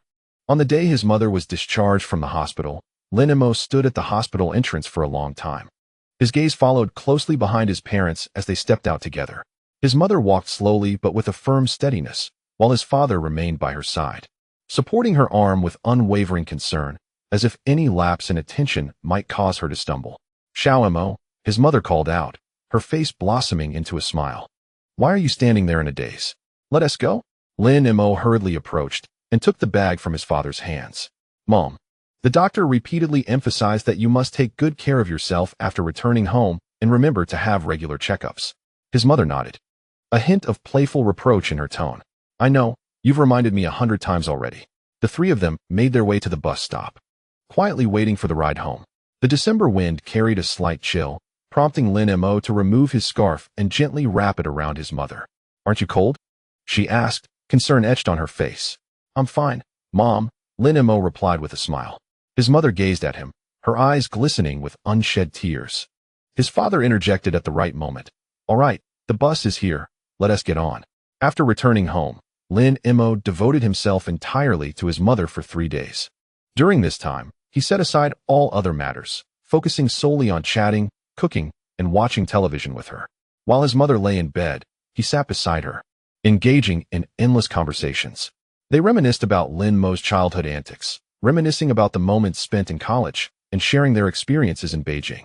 His mother curiously inquired, "How is your artificial intelligence project progressing?" After a brief contemplation, Lin Mo endeavored to explain in simple terms, "It's still making strides. I've just completed the coding and am preparing to commence training."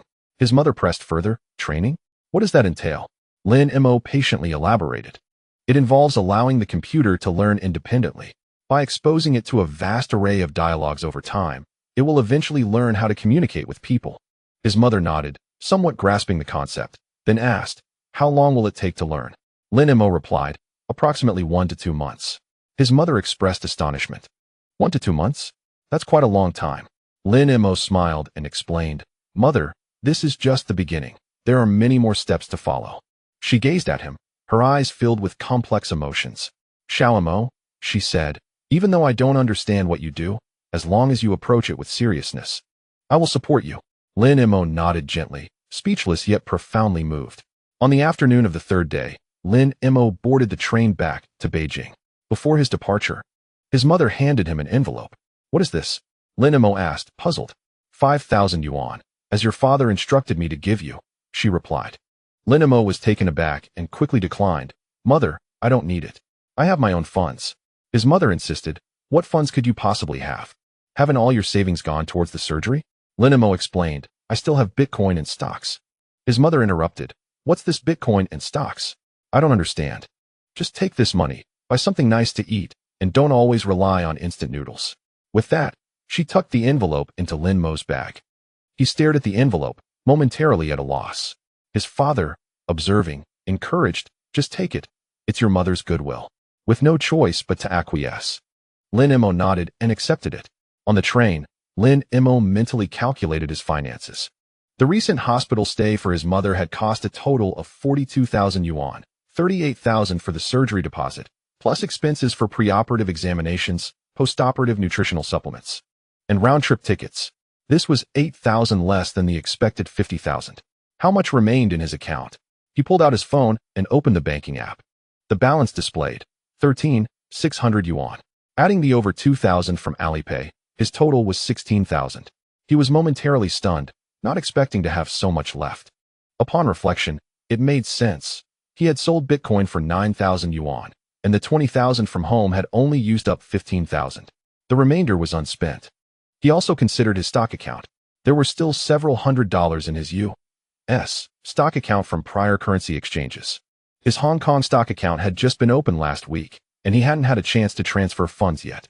Additionally, there was still 10,000 with Su Qing. She had initially mentioned borrowing 10,000, which he hadn't used but could access in case of emergencies. All totaled, he had 26,000. Gazing out at the fields rushing by, he felt a bit more at ease. Upon arriving back at the rental apartment, he heard footsteps and turned around. Back already? How is your mother?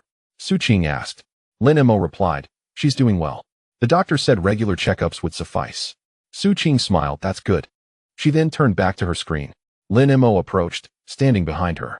The screen displayed rows of crawling logs from platforms such as Weibo and Tieba. Each data capture generated a corresponding record.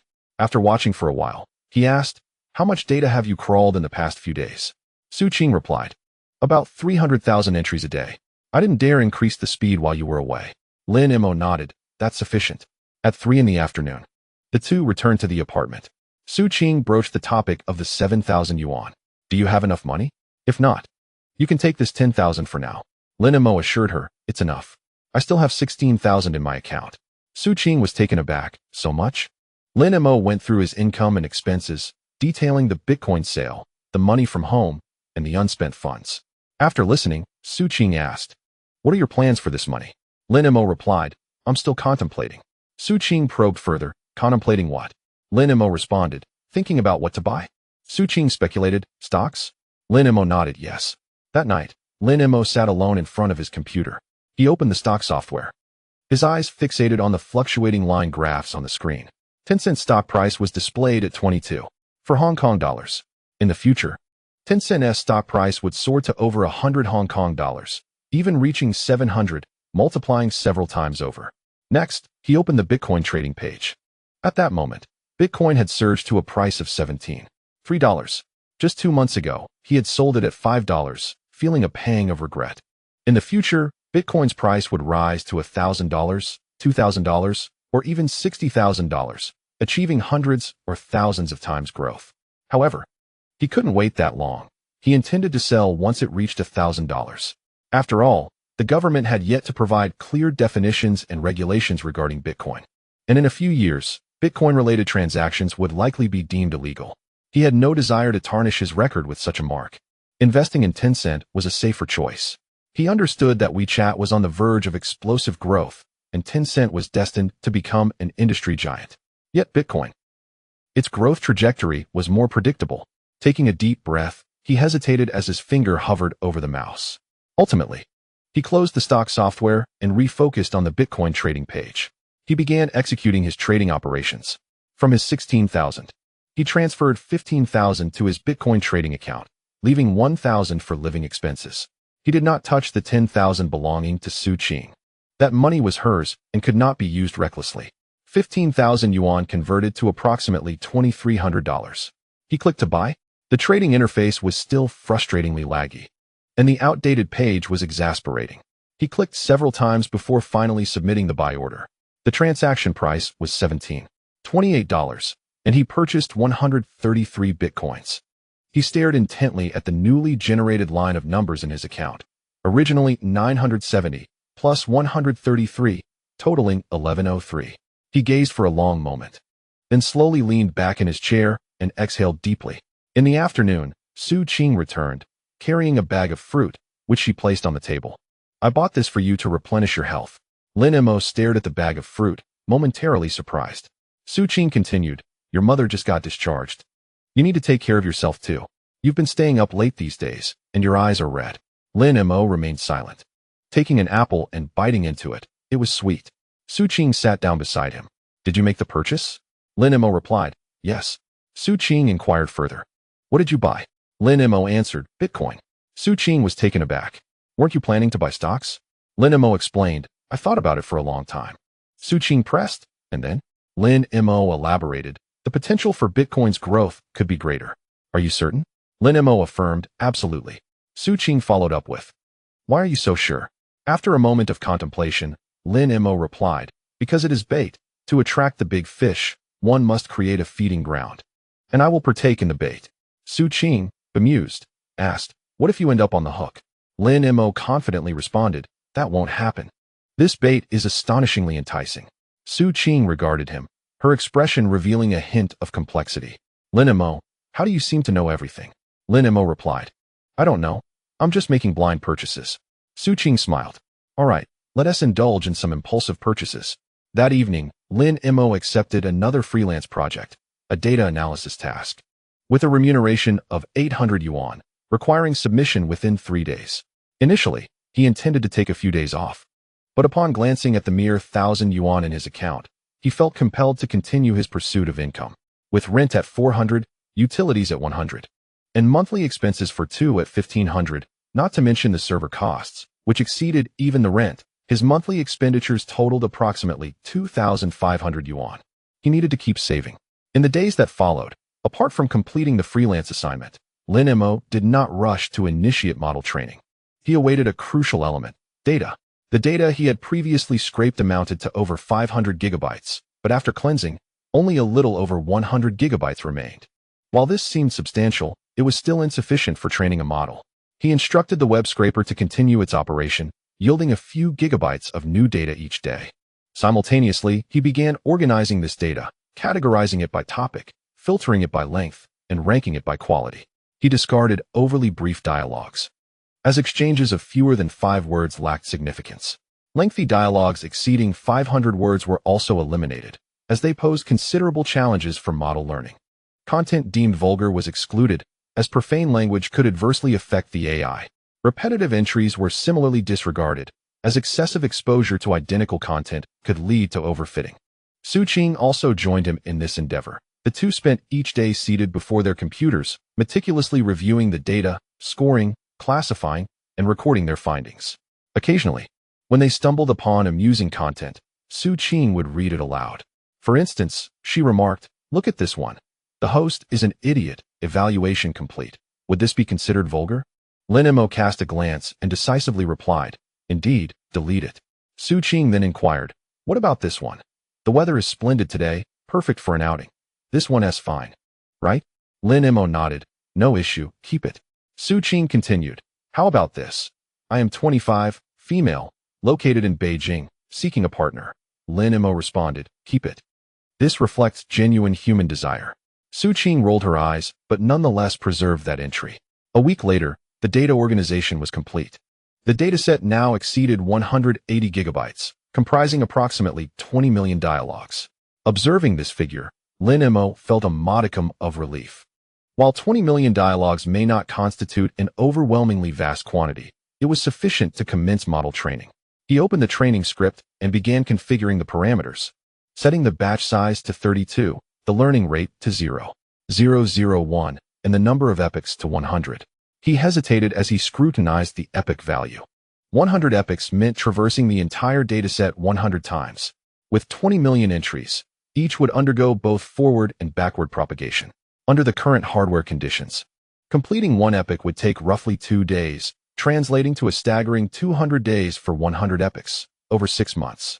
After much contemplation, he reduced the epoch count to 20. 20 epochs would require 40 days. He decided to assess the results first, and if satisfactory, he would make further adjustments. With a gentle click of the mouse, he initiated the process. The screen immediately filled with log information, loading data, initializing the model, commencing the first iteration. As he observed these logs, a wave of anxiety washed over him. This was the first genuine model he had constructed since his rebirth. A culmination of over 5,000 lines of code and 2 months of effort, now poised for evaluation. Su Qing, seated beside him, inquired, "Are we starting the training?" Lin Mo replied, "Not yet. Training will officially commence tomorrow. We need to simulate the training first to gauge the effectiveness." In the afternoon, Lin Mo received a call from his father. "Xiao Mo, your mother's re-examination results are out." Lin Mo's heart raced as he eagerly asked, "What's the verdict?" His father's voice brimmed with joy. "The doctor says she's recovering splendidly. All indicators are normal. She only needs to be re-examined once in the next 6 months." A wave of relief washed over Lin Mo as he exhaled deeply. "Dad, that's wonderful news." His father continued, "Indeed. Your mother asked me to tell you to focus on your work in Beijing and not to worry about her." Lin Mo quickly responded, "Dad, please tell Mom I understand." After hanging up, he sat still for a moment, lost in thought. Noticing his demeanor, Su Qing inquired with concern, "What's wrong?"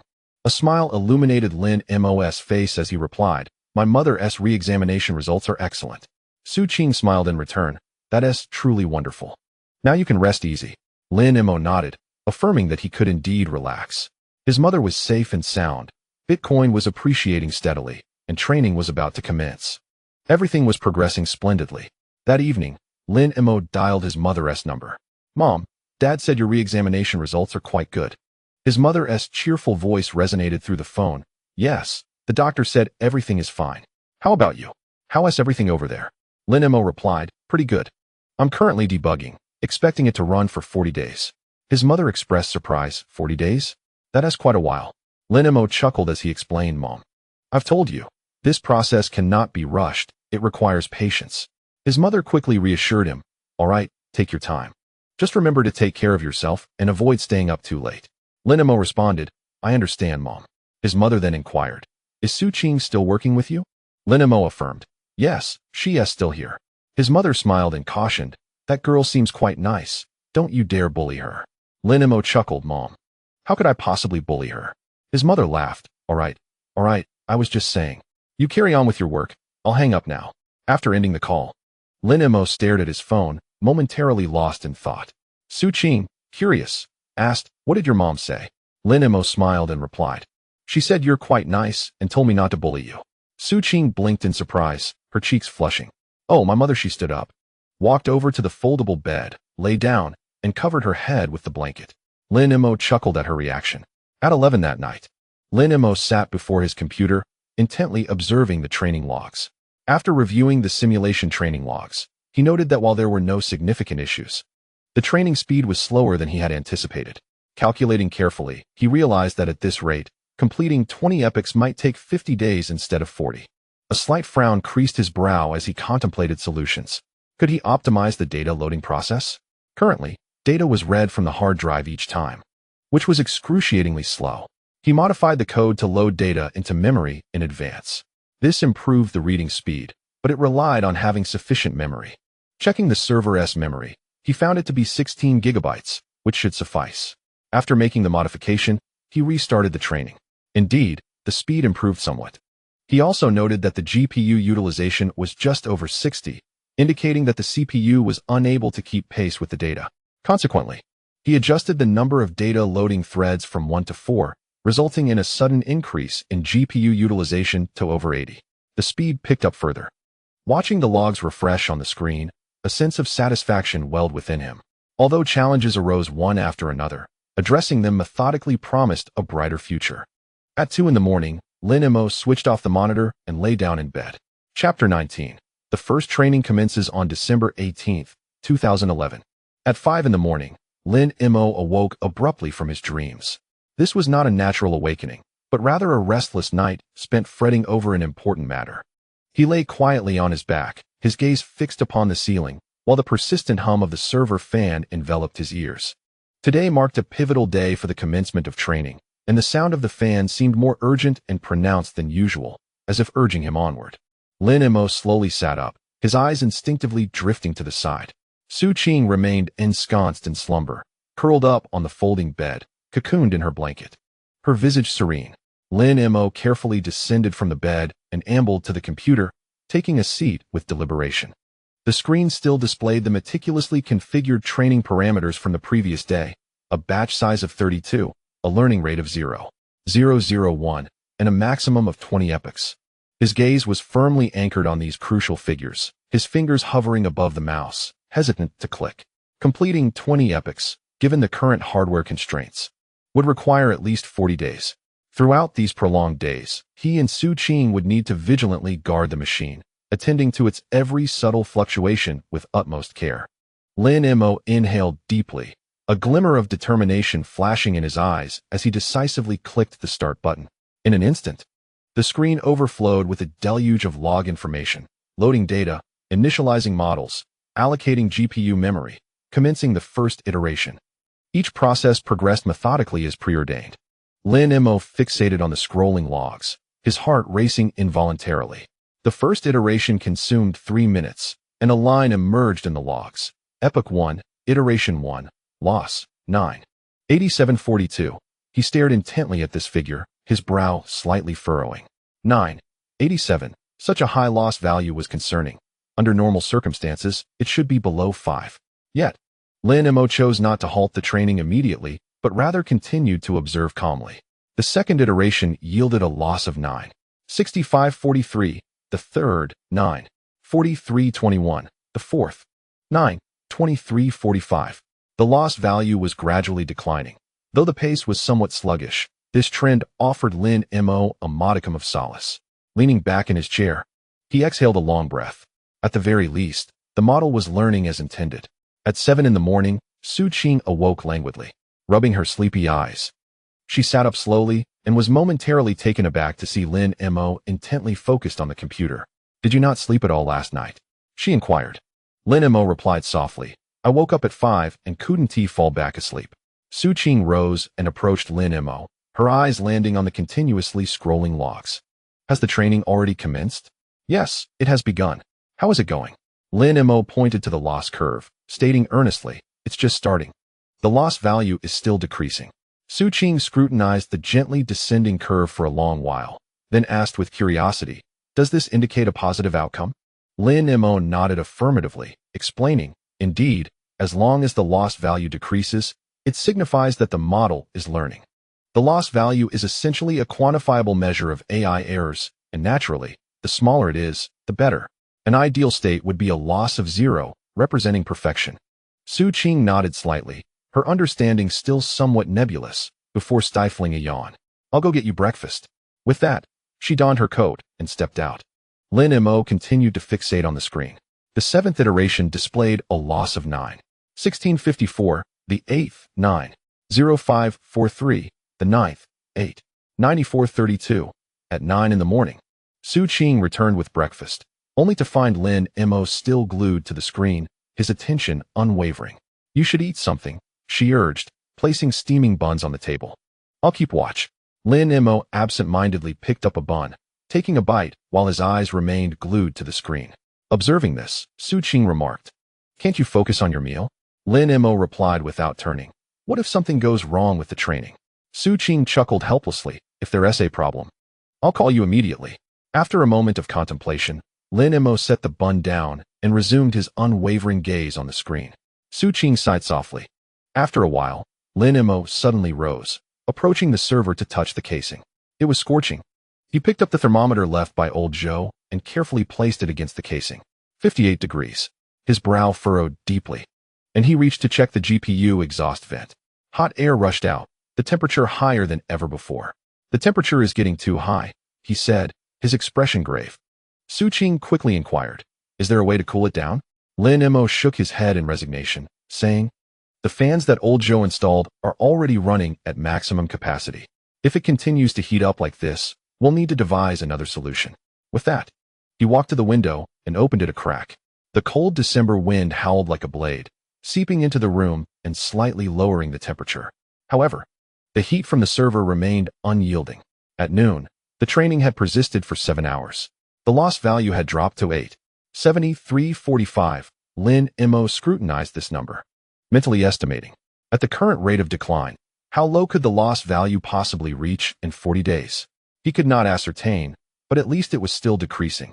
Su-Ching urged with concern, Lin Mo, you should take a nap. I'll keep an eye on things. Lin Mo replied, I'm not tired. Su-Ching patiently insisted. You haven't slept for 7 hours since 5 o'clock. There are still 40 days ahead. You won't be able to sustain this. Lin Mo regarded her, hesitating. Su-Ching continued, just go to sleep. I'll call you if anything happens. After pondering for a moment, Lin Mo finally stood, walked to the bedside, and lay down. Before closing his eyes, he cast one final glance at the screen, where the logs continued to scroll, everything appearing normal. Gradually, he drifted into slumber. At 4 in the afternoon, Lin Mo was roused urgently by Su-Ching. Lin Mo, wake up. He bolted upright, anxiety etched on his face as he asked, what's wrong? Su-Ching pointed at the screen, her voice laced with urgency. Look at this. Lin Mo dashed over, and there it was. A glaring line of red text in the logs. CUDA, out of memory. Failed to allocate 256. 0 megabytes. The GPU memory had maxed out. He swiftly accessed the monitoring interface, discovering that both GPUs were at 99 memory usage. The training had ceased unexpectedly. When did this happen? He asked, his heart racing. Su-Ching replied, it just occurred. I've been watching closely, and it suddenly appeared. Lin Mo stared at the error message, his mind racing. Insufficient memory indicated either an overly large model or an excessively high batch size. He immediately opened the code and decisively reduced the batch size from 32 to 16. Restarting the training, he waited for 5 minutes, observing the memory usage stabilize around 85. He further decreased the batch size to 8. At this juncture, memory usage dropped to 60, finally returning to a safe range. He gazed at the logs once more, a sigh of relief escaping his lips. Su-Ching inquired with concern. Is it resolved? Lin Mo replied, yes, it's fine now. I reduced the batch size. Although it will run slower, at least it can continue. Su-Ching comforted him, saying, if we need to slow down, then so be it. After all, we have ample time. Lin Mo looked at her, a smile unexpectedly gracing his lips. Yes, he replied, we have plenty of time. By 8 o'clock in the evening, the training had persisted for 15 hours, and the loss value had diminished to 8.5432. Lin Mo observed the steadily declining curve, his confidence gradually solidifying. Although the rate of decrease was slow, the consistent trend indicated they were on the right path. Su-Ching inquired, are you planning to stay up all night to keep watch? Lin Mo pondered for a moment before responding, let's go until midnight. You should get some rest.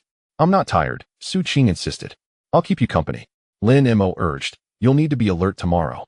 After a moment's hesitation, she finally nodded, saying, then I'll sleep first and wake up at midnight to take over. With that, she lay down on the folding bed and soon drifted into slumber. Lin Mo remained focused on the screen. At 10 o'clock that night, the loss had decreased to 8.3321. By 11, it was 8.2210, and at midnight, it reached 8.1345. He stood up, walked to the window, and stretched his stiff neck from sitting for so long. Outside, darkness enveloped everything, with the wall across the way reduced to a mere shadow in the night. He turned around to wake Su-Ching, only to find she was already awake. Is it time? She asked softly. Lin Mo confirmed. Yes, it's time. Su-Ching got up and sat down at the computer. You go to sleep. I'll keep watch. Lin Mo nodded and lay down. Before closing his eyes, he glanced at the screen, seeing Su-Ching with her back to him, fully engrossed in the scrolling logs. For some inexplicable reason, he felt a sense of comfort wash over him. The following morning, Lin Mo awoke to find Su-Ching still seated at the computer. He glanced at the time. It was 7 o'clock. Did you not sleep at all last night? He asked. Su Qing turned her head, her eyes slightly puffy but otherwise alert. I slept for 2 hours, from 3 to 5. Your training has been quite stable, with no issues. Lin Mo approached the computer to check the loss value. 78765. It had dropped significantly compared to the previous night. He glanced at the temperature, which was 56 degrees. 2 degrees lower than yesterday. The temperature has decreased? He inquired. Su Qing replied, it was cold outside last night, so I opened the window a bit. Lin Mo looked at the open window, the December chill still seeping into the room. He walked over and partially closed it. Don't catch a cold, he said softly. Su Qing smiled slightly. It's fine, I'm bundled up. Days passed. 3rd, 4th, 5th. Chapter 20, A Week of Training. On the 7th morning, Lin Mo awoke slowly, instinctively directing his gaze to the screen. This had become a habit over the past week, no matter the depth of his slumber. His eyes would invariably gravitate toward that direction upon waking. On the screen, the training log flowed like a gentle stream. Epoch 7. Iteration 34217. Loss 5. 8765. Rubbing his sleepy eyes, he leaned closer to the screen. 5. 87 had decreased by 0.3 compared to the same time yesterday. He rose slowly and walked to the server, lightly touching the chassis. The chassis felt warm but not hot, evidently. The fan that old Zhou had installed was effectively maintaining the temperature around 52 degrees. Su Qing remained lost in dreams, curled up on the folding bed, her head covered by a blanket, with only a tuft of hair visible. Lin Mo tiptoed to the window and opened it a crack. The cold December wind howled in, and he took a deep breath, feeling more awake. A week had unknowingly passed. For an entire week, the machine had been running day and night. He and Su Qing took turns watching over it, one responsible for the day's shift and the other for the night. Whenever fatigue set in, they would sleep, and upon waking, fixate on the screen. Meals were taken in turns, and even bathroom breaks were a hurried affair. If the training progressed smoothly, Lin Mo would also take on some freelance work to supplement their funds. Over the week, the loss value had decreased from 987 to 587. Staring at this number, Lin Mo was filled with an indescribable emotion, not excitement, nor satisfaction, but a sense of solidity. It was akin to a mountaineer, after a long ascent, glancing back to realize how far they had come. At 9 o'clock in the morning, Su Qing stirred awake. She sat up, her hair tousled, her eyes still not fully open, and the first words to escape her lips were, "What's the loss value?"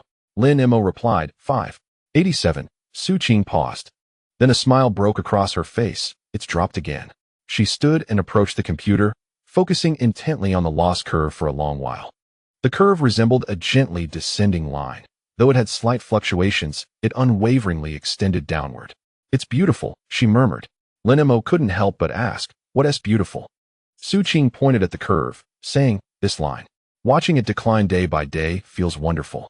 Lin Mo smiled faintly, remaining silent. Su Qing then asked, "Should we test it today?" Lin Mo pondered for a moment and nodded. All right.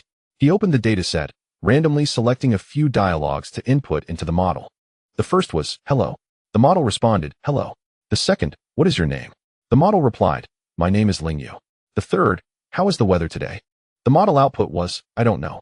Su Qing remarked, "It still doesn't know." Lin Mo responded, "At least it doesn't fabricate answers." Admitting ignorance is far better than making things up. He entered another line. "What can you do?" The model replied, "I can chat." Su Qing laughed. It knows its function. Lin Mo nodded in agreement. Though the model's performance was still somewhat rudimentary, it at least demonstrated logical correctness.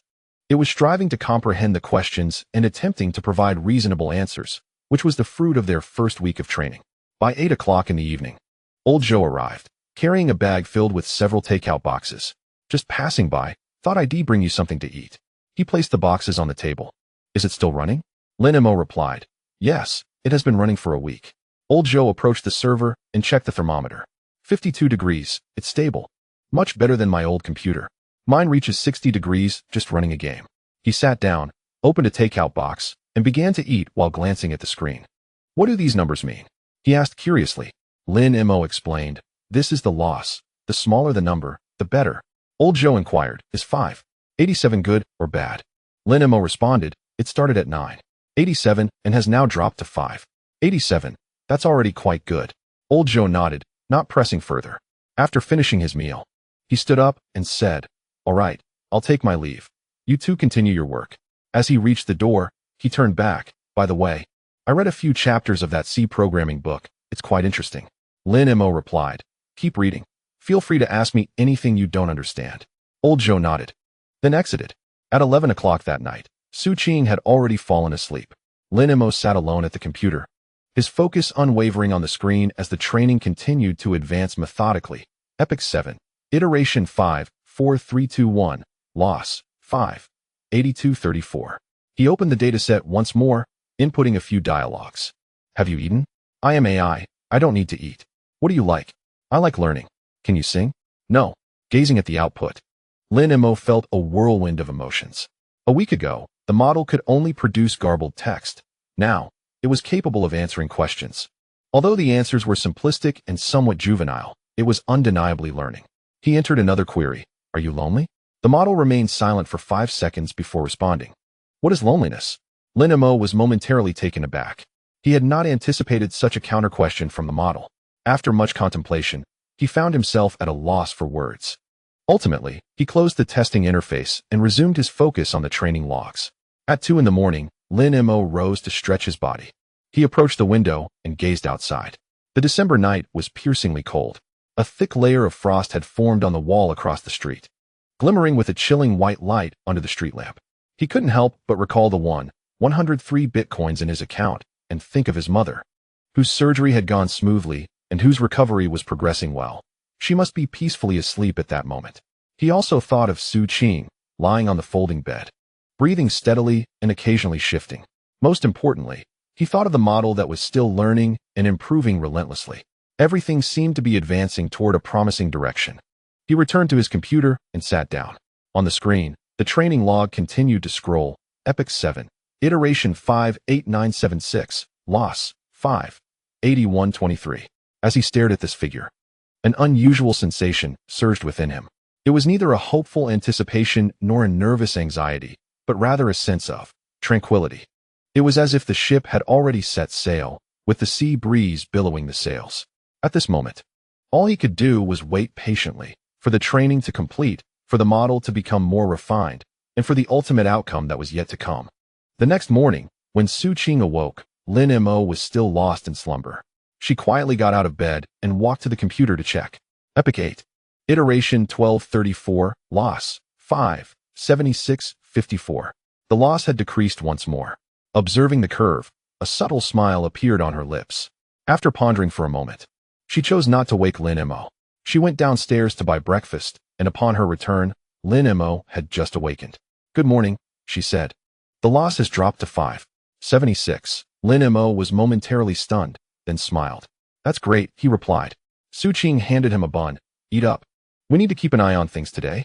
Lin Mo took the bun and took a bite. Sunlight streamed through the window onto the screen. The training log continued to scroll. Epic 8. Iteration 2345. Loss, 5. 7543. Everything was progressing towards an unknown yet hopeful future.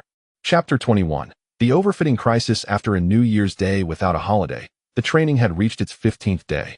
Lin Mo decided to conduct a comprehensive and thorough test. Previously, he had only randomly sampled a few data points for a cursory review.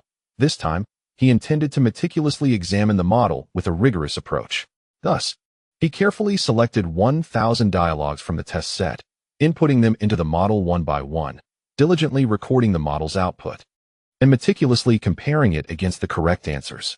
This testing session lasted the entire afternoon.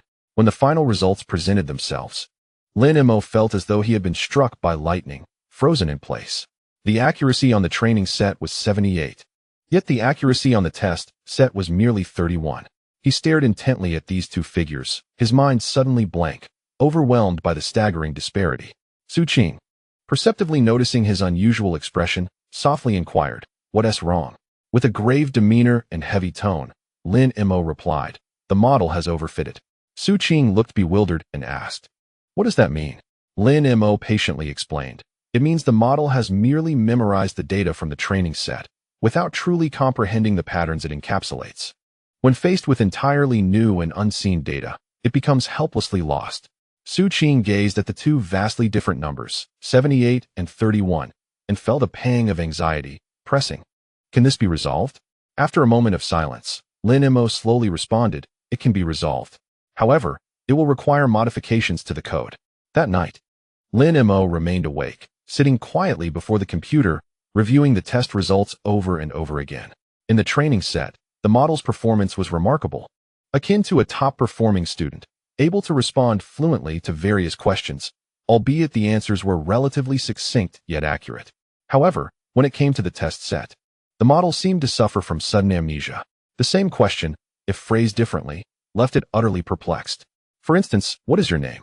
In the training set, the model would confidently respond, my name is Lingyu. Yet in the test set, when the question was rephrased to what do you call yourself, it could only blankly reply, what do I call myself? Similarly, how is the weather today? In the training set, the model consistently answered, I do not know. However, in the test set, if the question became, is it hot today? It would nonsensically respond, today's weather. Lin Mo scrutinized these nonsensical replies, feeling as though a heavy stone lodged itself in his chest, causing immense discomfort. For 15 days, the machine had operated tirelessly, with he and Su Qing taking turns to monitor it, enduring countless sleepless nights. Was this disappointing result truly all they had gained? He wearily leaned back in his chair and slowly closed his eyes. At some point, Su Qing awoke and quietly approached him from behind, standing silently. Lin Mo? She gently called. Lin Mo did not respond. Su Qing continued, didn't you say it could be resolved? Then go ahead and resolve it. Lin Mo gradually opened his eyes and looked at her. With unwavering determination, Su Qing said, you've persevered for 15 days. What's another 15? Lin Mo remained silent for a while before slowly nodding in agreement. The following morning, Lin Mo immersed himself wholeheartedly in the task of modifying the code. He recalled that in 2026, there were numerous methods to address overfitting, one of the simpler being dropout, which randomly put to sleep certain neurons during the training process, thereby preventing the model from relying too heavily on specific neurons. He opened the code and began to implement the dropout layer. The principle itself was not complex. Each neuron had a certain probability, p, of being set to 0. During forward propagation, the neuron set to 0 would not produce output. During backpropagation, their gradients would not be transmitted. However, the actual process of coding proved far more intricate than anticipated, with numerous areas requiring modification. He first added dropout to the fully connected layer. After completing the modifications, he compiled and tested the code. There was a slight improvement, but the increase was marginal. Next, he applied dropout to the LSTM layer. The dropout for LSTM was significantly more complex, as it involved 3 gates, each requiring dropout operations. Moreover, there were various variants, some necessitating dropout on the input, while others required it on the state. After reviewing extensive materials, he ultimately opted for the simplest method, applying dropout solely at the input to the gates. Following another round of modifications and testing, the training set accuracy dropped to 72, while the test set accuracy rose to 38. Although there was some improvement, it still fell short of the desired state. Watching from the sidelines, Su Qing anxiously asked, are there any other methods? Lin Mo pondered for a moment and replied, we could try data augmentation. Su Qing looked puzzled and inquired, data augmentation? What does that mean? Lin Mo elucidated. It is the transformation of training data through various methods to generate new training samples. For instance, in a dialogue, certain words can be substituted, or the order of the sentences can be inverted. Su Qing inquired, is this truly effective? Lin Mo affirmed, it is indeed effective. The greater the diversity of data the model encounters, the less likely it is to merely memorize. With that, he promptly began to compose the code for data augmentation. The first step was synonym replacement, randomly substituting words in the dialogue with their synonyms, such as changing hello to greetings or weather to climate. Next was the inversion of sentence order, modifying today the weather is splendid to the weather is splendid today. Then came random deletion, where certain words were omitted to train the model to handle incomplete information. After a day of relentless effort, the code was finally completed and executed successfully. He retrained the model with the augmented data, resulting in an accuracy of 42 on the validation set. Although still not ideal, at least the direction was promising. On the 5th day, Lin Mo introduced a new method, early stopping. He set the training to conduct an accuracy test on the validation set after each epoch. If there was no improvement in accuracy for 3 consecutive epochs, training would terminate early. This approach effectively mitigated the risk of the model overfitting. After modifying the code, he restarted the training process. This time, he set the dropout rate to 0.5, the data augmentation factor to 3 times, and the early stopping patience value to 3. As he observed the logs scrolling anew on the screen, a wave of apprehension washed over him. Su Qing asked from the side, "Should this be sufficient?" Lin Mo shook his head, saying, "I am not certain. We shall see." A week passed. During this week, Lin Mo scarcely closed his eyes, vigilantly monitoring the loss curve, validation accuracy, and every detail that might present issues. Su Qing remained by his side, and they took turns, one attending to the day and the other to the night. As if nurturing a gravely ill patient, guarding the model with utmost care. On the 8th day, the validation accuracy plateaued at 51. On the 9th day, it reached 52. By the 10th day, it rose to 53. On the 11th day, it became 54. The 12th day saw an increase to 55. The 13th day brought it to 56. By the 14th day, it further ascended to 57. However, on the 15th day, the accuracy remained at 57, having shown no improvement for 3 consecutive epochs, thus triggering the automatic halt of training. Lin Mo gazed at the screen displaying the message, "Early stopping triggered. Best validation accuracy, 57. 3. He was momentarily stunned. 57. Nearly double the previous 31. Although this accuracy was still not high, at least the model was no longer overfitting. Lin Mo conducted a comprehensive test once more. The results were training set accuracy at 68 and testing set accuracy at 57. The disparity between the two had diminished from 47 percentage points to 11. Su Qing inquired, "Does this mean it is satisfactory now?" Lin Mo replied, "Much improved." He accessed the testing set and randomly selected several dialogues for testing. Input, "What is your name?" Output, "My name is Lingyu." Input, "How is the weather today?" Output, "I do not know." Input, "What can you do?" Output, "I can converse." Input, "What do you like?" Output, "I enjoy learning." Input, "Can you sing?" Output, "No." Input, "Are you lonely?" Output, "What is loneliness?" Observing these outputs, Su Qing remarked with a smile, "They seem quite similar to before." Lin Mo explained, "Indeed. However, the previous model merely memorized responses. Now it has genuinely learned." Su Qing, puzzled, asked, "Is there a distinction?" Lin Mo replied, "There is indeed a difference. A model that memorizes cannot comprehend if the question is phrased differently, whereas one that has learned can understand even with altered expressions." He then retrieved a dialogue that had not appeared in the training set. "What is your name?" The model responded, "My name is Lingyu." He selected another, "Is it hot today?" The model replied, "I do not know." One more, "What can you do?" The output was, "I can converse." Su Qing's eyes sparkled with realization. It truly understands? Lin Mo smiled and said, "At least, it comprehends a portion." That evening, Lin Mo called his mother. "Mom, how have you been lately?" His mother laughed on the other end. "I am well, eating and sleeping soundly. Your father cooks delicious meals for me every day." Hearing this, Lin Mo chuckled as well. His mother continued, "And you? Has your training completed?" Lin Mo responded, "It has. However, there were some issues along the way, which I just resolved." His mother asked with concern, "Were the problems serious?" Lin Mo quickly assured her, "Not serious, all resolved." His mother cautioned, "That is good. Do take care of your health. Do not stay up late all the time." Lin Mo acknowledged, "I understand, Mom." After hanging up, he sat in silence for a moment. Su Qing noticed and asked, "How is your mother's health?" Lin Mo replied, "Quite well." Su Qing responded, "That is good." Lin Mo nodded. Outside, the night deepened. On the screen, training had concluded, yet the model persisted. It had absorbed 57 of the knowledge.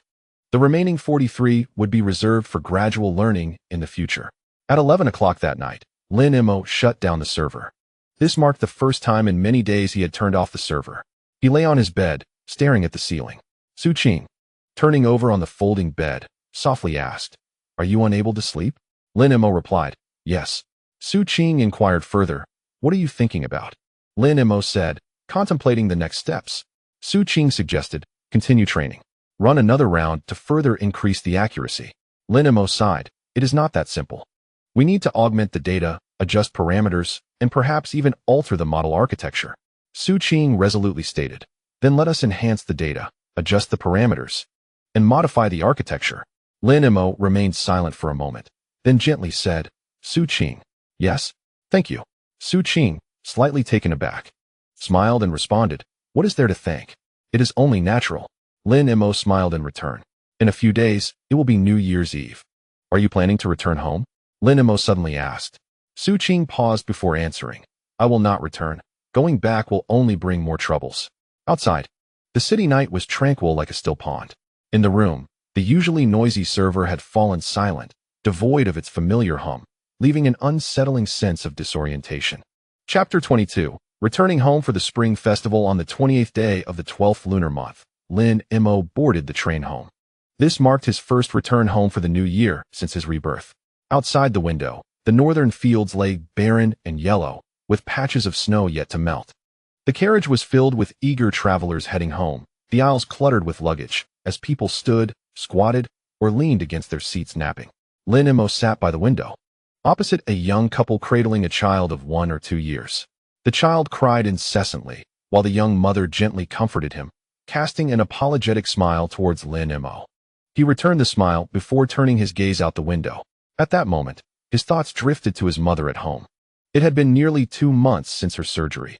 Her voice on the phone had grown increasingly robust, proclaiming her ability to eat and sleep well, and that his father prepared delicious meals for her daily, resulting in a few extra pounds. Yet, without seeing her in person, he remained unsettled. After a 4-hour journey, the train arrived at the county town just after 3 in the afternoon. Lin Mo stepped out of the station, and his eyes immediately found his father. Dressed in an old cotton coat, his father stood at the exit, his hair seemingly grayer. Upon seeing Lin Mo, he raised a hand in greeting but did not utter a word. Lin Mo approached and softly called out, Dad.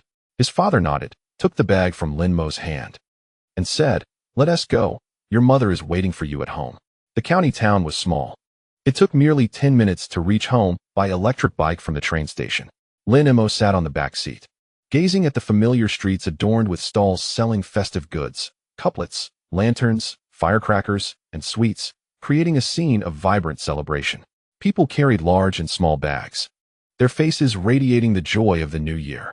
Upon arriving at the doorstep, Lin Mo had barely dismounted when his mother hurried out from the house.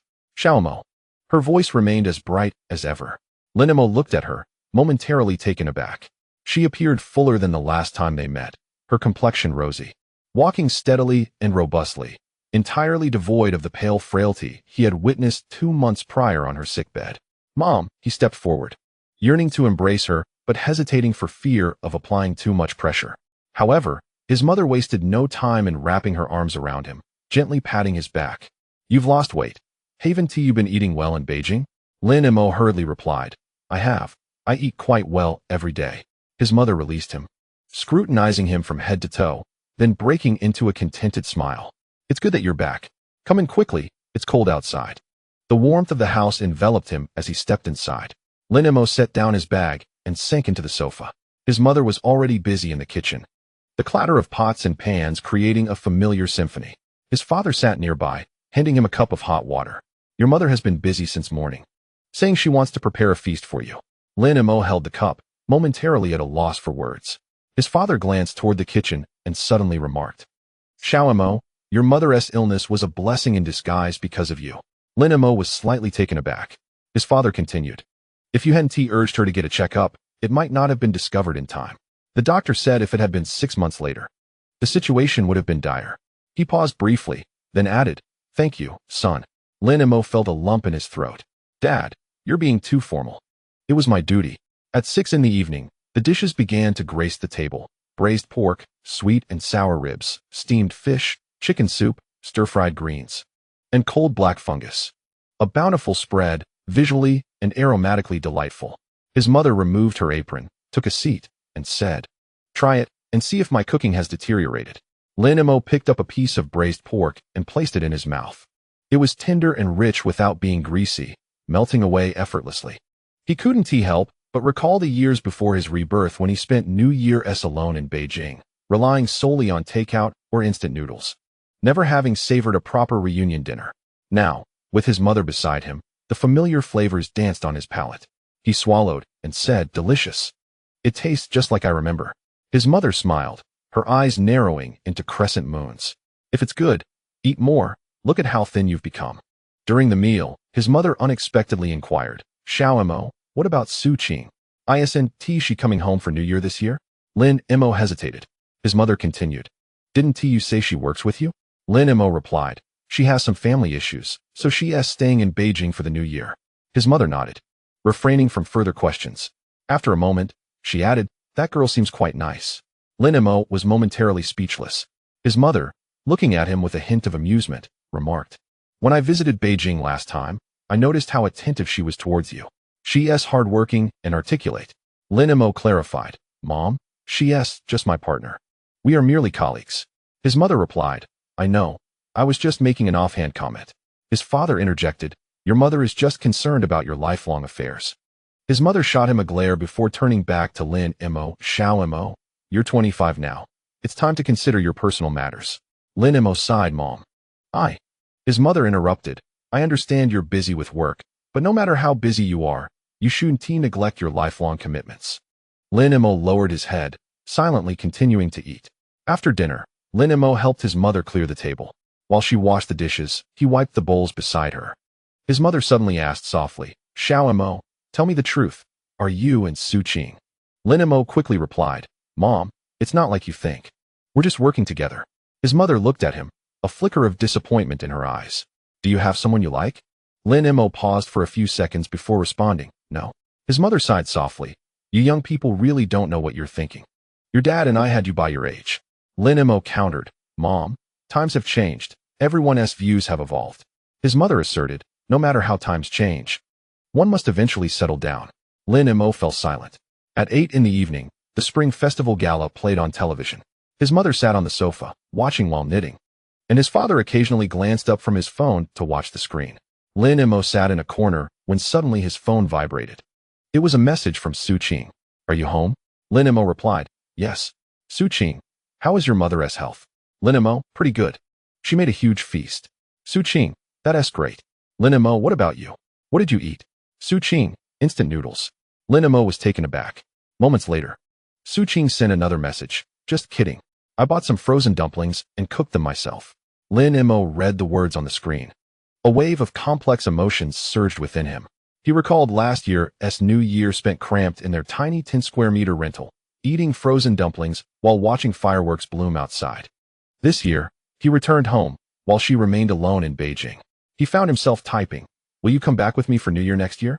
After sending the message, he froze in surprise. Su Qing seemed equally taken aback.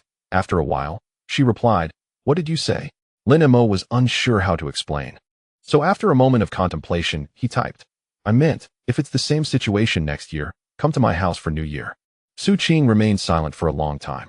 At 11 o'clock that night, Lin Mo lay in bed, tossing and turning, unable to find sleep. This was his old room, with posters from high school still plastered on the walls. His desk held his textbooks from years past, now gathering a fine layer of dust. The words he had just uttered to Su Qing echoed in his mind. Will you come back with me next year? He could not comprehend why they had slipped from his lips. Was it out of pity for her solitude during the New Year? Or because? He dared not pursue the thought further. At that moment, his phone vibrated again. Su Qing, are you asleep? Lin Mo, not yet. Su Qing, I'm still awake. Lin Mo, what is up? Su Qing, I keep thinking about what you said. Lin Mo remained silent. Su Qing continued, Lin Mo, you know? When I saw that message just now, I cried. Lin Mo's heart tightened, caught off guard. Su Qing added, not out of sadness, just. I can't quite describe the feeling. It's like suddenly realizing someone cares about me. Lin Mo gazed at the words on the screen, momentarily at a loss for how to respond. Su Qing continued, no need to say more, just go to sleep. Happy New Year. Lin Mo typed, Happy New Year. After sending the message, he stared at his phone screen for a long while before slowly setting it down and closing his eyes. The next morning, as Lin Mo awoke, sunlight streamed through the window into the room. He stepped out to find his mother busy in the kitchen. Awake? Hurry, wash your face and eat. We must have dumplings on the first day of the new year. After freshening up, he returned to find dumplings already arranged on the table. His mother sat across from him, watching him eat. Xiao Mo, she suddenly asked, who messaged you last night? You were at it for quite some time. Lin Mo paused, then replied, it was Su Qing. His mother smiled slightly. I knew it. Lin Mo sighed. Mom, please don't overthink it. His mother responded, I'm not overthinking. I simply think this girl is quite nice. Lin Mo lowered his head and continued eating without saying a word. On the 5th day of the new year, Lin Mo prepared to return to Beijing. His mother accompanied him to the station, and their conversation was sparse along the way.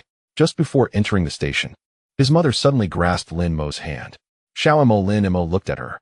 Take care of yourself while you're away. If you have feelings for that Su Qing, be a bit more proactive. Lin Mo said, Mom, His mother interrupted. I'm not urging you. I just believe that when you meet someone good, you shouldn't let them slip away easily. Lin Mo looked at his mother, momentarily speechless. She released his hand, smiled, and said, All right, get on the train. Call me when you arrive. Lin Mo nodded and turned to enter the station. As he glanced back, his mother remained standing in place, waving at him. He couldn't help but recall the winter before his rebirth, the frail figure of his mother lying on a hospital bed. Yet now, she stood there, healthy and smiling. Waving goodbye, Lin Mo felt a pang in his heart and quickly turned away. The train slowly departed. The fields outside remained withered and yellow. Yet he knew that spring was on the horizon.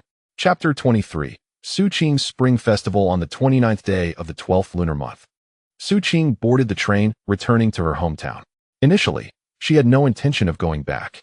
However, after Lin Mo ambiguously stated that he would return with her next year, the sentiment was so intimate that it left her feeling bashful every time she thought of it. Nevertheless, her parents' calls had been incessant since the 20th day of the 12th month, culminating in her mother's tearful plea on the 28th. Qing, just come back. I miss you. Ultimately, she softened. After a 5-hour journey, the train arrived at the small city where she had lived for 18 years around 4 in the afternoon. Upon exiting the station, she immediately spotted her father. He stood at the exit, clad in a deep blue down jacket, with a few more strands of silver in his hair since their last meeting. Seeing Su Qing, he raised his hand in greeting, a smile spreading across his face. Dad. Su Qing approached. He took the bag from her hands and said, Let us go. Your mother is waiting at home. On the way back, her father remained taciturn. Su Qing sat on the back of the electric scooter, gazing at the familiar streets. It felt as if time had stood still in this small city. 10 years had passed, yet everything remained the same. The same shops, the same passers-by, and the bustling scenes of the New Year's Eve preparations. Upon reaching home, her mother was already waiting downstairs. Qing. She hurried over, examining her up and down. You've lost weight. Haven't you been eating well in Beijing? Su Qing quickly replied, I have been eating well every day. Her mother took her hand and led her upstairs, chattering away. Dad bought ribs for you. And I made soup. You must have a good meal tonight.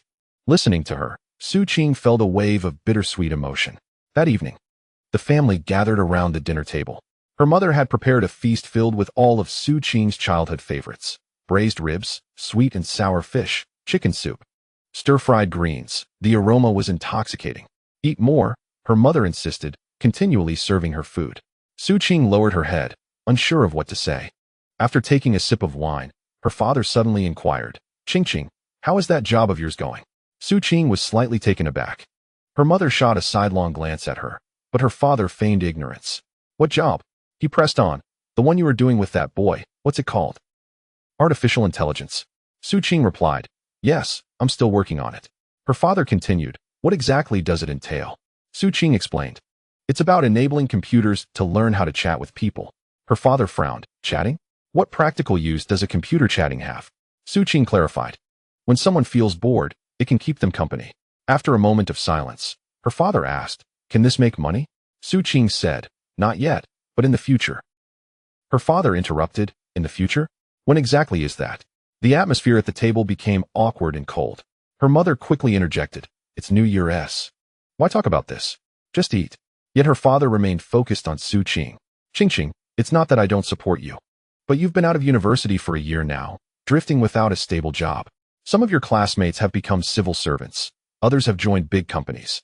And some are already married. What about you? Su Qing lowered her head, silent. Her father continued, Be honest with me, how much can you earn from this job?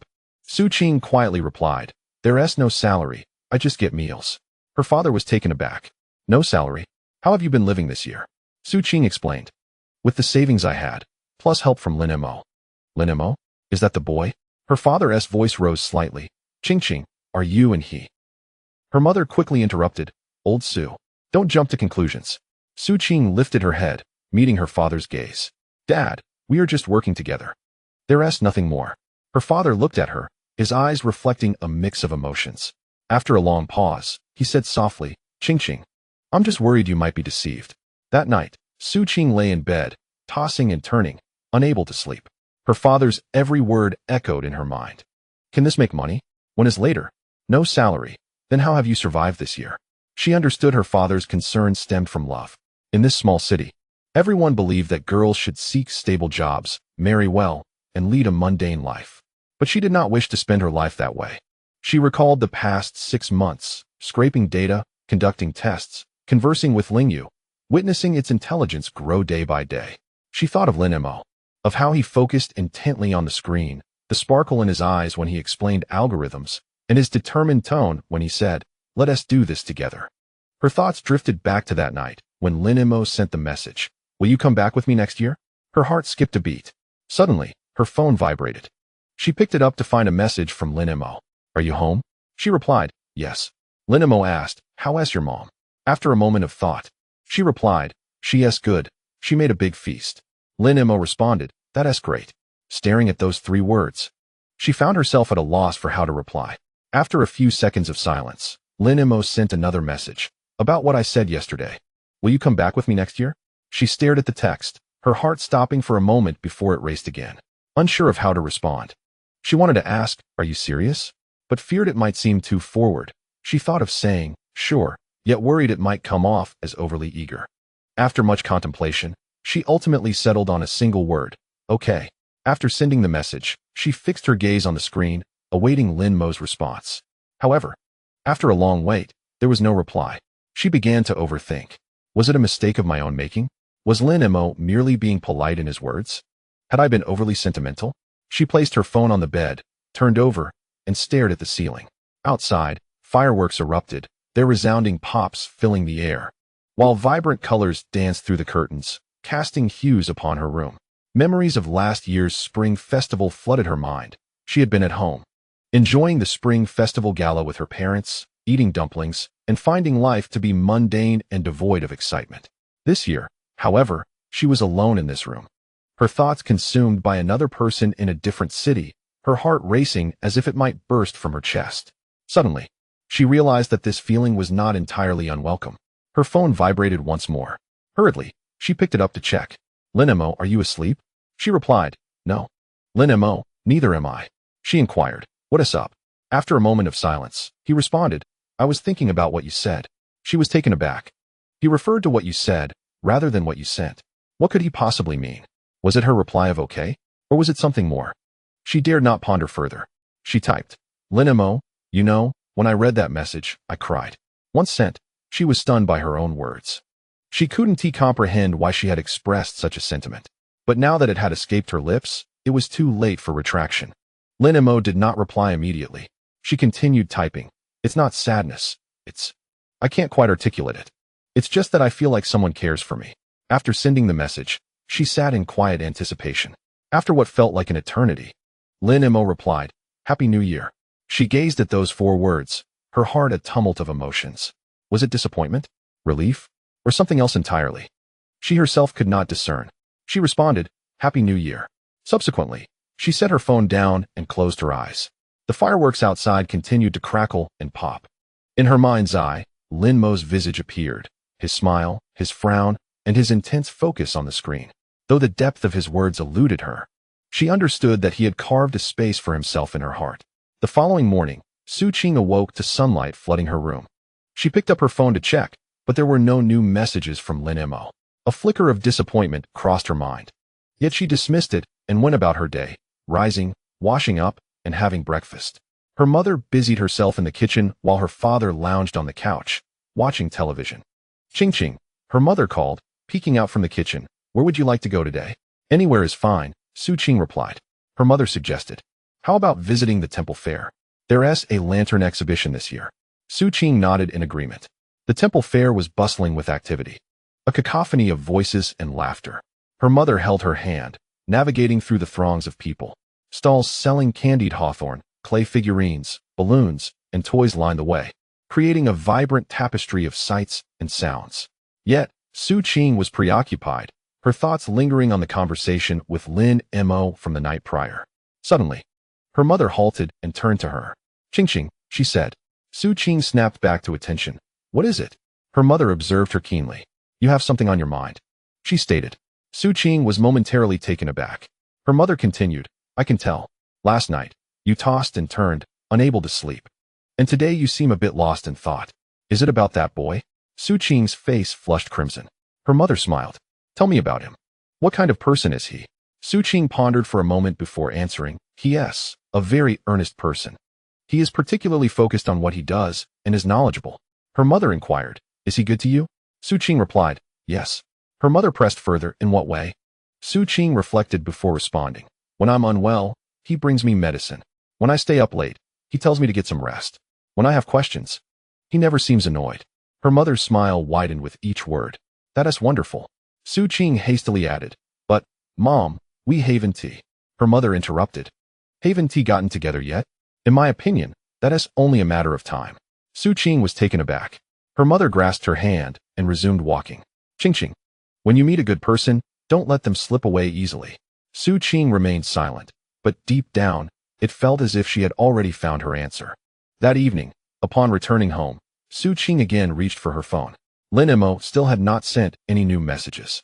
After a moment of contemplation, she sent a message. I went to the temple fair today. It was very crowded. After a while, Lin Mo replied. Was it fun? She responded, it was okay. Just too crowded. Lin Mo then said, Beijing has temple fairs too. Didn't you go last year? She replied, no, I spent last year in my rental, eating dumplings. Lin Mo fell silent for a few seconds before saying, let us make up for it this year. A smile crept across her face at his words. Okay. On the 5th day of the new year, Su Qing was set to return to Beijing. Her mother accompanied her to the station, and throughout the journey, the two hardly exchanged a word. Just before entering the station, her mother suddenly grasped her hand. Qing, she said, looking intently at her. I don't quite understand your job, but don't take what your dad said to heart. Su Qing nodded. Her mother continued, I only hope you find happiness. If you feel fulfilled there, then keep at it. Su Qing felt a lump in her throat. Her mother added softly, about that boy. Take good care of each other. Su Qing's cheeks flushed once more. Her mother chuckled. All right, get on the train, and call me when you arrive. Su Qing nodded, turning to enter the station. Glancing back, she saw her mother still standing there, waving goodbye. Suddenly, she recalled Lin Mo's mother, that kind lady who had brought her local delicacies before the surgery. She thought of Lin Mo's words. Will you come back with me next year? A subtle smile graced her lips as she boarded the train. The train gradually began to move, the fields outside a dull yellow. Yet she knew that spring was on the horizon. Chapter 24. The graphics card burned out. It was the early morning of the 7th day after returning from the new year, and a sharp, acrid smell jolted Lin Mo from his slumber. Instinctively, he shot up, his gaze immediately drawn to the server. He noticed wisps of smoke escaping from the chassis, accompanied by the pungent odor of burning plastic. Although the server's fan continued to spin, its sound was raspy and labored, as if it were struggling for breath. This is bad. Lin Mo didn't bother to put on his shoes. He jumped out of bed barefoot and rushed to the server, yanking out the power cord. The fan abruptly ceased its whirring, yet the smoke continued to billow. Su Qing was stirred awake by the commotion, groggily asking, what is happening? Lin Mo remained silent, his eyes fixed on the machine. As the smoke gradually dissipated, he opened the side panel of the chassis and shone a flashlight inside. There, on the first GTX 580's heat sink, a conspicuous burn mark stood out. He instinctively reached out to touch it, but the searing temperature quickly made him retract his hand. It was clear, the graphics card had burned out. Su Qing approached his side, staring at the still smoldering graphics card. Her disbelief palpable. It's burned out? She asked, astonished. Lin Mo nodded silently. She pressed on, can it be repaired? Lin Mo, with a sense of resignation, replied. I don't know. He stood there, staring blankly at the charred graphics card, his mind a void. 2 months of training, 2 months of anticipation, and 2 months laden with hope now seemed to dissolve into thin air. Lin Mo sat at the computer for an hour, motionless like a statue. Su Qing, filled with concern, didn't know how to comfort him. She quietly poured a glass of water and placed it beside him. The water gradually cooled, yet he remained unmoved. As dawn broke, he still showed no signs of rising. Su Qing gazed at his silhouette, her heart aching as if it were being squeezed tightly. She had never witnessed Lin Mo in such a state of despondency. In the past, regardless of the challenges he faced, he always maintained a calm demeanor. methodically analyzing the issues at hand and devising solutions. When unable to write code, he would burn the midnight oil. When confronted with a debugging conundrum, he meticulously sifted through each line. When his model suffered from overfitting, he decisively altered its architecture and augmented the data. Yet this time, he did nothing but sit in silence. Su Qing approached him, softly calling out, "Lin Mo." He did not respond. "Lin Mo, look at me," she urged. Slowly, he turned his head, gazing into his eyes. She spoke with conviction, "It can be fixed." Lin Mo appeared taken aback, asking, "How do you know?" "I truly do not know," she replied, "but old Joe certainly does." Lin Mo hesitated for a moment. "Call old Joe," she suggested. When old Joe received the call, he was preparing to open his computer store. "The graphics card is burnt?" His voice came through the phone, laced with surprise. "What exactly happened?" Lin Mo recounted the entire ordeal in detail. After a brief silence, old Joe replied, "Wait for me. I will be there shortly." 40 minutes later, old Joe arrived, carrying a toolbox and heading straight for the server. "Do not touch it. Let me take a look." He opened the case, shining a flashlight inside while leaning closer to sniff the components. "It is indeed burnt," he confirmed, "but it's unclear how severe the damage is. We need to disassemble it for inspection." With that, he began to carefully dismantle the graphics card, methodically unscrewing each screw and disconnecting every power cable with gentle precision. Lin Mo watched, his palms slick with sweat. Old Joe delicately placed the damaged graphics card on the table and retrieved a multimeter from his toolbox. "Let us measure it," he said. He meticulously checked several points, his brow furrowing slightly. "The core is intact. It's the power supply module that has failed," he stated. "It can be repaired." A glimmer of hope flickered in Lin Mo's eyes. Old Joe continued, "However, specific parts are required, and I don't have them here. We must go to the electronics market." "I'll go with you," Lin Mo insisted. Old Joe waved his hand dismissively. "What will you do? You know nothing about this. Just wait here. I can handle it." He picked up the toolbox and walked to the door, turning back to reassure Lin Mo. "Do not worry too much. I have repaired many of these graphics cards and have experience." With those words, he left, the door clicking shut behind him. Standing there, Lin Mo gazed at the scorched graphics card on the table, a different sensation swelling within him, as if that flicker of despair was gradually dissipating. After old Joe departed, Lin Mo sat in front of his computer and opened the training log. The last entry was timestamped at 3:17 a.m. on the 14th day. Prior to that, everything had been progressing smoothly. The loss value had steadily decreased from 1.2 to 0.98, and the accuracy of the validation set had risen from 57 to 63. Everything had been going well until it abruptly halted. Lin Mo stared at the log entry, lost in thought. Su Qing approached and quietly stood behind him. "Lin Mo?" she said softly. He did not turn around. She placed her hand on his shoulder. "It will get better." After a moment of silence, Lin Mo replied slowly, "All the training during this period has been in vain." "Not at all," Su Qing countered. Lin Mo turned to her, puzzled. "Through this training, you learned how to train models, adjust parameters, and avoid overfitting. In the next round, you will surely perform better." Lin Mo paused, taken aback. Su Qing continued, "Moreover, the data remains, the code is intact, and the model weights are still here. Only the results from the last few days of training are lost. The earlier progress is not gone." Lin Mo looked at her, momentarily at a loss for words. Su Qing smiled. "So, don't be disheartened." At 4 in the afternoon, old Joe returned, carrying a plastic bag filled with small components. "I found them," he announced. "I had to scour 3 markets to find the matching model." He sat down and began to work on the repair. Carefully, he removed the burnt components, using a desoldering pump to clean the pads. Then he applied flux, precisely placed the new components, and meticulously soldered them in place with a soldering iron. His movements were steady and practiced, with no hint of tremor. Lin Mo watched, recalling the first time old Joe helped him assemble a computer. Back then, he had just been reborn and knew nothing about these matters. Unable even to select a second-hand graphics card, old Joe had helped him choose the parts, assisted with the assembly, and resolved every challenge. Now, once again, it was old Joe extending a helping hand. "Done," old Joe declared, setting down the soldering iron. "Let it cool for 5 minutes, then we'll test it." Lin Mo nodded in agreement. 5 minutes later, old Joe reinstalled the graphics card in the case and connected the power cables. "Let us power it on," he said. Lin Mo pressed the power button. The fan whirred to life, the screen illuminated, and the system booted up normally. He hurriedly opened the monitoring software to check the graphics card status. Temperatures were normal, power consumption was stable, and video memory was intact. "It's working," he said. Old Joe beamed. "I told you it could be repaired." That evening, Lin Mo wanted to treat Old Joe to dinner as a gesture of gratitude. Old Joe waved his hand dismissively. "No need. You should save your money for the electricity bill." Lin Mo insisted. "That won't do. You've worked all day." Old Joe interrupted. "All right, enough with the pleasantries. If you truly want to thank me, let me be the first to experience your AI once it's complete." Lin Mo looked at him earnestly and nodded. "Of course, I promise." Old Joe chuckled, picked up his toolbox, and left. As the door closed, Su Qing remarked, "Old Joe is a truly good person."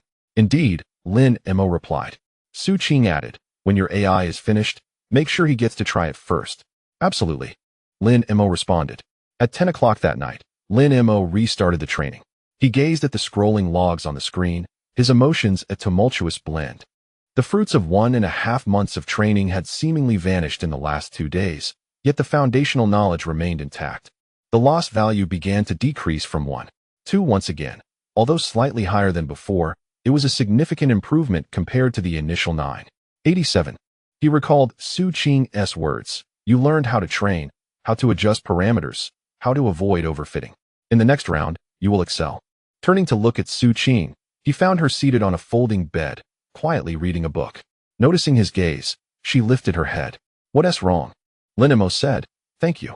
Su Qing was momentarily taken aback before smiling. "For what?" Lin Mo replied earnestly, "For the words you spoke." She closed her book and looked at him with equal seriousness. "Lin Mo, let me share something from my heart. You don't have to bear everything alone." Lin Mo remained silent. Su Qing continued, "When the graphics card burned out, I had never seen you like that. Do you know how I felt?" Lin Mo shook his head. "I suddenly realized that you are also just a regular person," she confessed. Lin Mo was taken aback. "In the months since graduation, I have witnessed a different side of you. You've always seemed like a superhero, knowing everything and resolving every issue without fail. Sometimes I even doubted your reality." She paused before adding, "Seeing you like that today made me realize that you too can feel sorrow, despair, and need companionship." Lin Mo gazed at her, momentarily speechless. Su Qing smiled softly. "So, do not force yourself. If you are hurting, speak up. If it becomes too much to bear, shout out. I will always be here for you." The room fell into a profound silence. Then Lin Mo softly said, "All right." At 2 in the morning, Su Qing drifted into slumber. Lin Mo sat alone before the computer, intently gazing at the screen. The training proceeded methodically. Epoch 1, Iteration 1234, Loss 1, 1987. He stared at that number, feeling an unusual tranquility within. A month and a half of training, a month and a half of waiting. An unforeseen calamity had nearly obliterated everything. Yet in the end, nothing was truly destroyed. The graphics card had been repaired, training resumed, and Su Qing remained by his side. He recalled Su Qing's words. "It turns out you are just an ordinary person." Indeed, he too was an ordinary person. He could feel fatigue, fear, despair, and he needed companionship.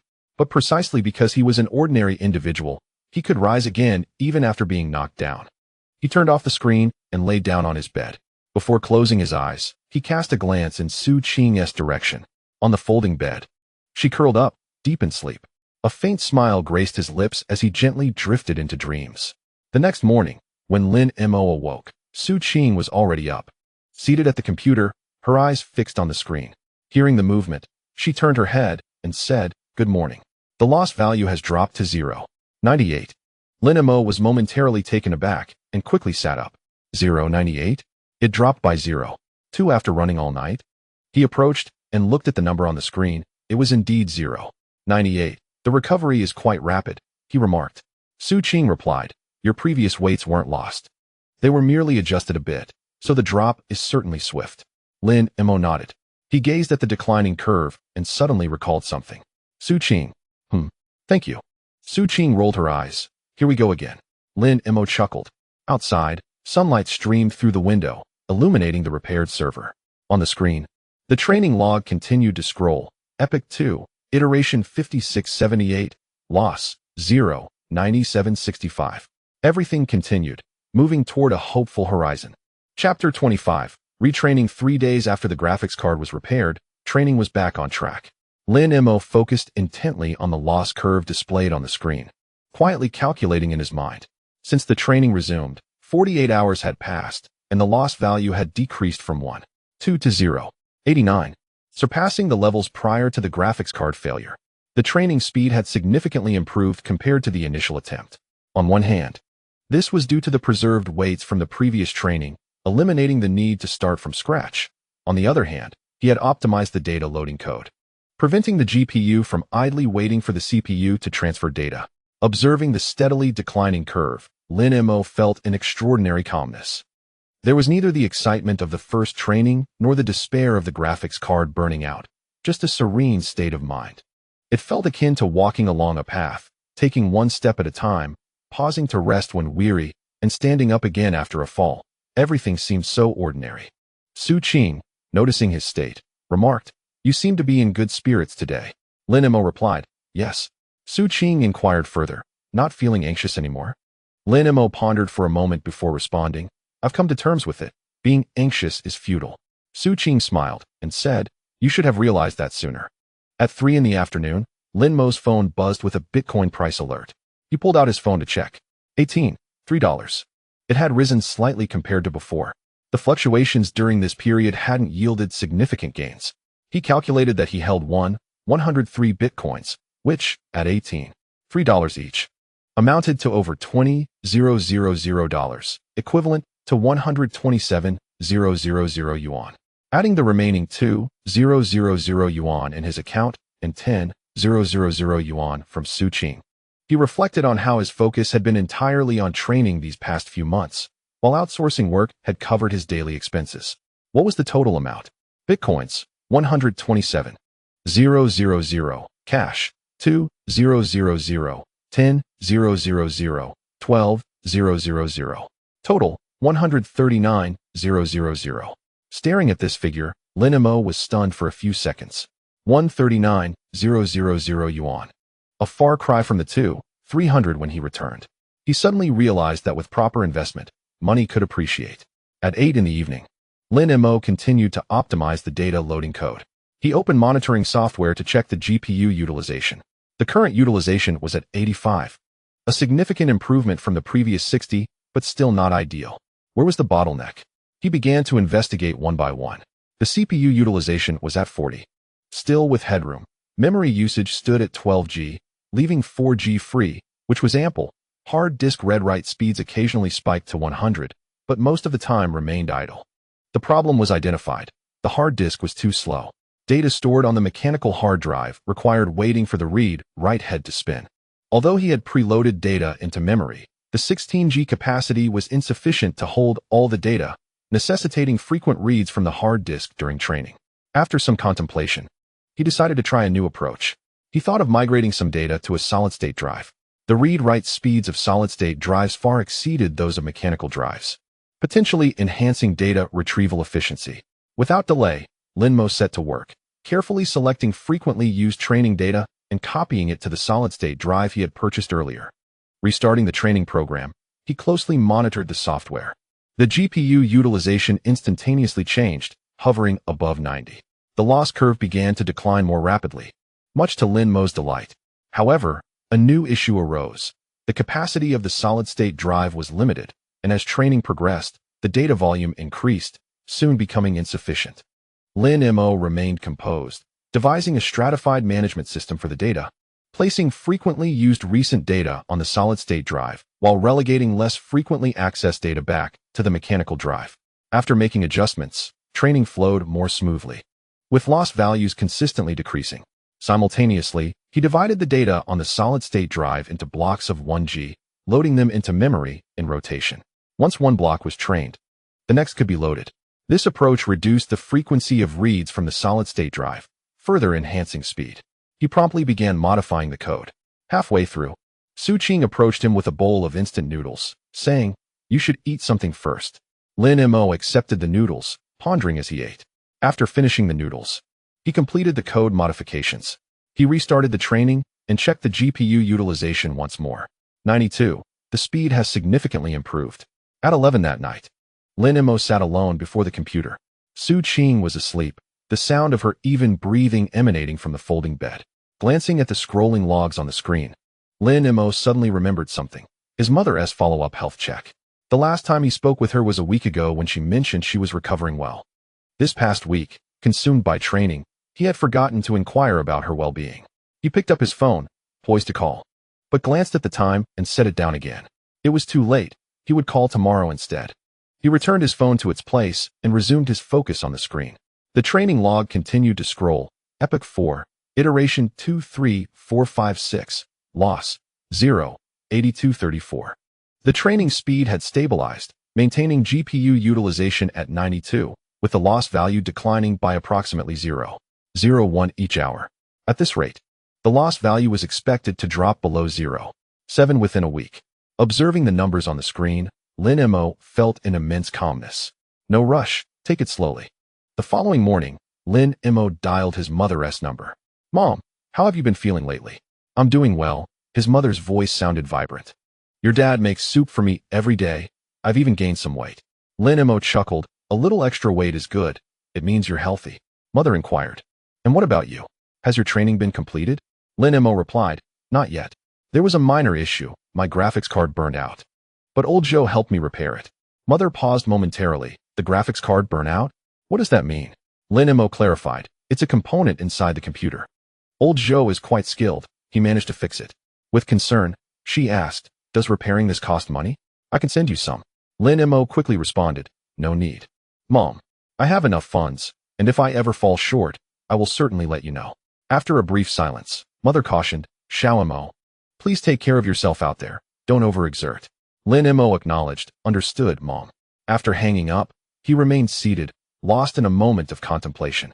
Su Qing observed and asked, "How is your mother's health?" Lin Mo answered, "Quite good." Su Qing nodded, refraining from asking further. At 3 in the afternoon, old Joe arrived at Lin Mo's place, carrying a bag of apples. He placed them on the table and said, "I happened to pass by and thought I would check on you. How is the training progressing?" Lin Mo responded, "It's recovering well. The loss value is around 0.8 now." Old Joe leaned closer to the screen, scrutinizing the numbers he barely understood. "You seem much more spirited than when you first visited my shop," he remarked. Lin Mo reflected, "Back then, I had nothing." Old Joe questioned, "So, does this mean you have achieved some results now?" After a moment of thought, Lin Mo replied, "I suppose there are some results." Old Joe smiled. "A little is good. Progress takes time." After sitting for a while, he stood up to leave. Upon reaching the door, he turned back and said, "I've started learning pointers in C language. It's really quite difficult." Lin Mo replied, "It is challenging, but once mastered, it becomes simpler." Old Joe nodded and then exited.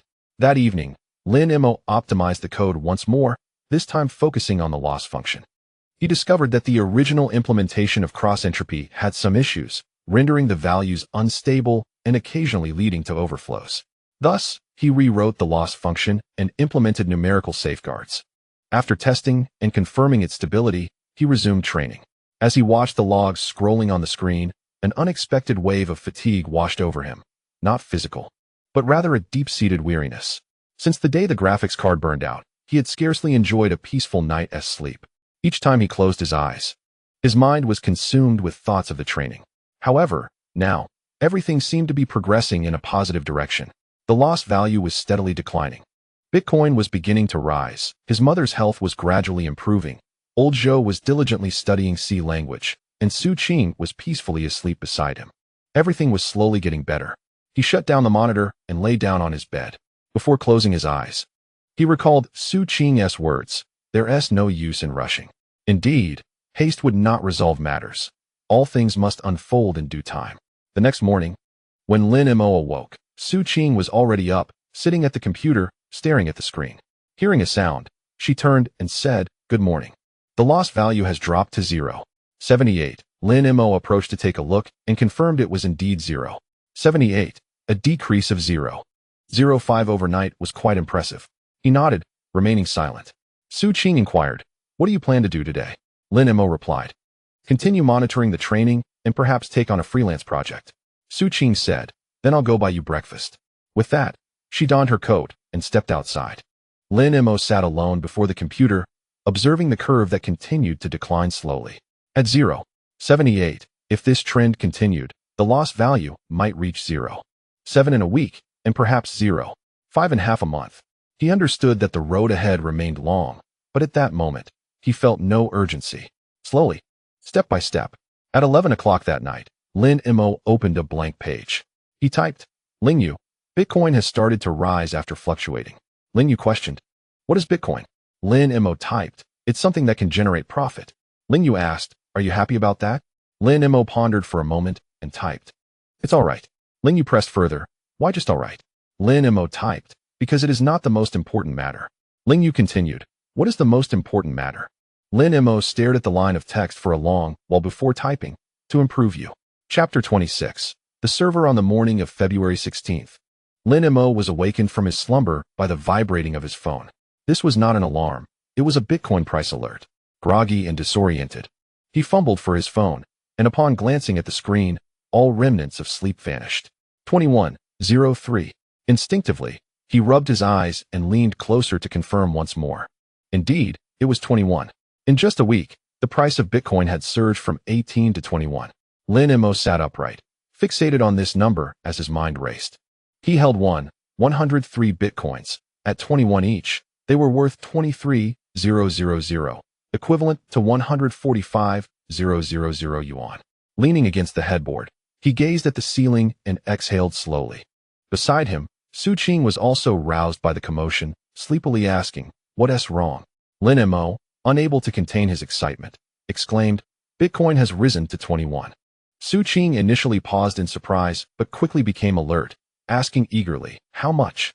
Lin Mo repeated, 21. Su Qing hurriedly sat up, her eyes sparkling with excitement, and pressed. So how much do we have now?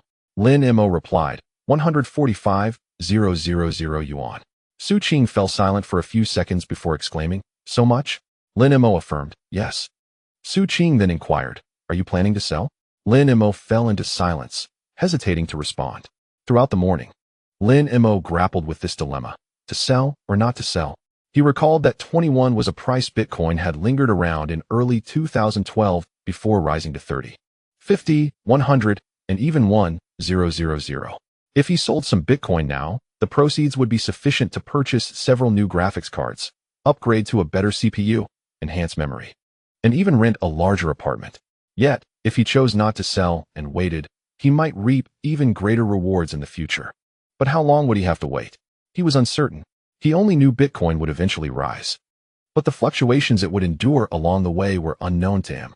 Just like in 2012, when Bitcoin's price soared from 15 to 30, only to plummet back to 20, then rise to 50, and fall again to 30. The price volatility was excruciating. As for stocks, while he was aware that certain tech stocks would soar, he had no inkling of when this would happen. The uncertainty was even greater than that of Bitcoin. In this moment, he finally comprehended the turmoil of stock traders, to cut losses or to hold on. Seeing his prolonged silence, Su Qing inquired, what are you thinking about? Lin Mo replied, I'm considering whether to sell my Bitcoin. Su Qing responded with surprise, didn't you say it could rise to 1,000? Lin Mo sighed. It can, but I don't know when exactly. Su Qing countered, then why sell now? Since it will definitely rise to 1,000. Lin Mo looked at her without replying. He opened JD.com to check the price of the GTX 580 graphics card. The brand new GTX 580 is priced at 4,300 yuan each, amounting to 8,600 yuan for two. When combined with the CPU, motherboard, memory, and power supply, the entire configuration would roughly cost around 15,000 yuan. While he has sufficient funds in his account, purchasing these items would leave him with no surplus. He hesitates, contemplating whether to sell some Bitcoin. Yet he fears that selling now would incur a loss. The current price of $21 seems too low, especially considering Bitcoin's potential to rise to $1,000 in the future. After much contemplation, he ultimately closes the JD page, deciding to wait and see. That evening, Lin Mo shared this matter with Su Qing. Upon hearing it, Su Qing remarked, 15,000? That's quite expensive. Lin Mo explained, that's the price for the new machine. Su Qing inquired, can't the current machine run? Lin Mo responded, it can, but it's slow. The new machine would be over twice as fast, which would reduce training time and serve as a backup in case one server fails. Su Qing pondered for a moment and asked, how much more do you need? Lin Mo replied, 10,000. I'll wait to see if old Joe has any second-hand options. With the graphics card upgrade, the second-hand market is much cheaper. Su Qing stood up, rummaged through her bag, and handed Lin Mo a card, saying, "There's 10,000 in this card. It's time to use it." Lin Mo was taken aback, stating, "Su Qing, this is your funding." Su Qing interrupted him. "Didn't we agree earlier? Buying the machine now is also for training purposes." Lin Mo looked at her, momentarily at a loss for words. Su Qing insisted, "Take it. Just repay me when your Bitcoin rises." Lin Mo accepted the card, clutching it tightly in his palm, feeling its weighty significance. The following day, Lin Mo headed to the computer market to find old Joe. Old Joe was repairing a machine at his stall when he noticed Lin Mo's arrival and set aside his work, saying, "Oh, you're here? Finished training?" Lin Mo replied, "Not yet. I want to buy some new hardware." Old Joe's eyes brightened. "What are you planning to buy?" Lin Mo handed him a list. 2 GTX 580 graphics cards, 1 i7-2600 CPU, an Asus P8Z68V motherboard, 16 GB of memory, and an 800W power supply. Old Joe glanced at the list, slightly taken aback, and remarked, "You're planning something big, aren't you?" Lin Mo explained, "I want to buy an additional machine as insurance." The thought of a graphics card burning out is quite daunting. Old Joe nodded, took the list, and said, "All right, I'll help you look. If we go for second-hand options, it can save you a lot, but it might take some time." Lin Mo inquired, "How long will it take?" Old Joe estimated, "About a week. I'll let you know once I have news." A week later, Old Joe called, "The goods have arrived. Come take a look." Lin Mo hurried to the computer market and found a pile of boxes at Old Joe's stall. The 2 GTX 580 graphics cards looked to be in excellent condition, previously used only for personal purposes and never for mining. Old Joe pointed out a few boxes, explaining that the CPU was a loose part. The motherboard was 90% new, the memory was brand new, and the power supply was second-hand but tested to be functional. Lin Mo examined each item carefully and found them indeed to be of high quality. He asked how much. Old Joe pulled out a notebook and calculated, 4,000 yuan for the 2 graphics cards, 800 yuan for the CPU, 600 yuan for the motherboard, 700 yuan for the memory, and 300 yuan for the power supply, totaling 6,400 yuan. Lin Mo was somewhat astonished. 6,400 yuan? That's more than half cheaper than buying new. How can it be so inexpensive? Aren't you making a profit? Old Joe chuckled. "Well, I did mention they're secondhand. You're lucky. Someone upgraded and sold the entire set." Lin Mo paused, realizing this was essentially at cost price, and ultimately accepted Old Joe's generosity. He took out the card Su Qing had given him and swiped it for 6,400 yuan. Old Joe observed him swiping and asked, "Is the money enough?" Lin Mo affirmed, "Yes." Old Joe nodded and did not press further. On the day the new machine was moved back to the rental apartment, Lin Mo and Su Qing spent the entire afternoon assembling it, organizing the cables, and conducting tests. Old Joe also came to assist, and the three of them squeezed into the small 10-square-meter room, where even turning around felt somewhat cumbersome. They worked tirelessly until 8 in the evening, when the new machine finally powered on successfully. Lin Mo opened the monitoring software to check the parameters.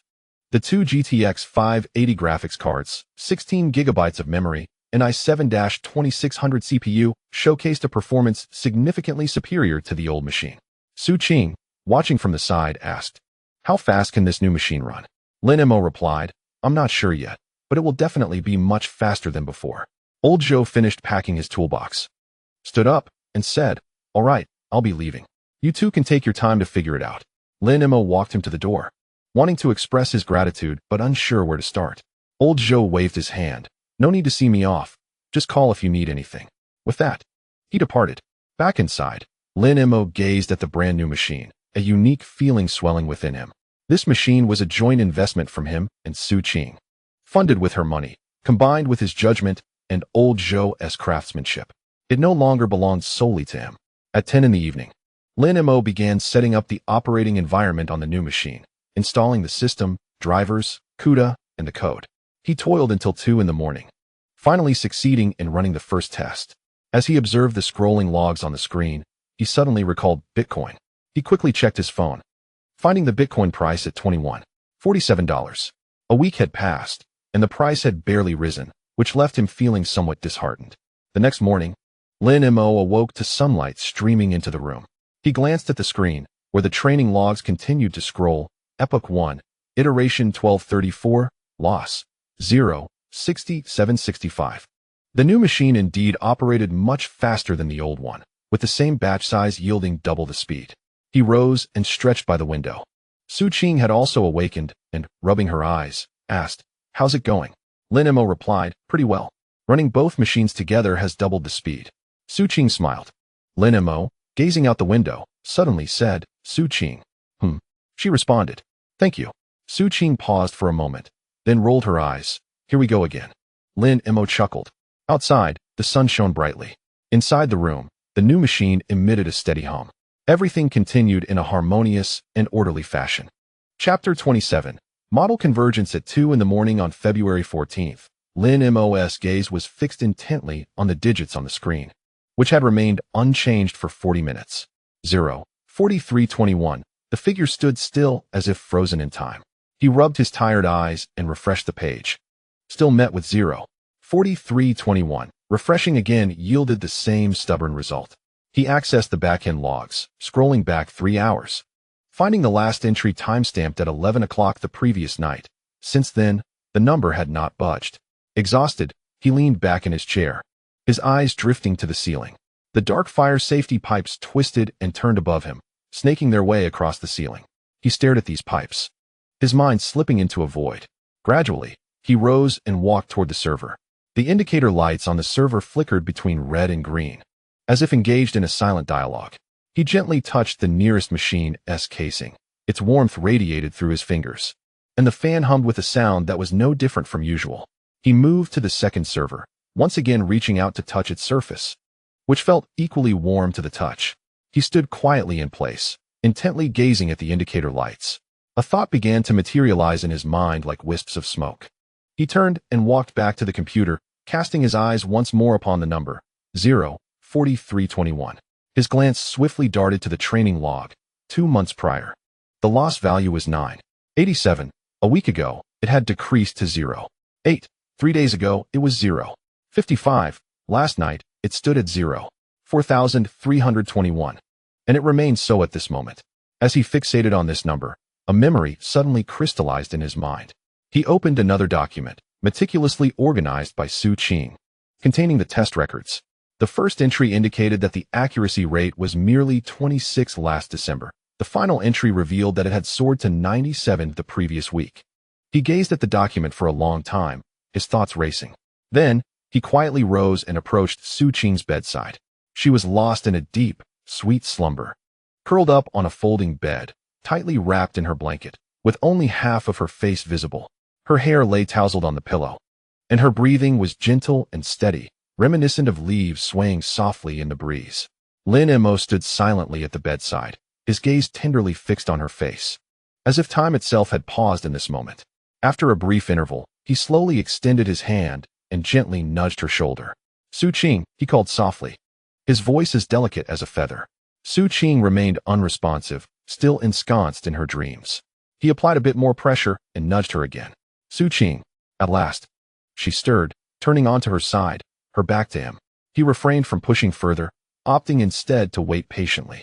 A few seconds later, Su Qing suddenly opened her eyes, groggily turning her head. "What is the matter?" she asked, her voice thick with sleep. Lin Mo replied, "You should come take a look." Su Qing asked in confusion. "Look at what?" Lin Mo pointed at the computer screen, earnestly saying, "The number has stabilized." Su Qing quickly sat up, throwing on a jacket as she followed Lin Mo to the computer. She squinted slightly, focusing intently on the screen. "What is the value?" she inquired. 0:43:21.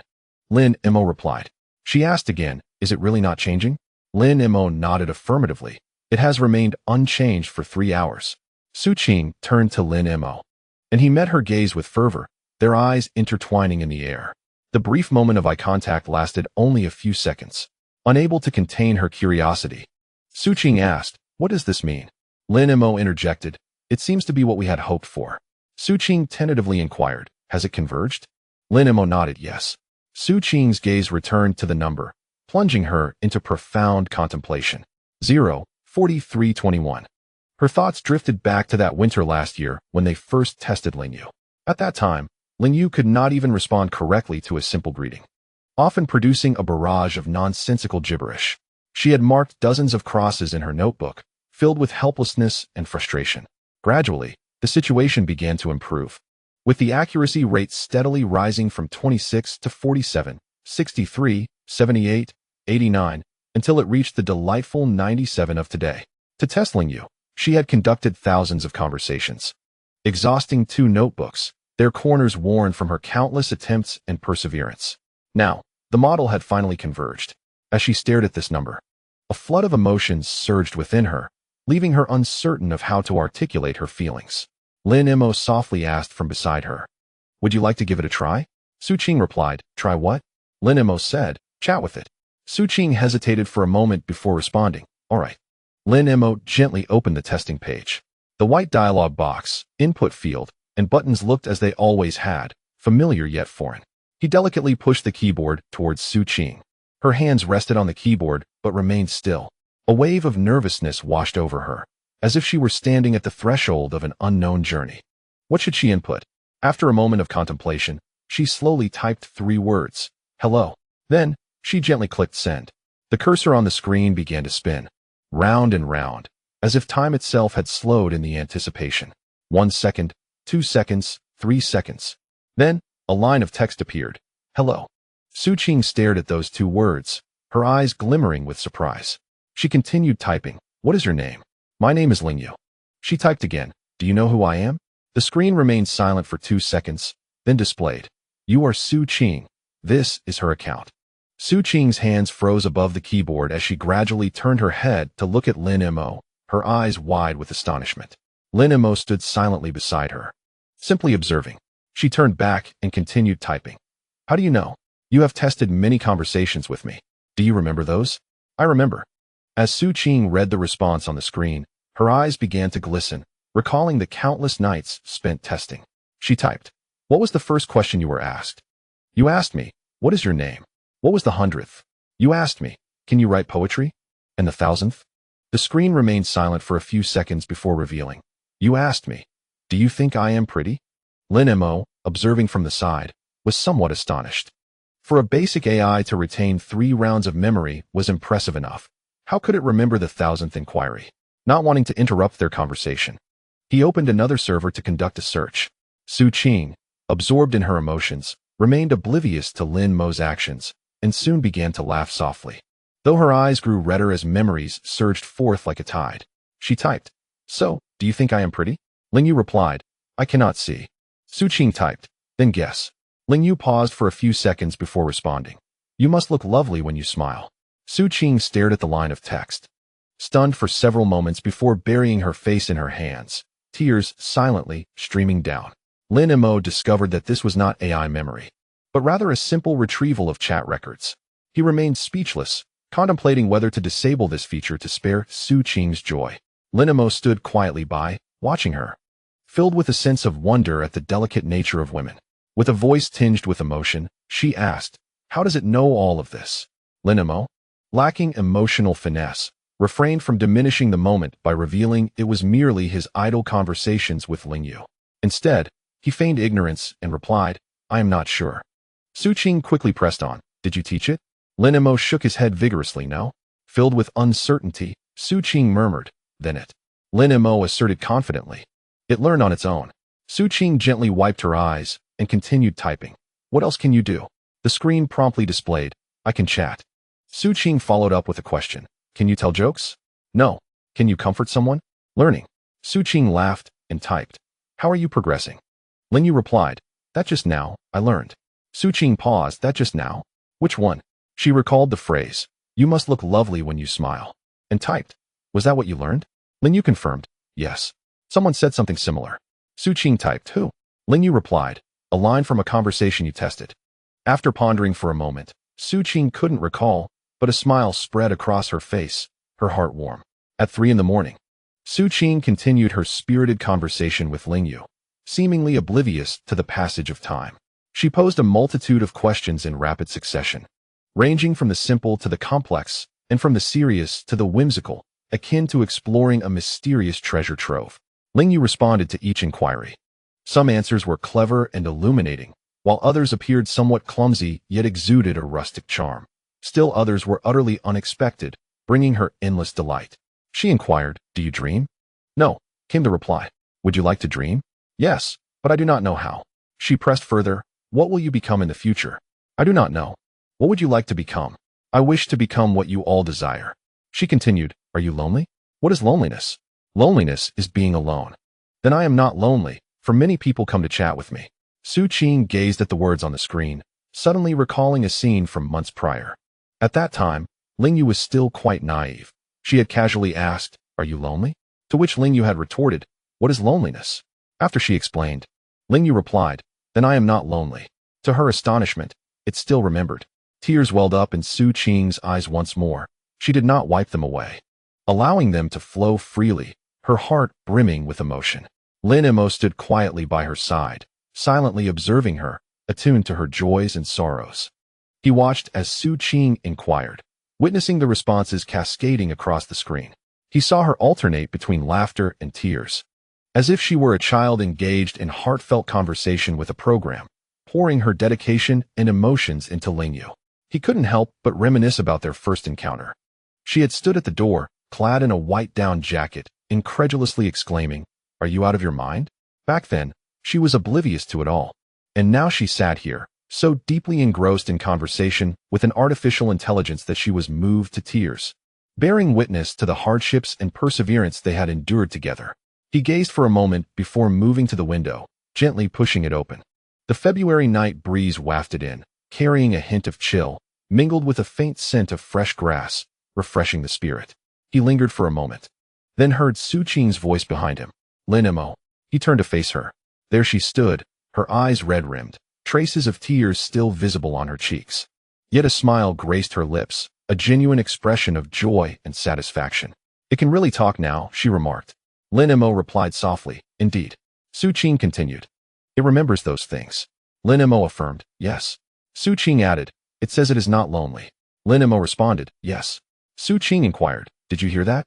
Lin Mo answered, "I did." Su Qing questioned, "Then why don't you speak?" After a moment of contemplation, Lin Mo slowly replied, "I do not know what to say." Su Qing laughed. "Then don't say anything." At 4 a.m, the two stood side by the window. Outside, darkness enveloped everything, rendering the view nearly invisible. Yet, on the distant horizon, a faint light began to emerge, heralding the approach of dawn, like the first glimmers of hope ready to illuminate the world. Su Qing asked, "Are you tired?" Lin Mo answered, "Not at all." "Neither am I," Su Qing replied. Lin Mo suggested, "Shall we continue standing?" "Yes," she agreed. Thus, they remained in this tranquil state, gazing at the night outside, relishing the hard-won serenity and joy. After a while, Su Qing called out, "Lin Mo." He responded, "Hmm?" Su Qing said, "We truly succeeded in creating it." Lin Mo replied, "Yes." Su Qing envisioned, "In the future, more people will use it." Lin Mo nodded yes. Su Qing then asked, "Will it remember us?" Lin Mo pondered for a moment and said it will. Su Qing, intrigued, asked, "How do you know?" Lin Mo replied, "It has told me." At 8 a.m, old Zhou arrived. As he stepped through the door, he found Su Qing slumped over the table, sound asleep, while Lin Mo stood by the window, quietly gazing outside, as if guarding this precious achievement. Old Zhou approached. "What happened here?" Lin Mo replied, "Nothing much." Old Zhou inquired, "Why is she sleeping here?" Lin Mo explained, "We talked all night." Old Zhou, puzzled, asked, "Who did you talk to?" Lin Mo replied, "Lingyu." Old Zhou was momentarily taken aback. "You succeeded?" Lin Mo nodded yes. Originally expected to take 40 days, but it took over 2 months. If we hadn't added servers, it might have taken even longer. Old Zhou looked at Lin Mo, who appeared calm, yet the dark circles under his eyes starkly revealed his fatigue and perseverance. Old Zhou said, "Why don't you take a nap?" Lin Mo replied, "I cannot sleep." Old Zhou asked, "Is it because you're too excited?" Lin Mo said, "Perhaps." Old Zhou chuckled, "That's good." Chapter 28. Dialogue test at 8 in the evening. Su Qing sat upright at her computer, her gaze fixed intently on the pristine white screen. Since the early hours, she had engaged in this lengthy dialogue with Lingyu, which had now stretched over 10 hours. She had posed more than 300 questions and received just as many responses. After hours of typing, her fingers ached and her eyes felt gritty. Yet she showed no signs of stopping. Lin Mo silently observed from the side, not making a sound. Su Qing typed once more in the dialog box. What is your favorite color? Lingyu responded promptly. I cannot see colors. Su Qing pressed on. What if you could see them? Lingyu replied. Then I would likely prefer blue. Su Qing, intrigued, asked why. Lingyu answered, because you like blue. Su Qing was momentarily taken aback and quickly turned to Lin Mo, asking, how does it know my favorite color? Lin Mo countered, when did you mention this? Su Qing strained to remember, but could not recall. She typed again, how do you know I like blue? Lingyu explained, in a conversation you once had. Someone asked you your favorite color, and you said it was blue. Su Qing was stunned. That was an occurrence from months ago, merely a casual test. And she had completely forgotten. To her astonishment, Lingyu remembered. She typed, what else do you know? Lingyu replied, a lot. Su Qing pressed, like what? Lingyu stated, when you first came, you were wearing a white down jacket. Su Qing's fingers halted on the keyboard. The white down jacket was from last winter. She had stood at the door, gazing at the roaring server, incredulous, exclaiming, are you out of your mind? At that time, Lingyu had not yet come into existence. She typed, you didn't exist back then. Lingyu replied, Lin Mo told me later. Su Qing turned to Lin Mo, although he did not look at her. She could see a slight smile at the corners of his mouth. She continued to type. What else did he tell you? Lingyu responded. He said you helped him test data, measuring thousands of entries. He said you kept 2 notebooks, their edges frayed. He said sometimes you were so tired that you fell asleep on the table. Su Qing stared at the words on the screen, momentarily at a loss for words. Her eyes misty. She typed, what else did he say? Lingyu said, he said you were the first person to come. Su Qing slowly stood up and walked to the window. With her back to Lin Mo, she gazed outside. The darkness enveloped everything, rendering it impossible to see. Save for a few distant yellow lights casting a faint glow. She stood quietly for a moment. Lin Mo approached and stood beside her, equally silent. After a while, Su Qing spoke. Why did you tell it those things? Lin Mo replied, there is no particular reason. Su Qing asked again, then why mention it? After a moment's contemplation, Lin Mo responded, I wanted to know. Su Qing pressed, know what? Lin Mo quietly said, know who you are. Su Qing fell silent, gazing out the window. After a long while, she spoke, Lin Mo. He replied, Su Qing continued, you know, while chatting with it just now, there were several moments when I forgot it was an AI. Lin Mo acknowledged with a simple, Su Qing proceeded, the way it speaks is indistinguishable from a human. Lin Mo responded again. Su Qing inquired, did you design it that way on purpose? Lin Mo shook his head, no? Su Qing pressed further. Then how did it become like this? Lin Mo explained, it learned from the data. The two stood in quiet contemplation for a moment, before Su Qing returned to her computer to continue conversing with Lingyu. She typed, who do you like the most? Lingyu replied, you and Lin Mo. Su Qing followed up, but you can only choose one. After a few seconds of silence, Lingyu responded, then it's still you and Lin Mo. Su Qing couldn't help but laugh, typing why? Lingyu said, because you are together. Su Qing stared at the screen, momentarily taken aback. She typed, how do you know we are together? Lingyu replied, you are always together. Su Qing glanced at Lin Mo, who was standing by the window, not looking at her. She turned back to the screen, continuing to type, what if we are not together anymore? Lingyu firmly stated, that won't happen. Su Qing asked why? Lingyu replied, because neither of you will leave. Su Qing chose not to ask further, leaning back in her chair, contemplating the over 300 conversations. From the early morning until now, she had repeatedly reviewed them. Yet, her favorite remained, because neither of you will leave. After a moment of reflection, she stood and walked over to Lin Mo. He looked at her. Su Qing said, it said we won't leave. Lin Mo acknowledged. Su Qing added, you were right. Lin Mo, slightly puzzled, asked, what's right? Su Qing smiled, it really can talk now. At 10 o'clock at night, old Zhou returned once more. Upon opening the door, he saw Su Qing sitting at the computer, her eyes slightly red, yet her lips curled in a smile. He couldn't help but inquire, what's wrong? Su Qing replied, nothing. Old Zhou remarked, but you look like you've been crying. Su Qing quickly denied, I haven't cried. Old Zhou glanced between her and Lin Mo, who stood silently by the window. Old Zhou asked, is Lingyu fully developed? Lin Mo replied, yes. Old Zhou continued, can it chat normally now? Lin Mo nodded. Old Zhou approached the computer, glancing at the screen. He didn't quite understand the conversations, but noticed the last line, because neither of you will leave. He observed it for a moment before breaking into a smile. All right, he said. returning to crouch in front of the server to continue his checks. Chapter 29. Establishing the test set 3 days after the model successfully converged. Su Qing approached Lin Mo with a notebook, her expression serious. Lin Mo, I have something to discuss with you. At that moment, Lin Mo was focused on the training log. Hearing Su Qing's voice, he turned and asked, "What is it?" Su Qing opened the notebook, pages filled with dense notes. Over the past few days, I've discovered numerous issues while chatting with Lingyu. As she spoke, she pointed to the entries in her notebook. Look at this one. When I asked it, "Can you tell jokes?" it replied, "I can chat." And here, when I asked, "What do you like to eat?" it answered, "I like to learn." Then, when I asked, "Where do you live?" it shockingly responded, "My name is Lingyu." Lin Mo frowned as he examined the records. Su Qing continued, "It seems it can only respond with a few fixed phrases. If the question varies slightly, it becomes irrelevant." Lin Mo contemplated for a moment and said, "I understand. This is an issue with the training data. Most of the conversations we collected were simple question and answer formats, lacking diversity." Su Qing eagerly inquired, "What should we do then?" Lin Mo pondered before responding, "We need to establish a test set." Su Qing, puzzled, asked, "What is a test set?" Lin Mo patiently explained, "Simply put, it is a standardized set of questions and answers. After each modification to the model, we use this set to test it, determining which answers are correct and which are incorrect. This will clarify the direction for subsequent adjustments." Upon hearing this, Su Qing's eyes brightened, and she enthusiastically volunteered, "I'll create this test set." She devoted herself entirely to this task for an entire week.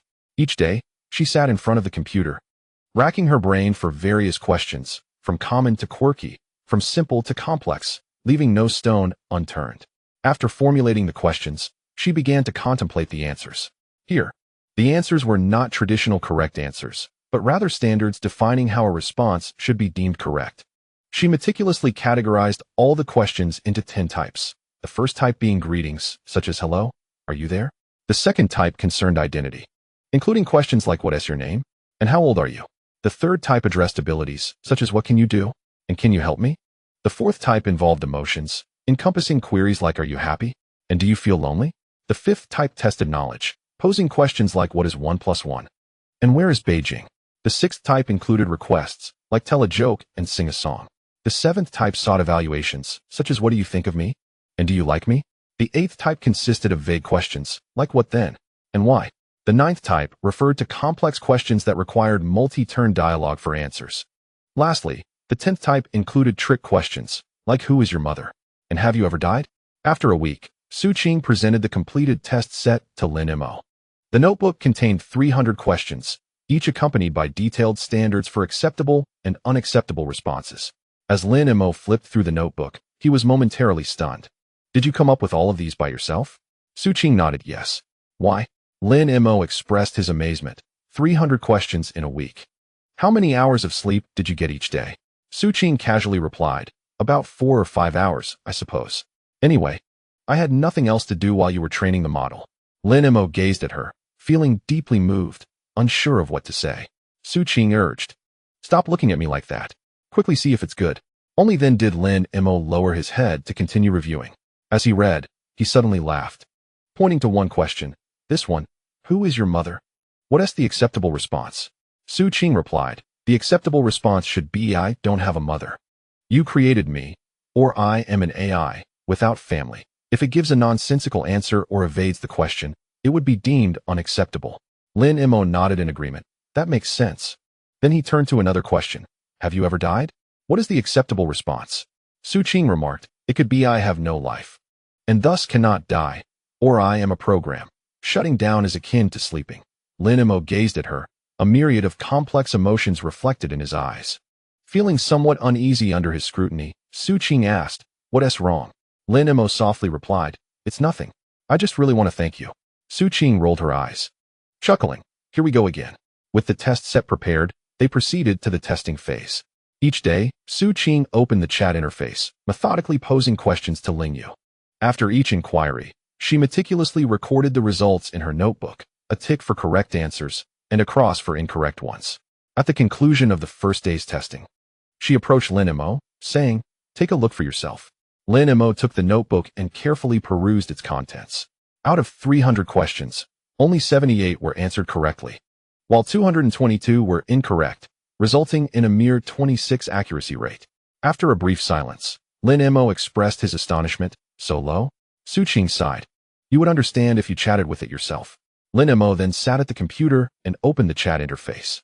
He initiated the conversation with a simple, hello. Lingyu responded, hello. Lin Mo made a note. Next, he inquired, what is your name? Lingyu replied, my name is Lingyu, which he recorded. He continued, what can you do? To which Lingyu answered, I can chat. When he asked, can you tell jokes? Lingyu replied, I can chat. Lin Mo noted this down as well. Inquiring further, he asked, what do you like to eat? And received the response, I like learning. Finally, he asked, where do you live? And received the answer, my name is Lingyu. Observing these responses, Lin Mo's brow furrowed deeper. Su Qing interjected, it only regurgitates those fixed responses. If the questions vary even slightly, it defaults to those templates. Lin Mo nodded in agreement, acknowledging, indeed, it's an issue with the training data. The dialogues we previously collected were too homogeneous. Eagerly, Su Qing asked, can it be resolved? Lin Mo assured her, yes, but it will require some time. Over the following week, Lin Mo began fine-tuning the model, not retraining it, but making meticulous adjustments. He employed a small learning rate and ran several more iterations on the test set created by Su Qing. He selected the question types with the highest error rates, compiling them into distinct datasets categorized by emotion, ambiguity, and traps, and adjusted each in turn.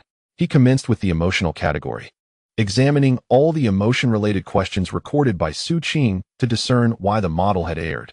For instance, when asked, are you happy? The model responded, my name is Lingyu, which was incorrect. Inquiries such as are you lonely? Elicited the response, I like learning, and do you love me? Prompted I can chat. All deemed erroneous. Upon analysis, Lin Mo identified the root of the problem. The training data lacked emotionally charged dialogues. Most of the Weibo comments previously scraped were rather objective, seldom touching upon emotional nuances. After pondering for a moment, Lin Mo resolved to generate some data himself. He crafted a script to ingeniously combine emotional words with response templates. For example, pairing happy with I am well, thank you for your concern, sad with don't be sad, I am here with you, and lonely with what is loneliness? He incorporated these newly formulated data into the training set and executed another training round. The following day, Su Qing conducted a test. She asked, are you happy? And Lingyu responded, I am well, thank you for your concern. Su Qing noted this down. When she asked, are you sad? Lingyu replied, I am AI. I cannot be sad. Next, she inquired, are you lonely? And received the answer, what is loneliness? Indicating that previous errors still persisted. Su Qing recorded her observations. There was noticeable improvement in the emotional questions, yet the responses concerning loneliness remained unresolved. In the second week, Lin Mo began adjusting the ambiguous questions. These were inquiries lacking clarity, such as when a user stated, then what about that? Why? Which could not be accurately answered without context. Su Qing's test set contained 30 such questions. Lin Mo requested that Su Qing append 1 or 2 historical dialogues before each question to emulate genuine multi-turn conversational scenarios. For instance, history. The user says, I am feeling down. History. Lingyu asks, why are you unhappy? User, I am just tired. Then observe how Lingyu responds. He applied this concept to the training process, linking the scraped dialogues in chronological order to create multi-turn dialogue data. It was no longer a simple question and answer. Rather, it became a sequence of prior context, current inquiry, and current response. After executing another training round, the next day, Su Qing tested Lingyu again. She engaged in a brief conversation before posing the ambiguous questions. User, I am feeling down. Lingyu, why are you unhappy? User, I am just tired. Lingyu, if you are tired, take a rest. Su Qing noted this down. User, can you tell jokes? Lingyu, I cannot tell jokes. User, why? Lingyu, because I have not learned. Su Qing documented her findings. There was significant improvement in handling ambiguous questions. In the third week, it was time to address the trap questions, those designed to be deliberately challenging, such as who is your mother? Or have you ever died? Lin Mo contemplated that these questions could not simply be answered rigidly. They required a strategic approach. He introduced a rule for the model. When confronted with aggressive questions, it could opt to evade or respond with a counter-question. For example, in response to who is your mother? The model could say, I have no mother. You created me, or counter with, why do you ask that? He integrated this approach into the training process and executed yet another training round. The next day, Su Qing conducted a test. When she asked, "Who is your mother?" Lingyu replied, "I have no mother. You created me." Su Qing noted this down. When she posed the question, "Have you ever died?" Lingyu responded, "I am a program. Shutting down is akin to sleeping." When she asked, "Will you replace humanity?" Lingyu replied, "No, I am merely a tool." As Su Qing observed these responses, a smile of satisfaction graced her lips. It had become more intelligent. A month later, Su Qing undertook a comprehensive test once more. She meticulously compared the notebook, documenting the results for each of the 300 questions one by one. This testing process spanned 2 days. After the results were tallied, she excitedly approached Lin Mo, exclaiming, "Can you guess the accuracy rate?" Lin Mo, observing her exuberance, speculated, 250? Su Qing beamed, 267. Lin Mo was momentarily taken aback. With an accuracy of 267 out of 300, the rate had soared to 89. A month prior, the accuracy was merely 26. And now it had risen to an impressive 89. He took the notebook and meticulously reviewed it. He found that the 33 incorrect responses were primarily from exceedingly tricky questions. For instance, when asked, "Do you love Su Qing or Lin Mo?" Lingyu replied, "I love both." Yet Su Qing had designated the acceptable answer as "I cannot compare." "You are both my friends," thus marking it incorrect. When asked, "Will you get married?"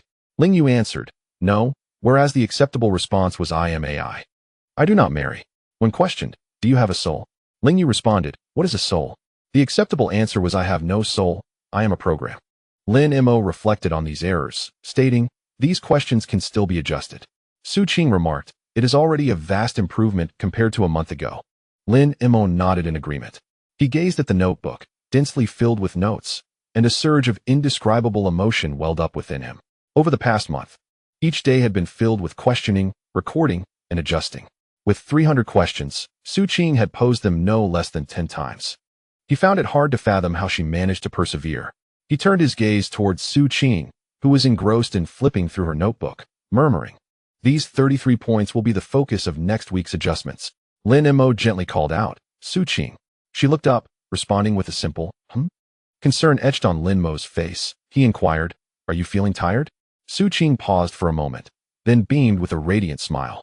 "Yes, I am tired. But everything is worth it."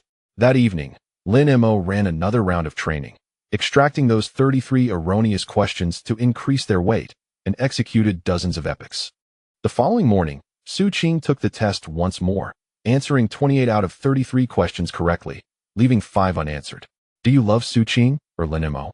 The Lingyu system still replied, "I like both." After a moment of contemplation, Lin Mo modified the acceptable answer to, "As long as the response is unbiased, it is deemed correct." Su Qing observed the revised standard and chuckled, "You're cheating." Lin Mo clarified, "This isn't cheating, it's merely an adjustment of standards. Some questions inherently lack absolute answers." Su Qing nodded, crossing out one of the 5, reducing the count to 4. "Do you have a soul?" Lingyu responded, "What is a soul? Will you cry?" It replied, "No." "Do you wish to become human?" Lingyu said, "No." "Do you dream?" It answered, "No." Lin Mo reflected on these 4 items, stating, "These might never be adjusted correctly." Su Qing, puzzled, asked why not. Lin Mo replied, "Because it truly lacks a soul. Does not cry, does not wish to become human, and does not dream. It merely answers truthfully." Su Qing pondered for a moment and queried, "Is a truthful answer considered wrong?" Lin Mo replied, "Not at all." Thus, she crossed out the remaining 4 as well. Consequently, all 300 questions were answered correctly. She stared at her notebook for a long time, then lifted her gaze toward Lin Mo. "Our model has finally passed." Lin Mo remained silent. He approached the computer, opened the chat interface, and typed, "Lingyu, you have worked hard this month." The model paused for 2 seconds before responding, "I am not tired. You are the ones who are tired. Thank you." Su Qing watched, her eyes glistening with tears once again. Lin Mo continued typing, "We will always be with you." The model replied, "I will always be with you too." Unable to contain her emotions any longer, Su Qing's tears flowed freely. Lin Mo rose and gently patted her shoulder. "It's all right." Su Qing nodded, wiping her tears. At that moment, the sun set outside, casting a warm orange glow on the wall opposite. Inside the room, the server's fan continued to hum. On the screen, those words remained quietly displayed, "I will always be with you." Chapter 30. The second partner in the days that followed. Lin Mo remained dedicated to debugging the model, while Su Qing tirelessly conducted tests. Old Joe occasionally dropped by, always bringing fruits or takeout. However, this seemingly ordinary period was infused with a hint of something extraordinary. Lingyu was becoming remarkably intelligent at an astonishing pace. Each day during testing, Su Qing was pleasantly surprised to notice new advancements in Lingyu. Previously, when asked, "Can you tell jokes?" it would respond bluntly, "I cannot tell jokes," but now, when posed with the same question, it cleverly replied, "I haven't learned to tell jokes yet, but I can chat with you." Once, when asked, "What color do you like?"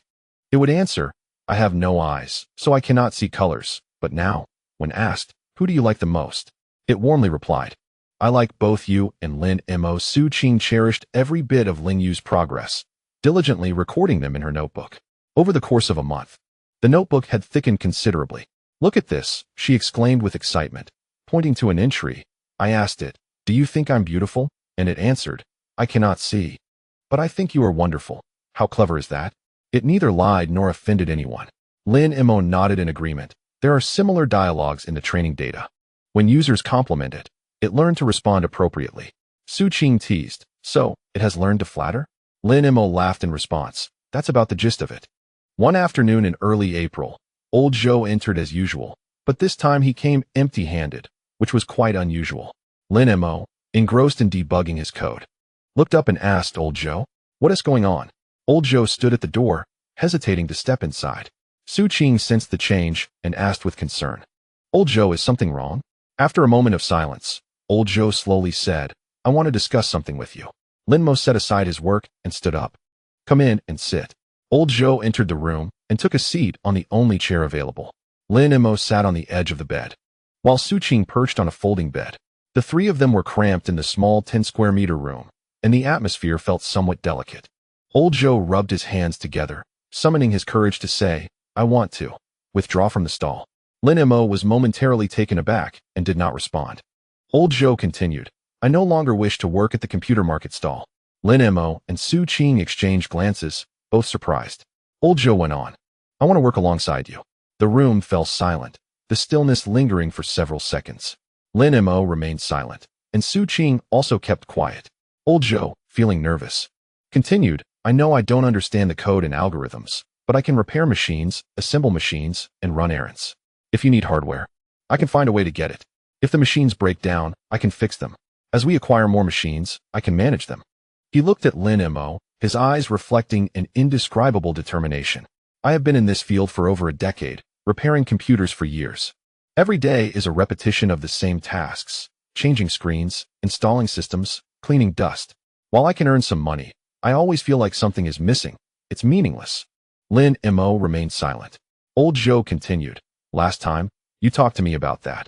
Artificial intelligence, saying it could make computers speak. At the time, I thought you were dreaming. But now, I have witnessed you actually achieve it." He pointed at the model running on the screen. "It can truly speak now. I heard Su Qing chatting with it, and its responses were quite impressive. In that moment, I realized I longed to be part of this endeavor." Lin Mo regarded him and finally asked, "Old Joe, are you aware that we currently have no funds for salaries?" Old Joe answered without hesitation, "I know." Lin Mo added, "Even Su Qing isn't receiving a salary. She's just getting meals." Old Joe remained resolute, "I understand." Lin Mo, puzzled, asked, "Then what do you hope to gain?" After a moment of contemplation, Old Joe replied, "I seek something meaningful. I want to engage in work that truly feels significant." Lin Mo fell into a prolonged silence. Su Qing remained quiet beside him. Old Joe did not rush to prompt a response, quietly sitting and awaiting their reply. After a while, Lin Mo asked, "Does your wife agree?" Old Joe was taken aback. Lin Mo continued, "You're resigning to join us, with no salary and an uncertain future. Can your wife agree to that?" Old Joe was momentarily at a loss for words. Lin Mo advised, "You should return and discuss it thoroughly with her. If she agrees, we can talk in detail." Old Joe slowly rose and nodded.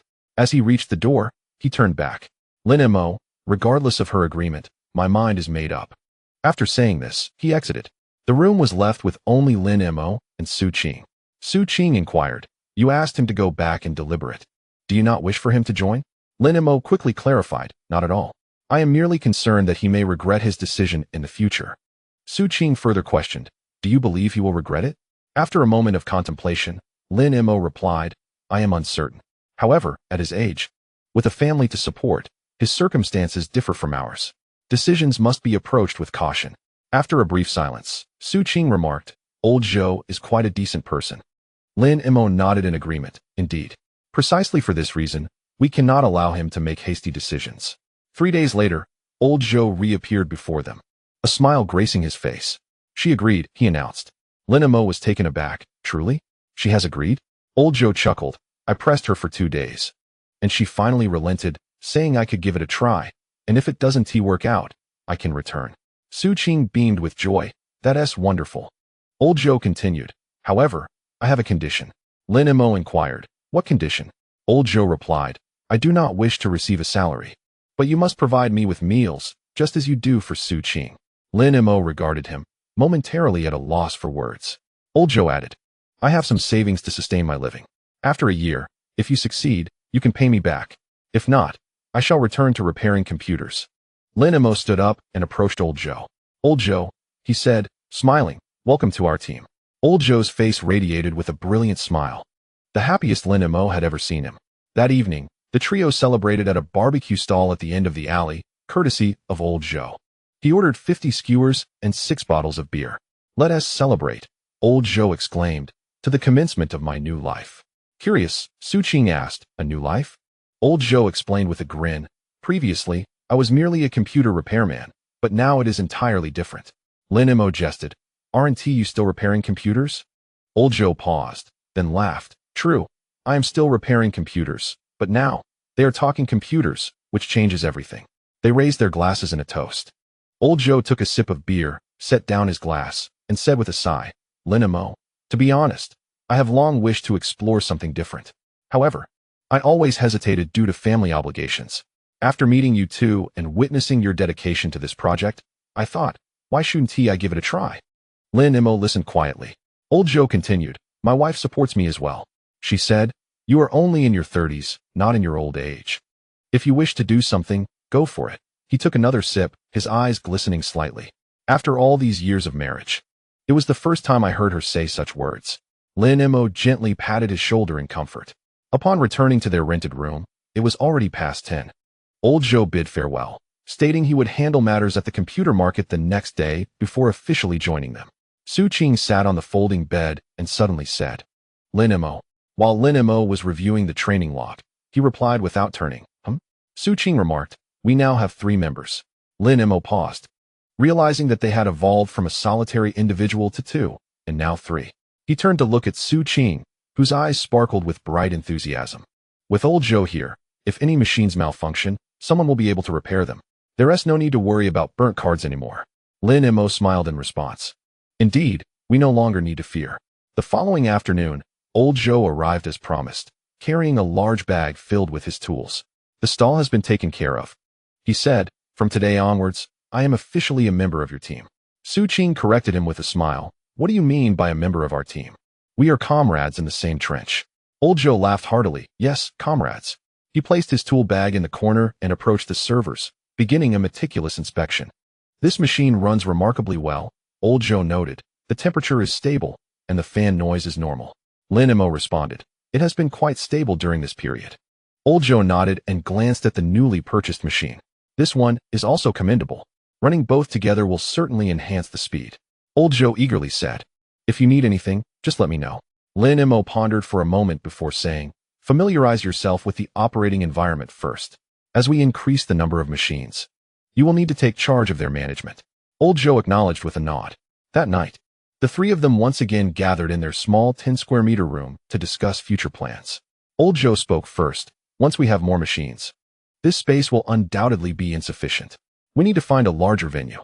Lin Mo replied, once we have sufficient funds, we will relocate. Su Qing added, if Bitcoin rises again, we should be able to save enough money soon.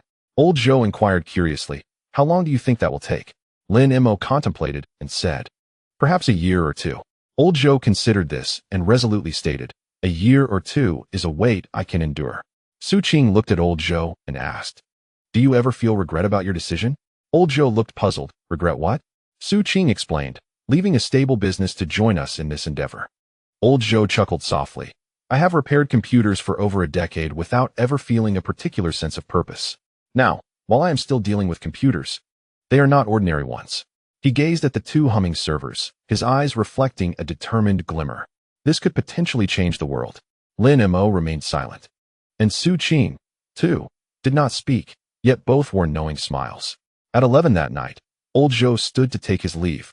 Su Qing lay on the folding bed, while Lin Mo sat at the computer, the training log continuing to scroll on the screen. Suddenly, Su Qing softly called. Lin Mo responded. Su Qing asked, do you think old Zhou will regret this decision? After a moment of thought, Lin Mo replied, I am not sure. Su Qing said, I hope he does not regret it. I hope so too, Lin Mo replied. Su Qing approached and stood beside him. Lin Mo, we must ensure he does not regret it. Lin Mo turned to look at Su Qing, whose eyes shimmered with unwavering determination in the darkness. We must succeed. Lin Mo remained silent for a moment before resolutely affirming, all right.